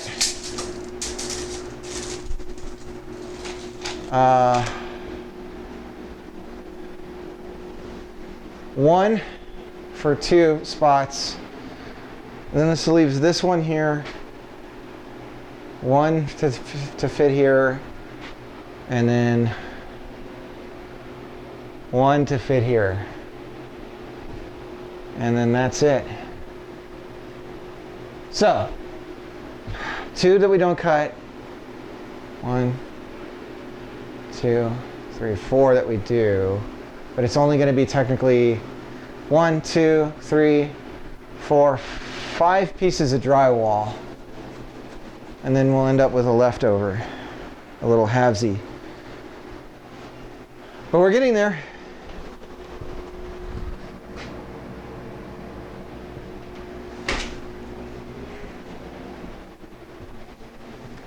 We're getting there.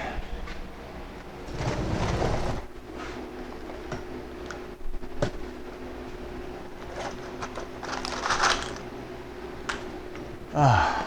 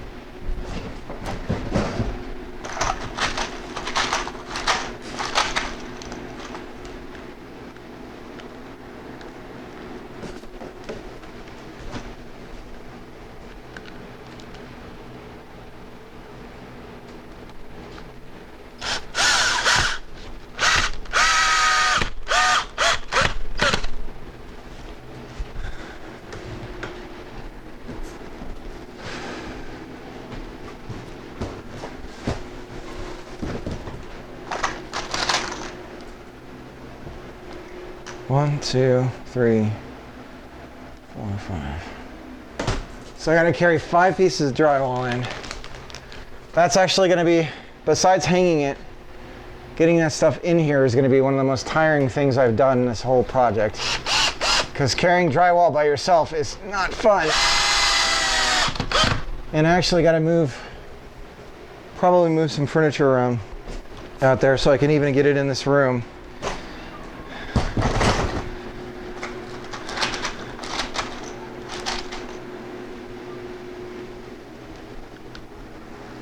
So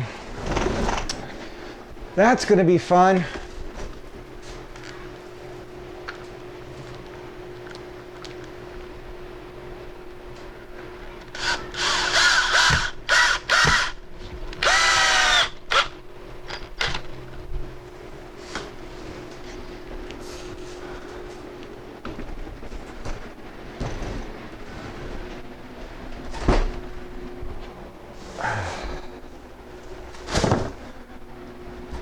Then I gotta do the floor. So how many days behind are we actually? Let's figure that out while we're doing all this. Let's see. Well, we've got 8 days was the plan, right? So we're going into day 8 tomorrow. So we're not behind then. But we will be. Oh yes. We will be. So, let's say, pessimistically, tomorrow, all we're going to do is get the drywall up. I'm going to be too exhausted to tape. That leaves the next day. I tape the drywall in, I have to let it dry. While it's drying, I start doing the floors. So that's 1 day over, it's 9 days. Then,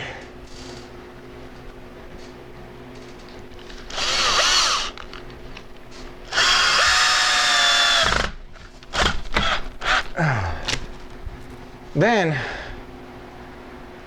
we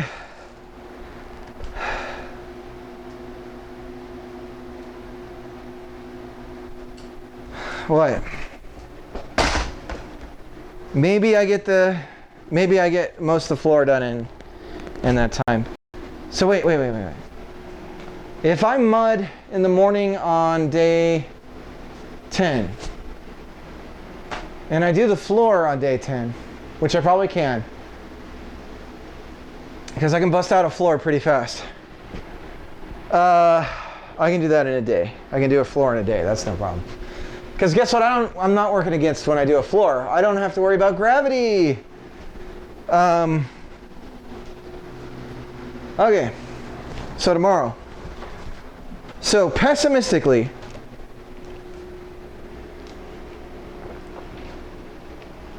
we're looking at 10 days instead of 8. Because I can get the drywall up tomorrow if I can figure out the electrical for the fan.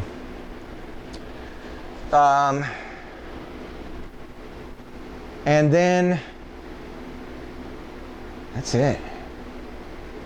Then I tape it in the morning. I can't sand it until later. So then, but if I can tape it at night, then I can sand. If I can tape it, all right, if I really push myself tomorrow and I tape it by tomorrow, then it'll only be one day over and we won't be doing the baseboard. So we lose something and we're a day late.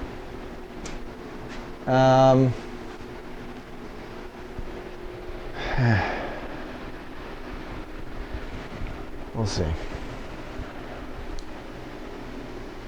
We'll see. All right, so if we do this, might as well just throw it in. Might as well just throw this in. So let's give a good angle for this.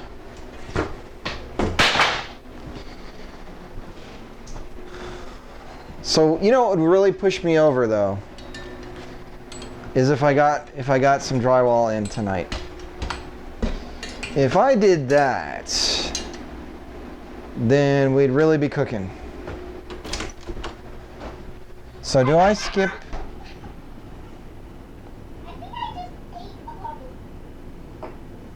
And you don't have to do all those annoying cuts around the closet. Oh, that's true. Yeah. I really want to watch that movie. I can't hear you because I'm hearing you. Let's go in here. Yeah. What? I really want to watch that stupid movie.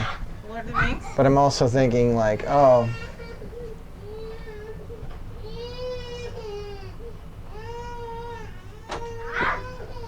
It's okay. He was in the box and he toppled. Okay. You want to watch Lord of the Rings? Maybe. Oh, what? Well, we're gonna start it. Jim's not gonna want to watch it. It's just gonna... We already watched it and she liked it? The first one? Did we not? I thought you watched it recently with her. I don't think so. Not all the way through. Oh. Maybe we did. I don't know. Maybe we could watch something else. Well, I can work on dinner while you guys watch something. Because I was thinking,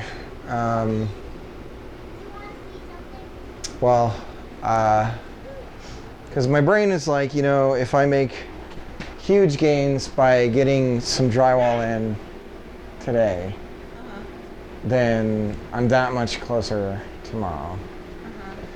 The thing, here's what I'm thinking. If I can get all the drywall in tomorrow and tape and mud it, blew a bubble into my room.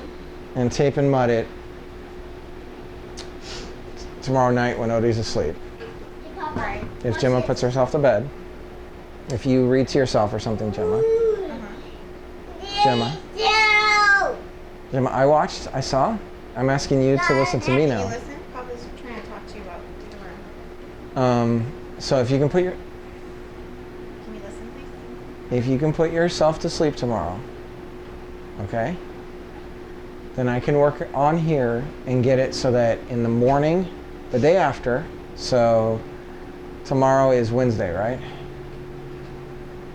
No. Today's Wednesday, tomorrow's Today is- Thursday. Yeah. So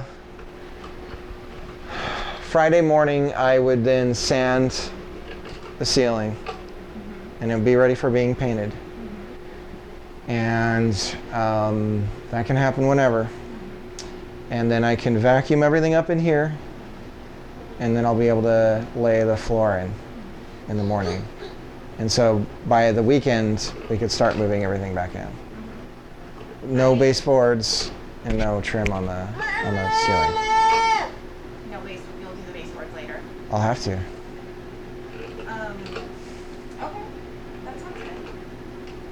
I'm gonna try to get in here tonight. Just about that. Okay. So I would like to get that done. We are never gonna get the painting done if we don't do it today. Odie hasn't been napping for us, so I'm gonna come in tonight and try to do some, but I won't be able to do it all. Okay. So we're still gonna try to shoot like everything else. Holidays, okay? Okay. And I'll do what I can at night. Okay. Got a plan? Okay. So you're gonna stop soon and just like relax.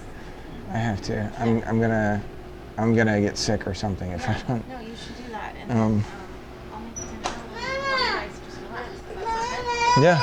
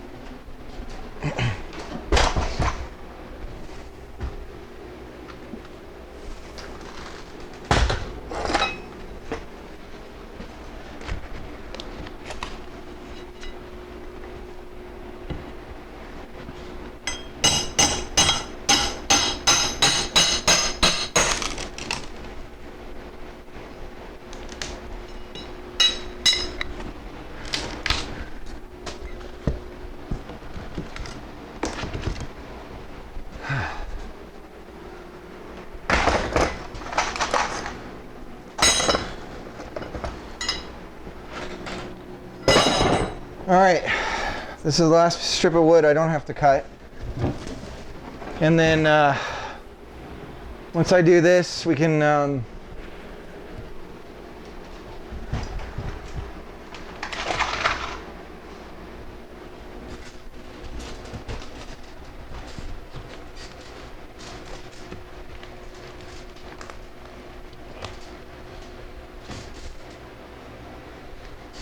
get going on cutting the rest of the strips and putting those in. That should happen fairly quickly, except I have to measure and cut each one because they're all slightly different lengths. So that sucks. Whoa, what happened? The bit fell out.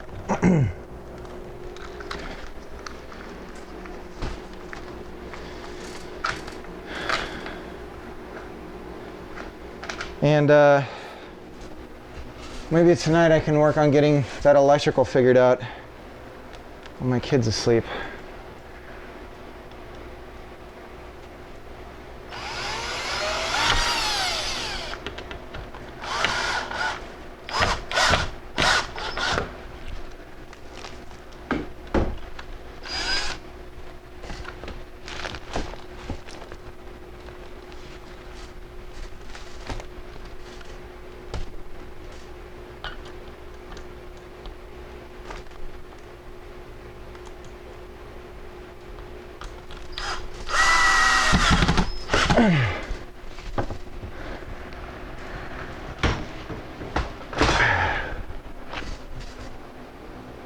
Don't snap, don't snap, don't snap.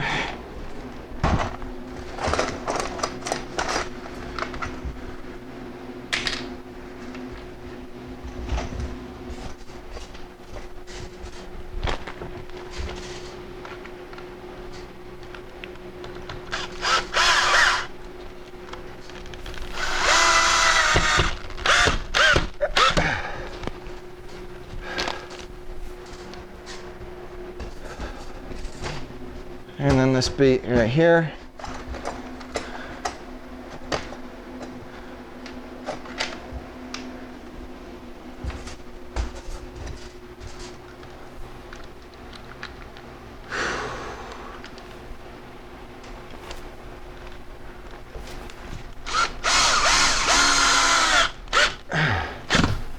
Okay.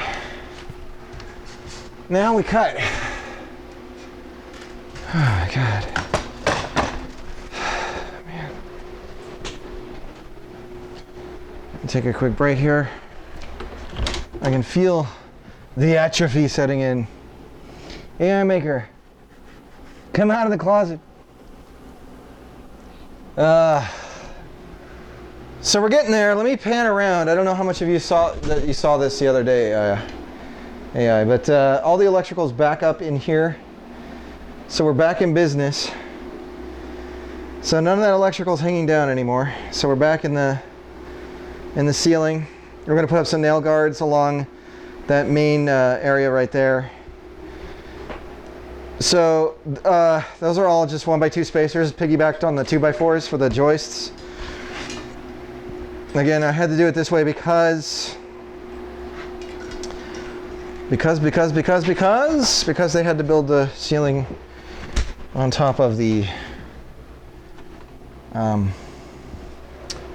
old one.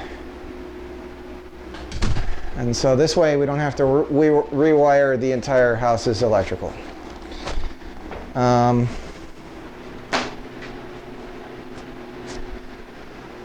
So we lose, 3/4 an inch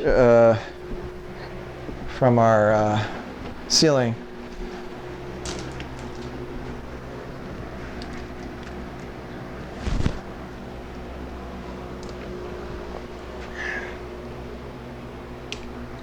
So tomorrow we're going to be hanging the drywall.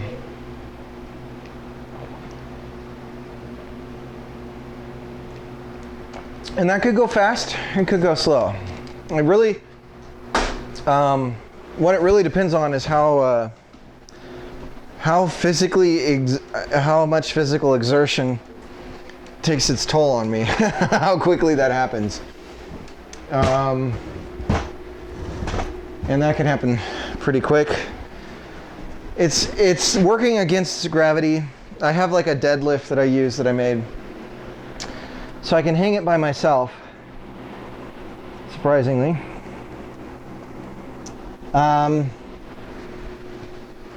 So that's not really an issue. So much as like just doing it is just so exhausting. Hanging drywall on a wall is no problem.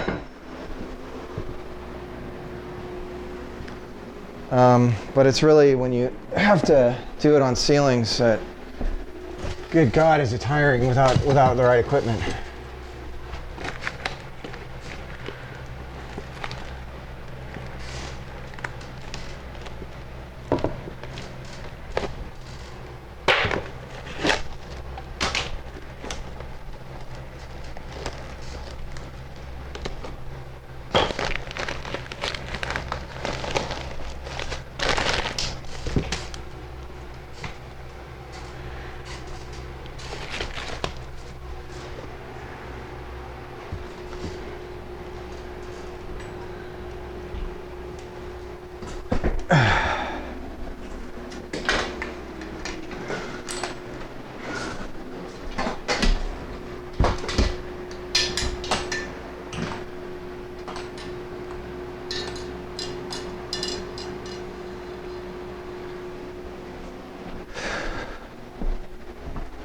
Still good on the feed? Yeah.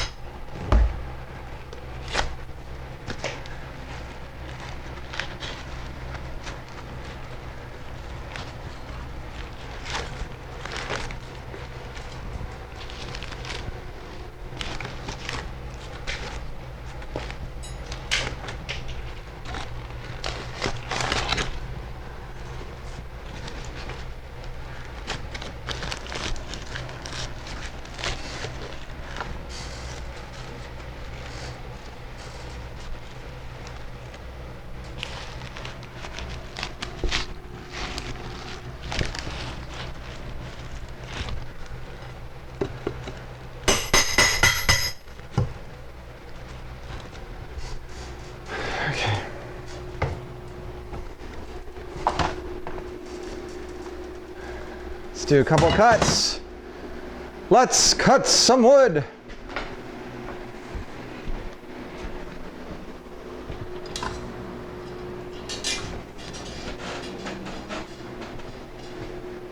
You know, I'm just gonna do this the super sloppy way. And the super sloppy way, screw measuring. We're gonna do this quick.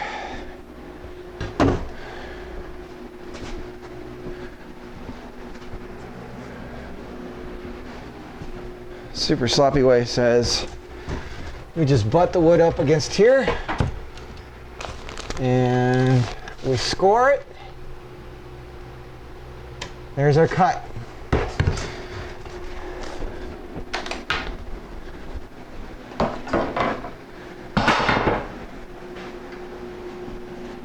Just give ourselves a little bit of room on the old saw table. Bring her up.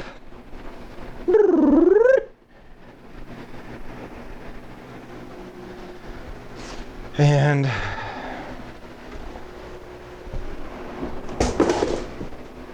saw where we scored.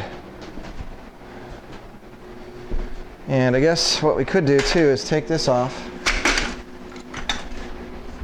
bring this all the way out for now, scoot her in a little bit so that she can rest. I might have unplugged this stream. Nope, we're okay. Ooh, is that butt crack? No, that's my shorts. It's the tool belt. All right, thought it was some crack. Crack kills. All right, scoot it down a little bit more. There we go. Then we get this out, put her in, and cut on the line. Right there, okay. Oh, we're unplugged.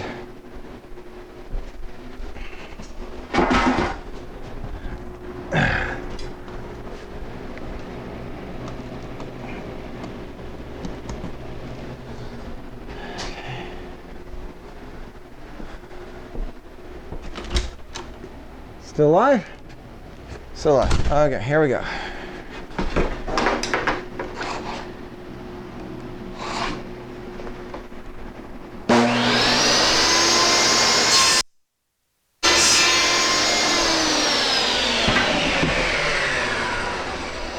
Now hopefully I don't lose this dang pencil, but this will be 1.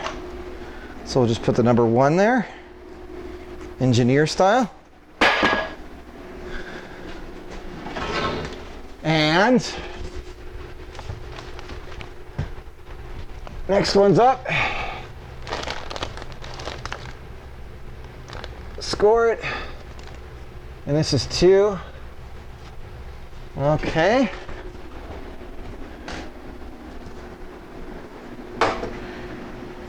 No, wait, hang on. I had it up like that, right? So the score is actually, all right. 2 is on that side, so the score is right here. So then we cut right there.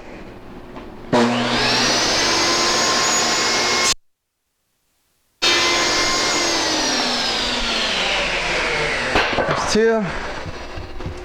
Just keep going. Keep moving! Faster! Finish the job, Schultz.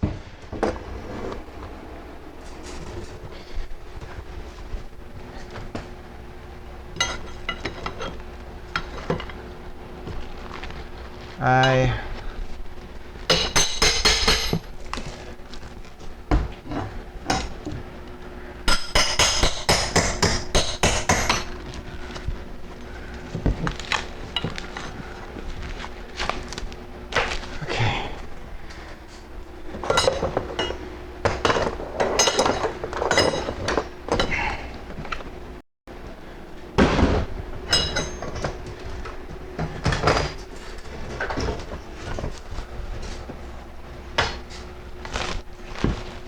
All right, that was 1, 2, this is 3, and we're at right here. Okay.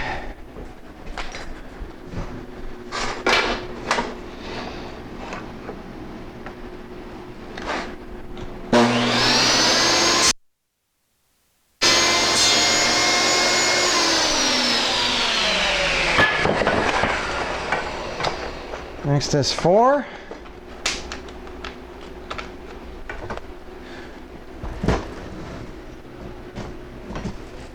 One, two, three, 4. Gonna clean up 4 as well.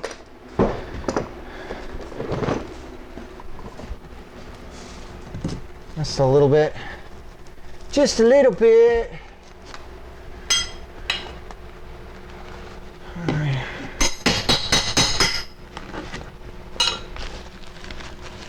Four. Come on, baby.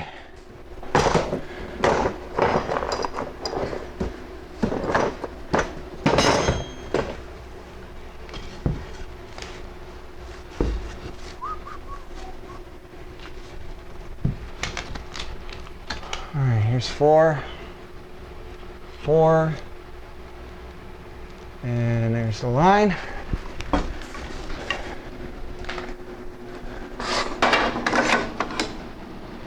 Right there.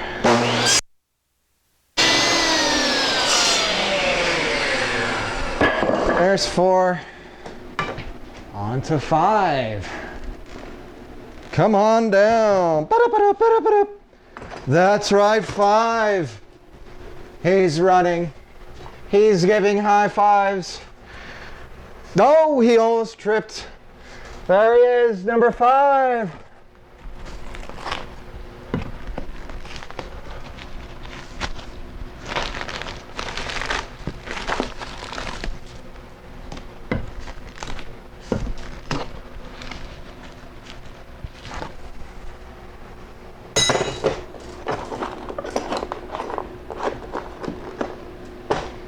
Come on. Trying to do this with space gloves on, like an astronaut. Number 5. There we go. And let's cut it.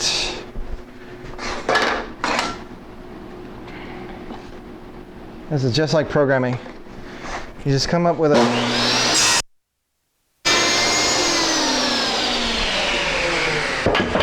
a lazier way to do it fast. Hell yeah, everyone knows that feeling when you're coding, huh?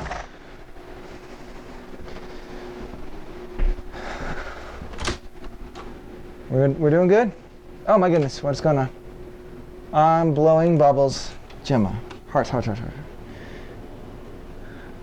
How's it going, Mini Cricket? I'm almost done, little love.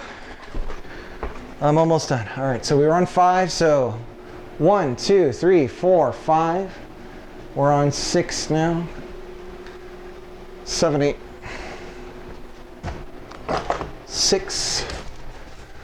Once we're done cutting, I can stop.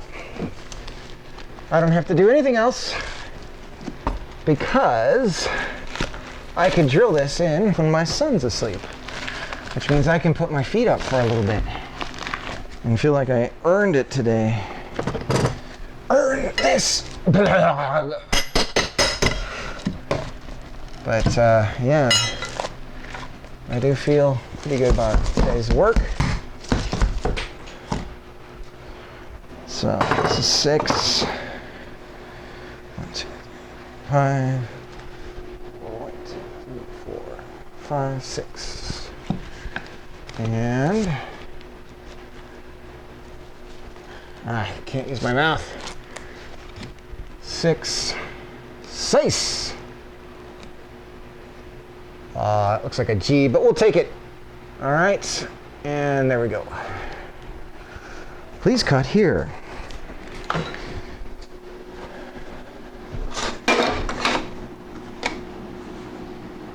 There we go.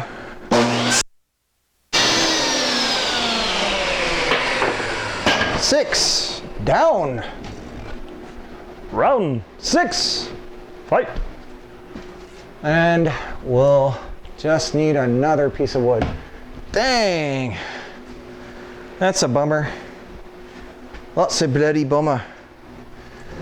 But we'll keep the length and presume we could use it for something else. Okay, so 6. You know what? I should have been marking the pieces as we went. 1, 2, 3, 4, 5, 6. Here's 7, and 8, and 9. So since I thought of that now, let's just do that. We'll say 8, 7, with the little teeth, and 9. Okay.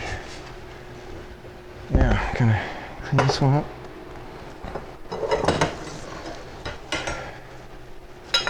So,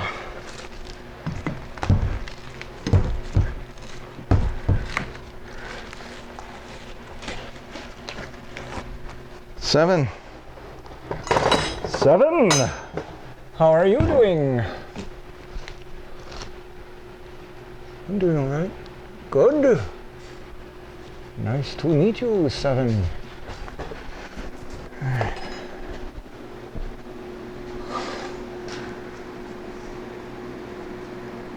It's really that long?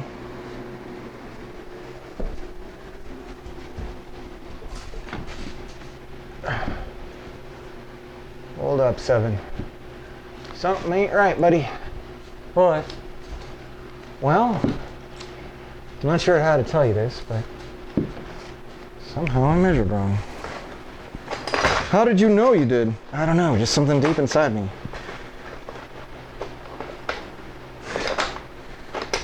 Come on, pencil. Come on. Come to Papa.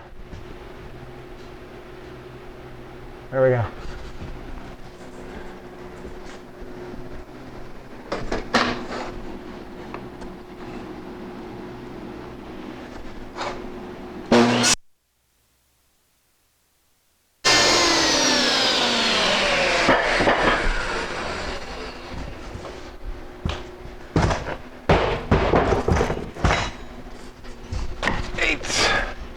Hold on, buddy.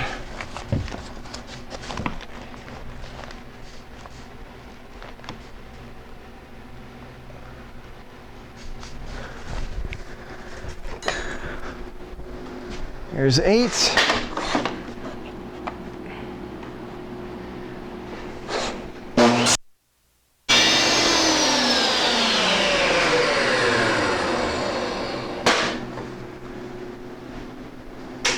There's something shady about that.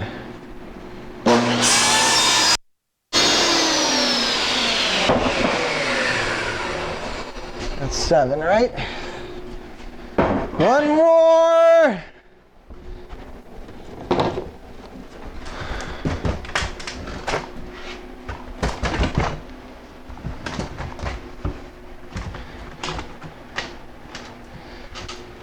It's 9. 9 times? 9 times.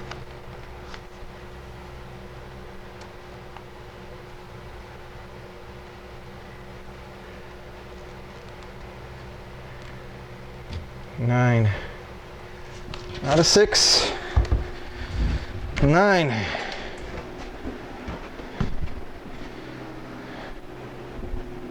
Okay. Sorry, little light bulb. It's okay.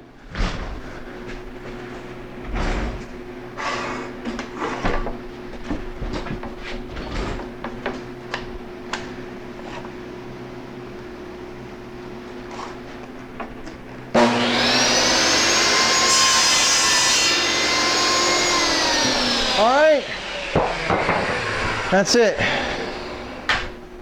She's dead, Jim. All right. We're done. I earned my keep today. Thanks so much for watching, everybody.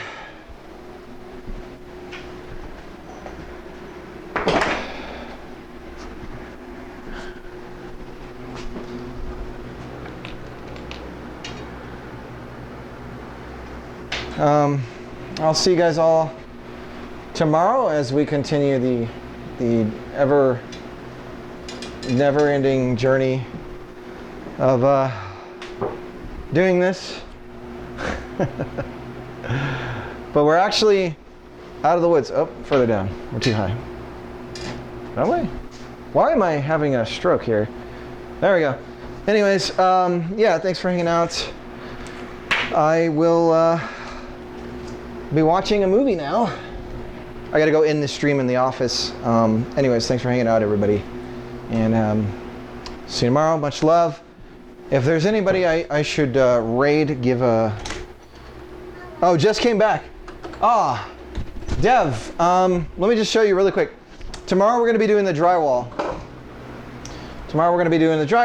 And I can show you the, here's the electrical situation now. So, all the cabling's up in the ceiling here.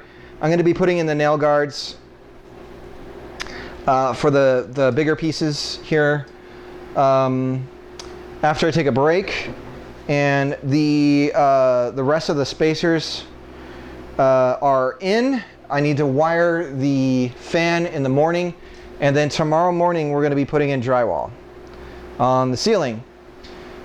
And I'm hoping that I'll be able to do all the drywall tomorrow and be able to mud it and tape it at night when my kid is asleep. And then if that's the case, I'm only a day behind my original schedule. And I'll be able to get the floors in on Friday. And then we can start moving my daughter's stuff in. And then I'll be doing the baseboards and all that stuff over time, some other time. Because I need to stop. But the baseboards and the molding on the like the trim and all that stuff I'll be doing later.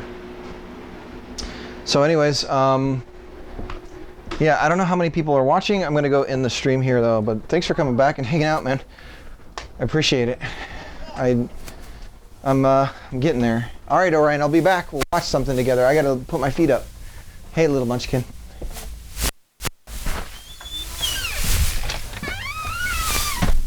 I am pooped today.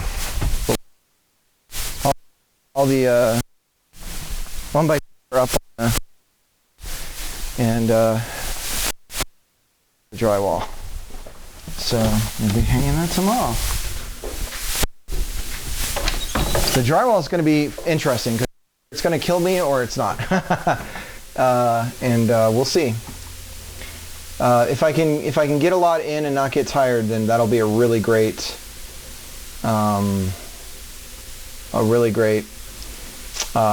progress, because then I won't be so exhausted that I'm not going to be able to tape it. Let's see, where's OBS? There we are. And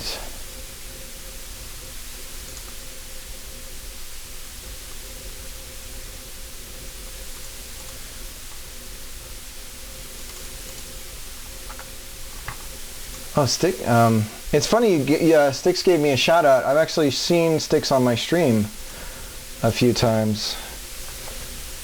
All right.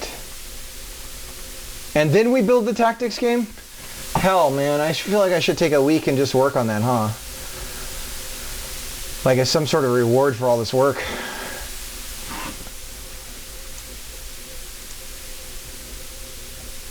We were talking about you on our stream. Yeah, I gotta follow. I'm not following, so I'm gonna do that right now. There we go, followed. All right. Have a good night. See you tomorrow.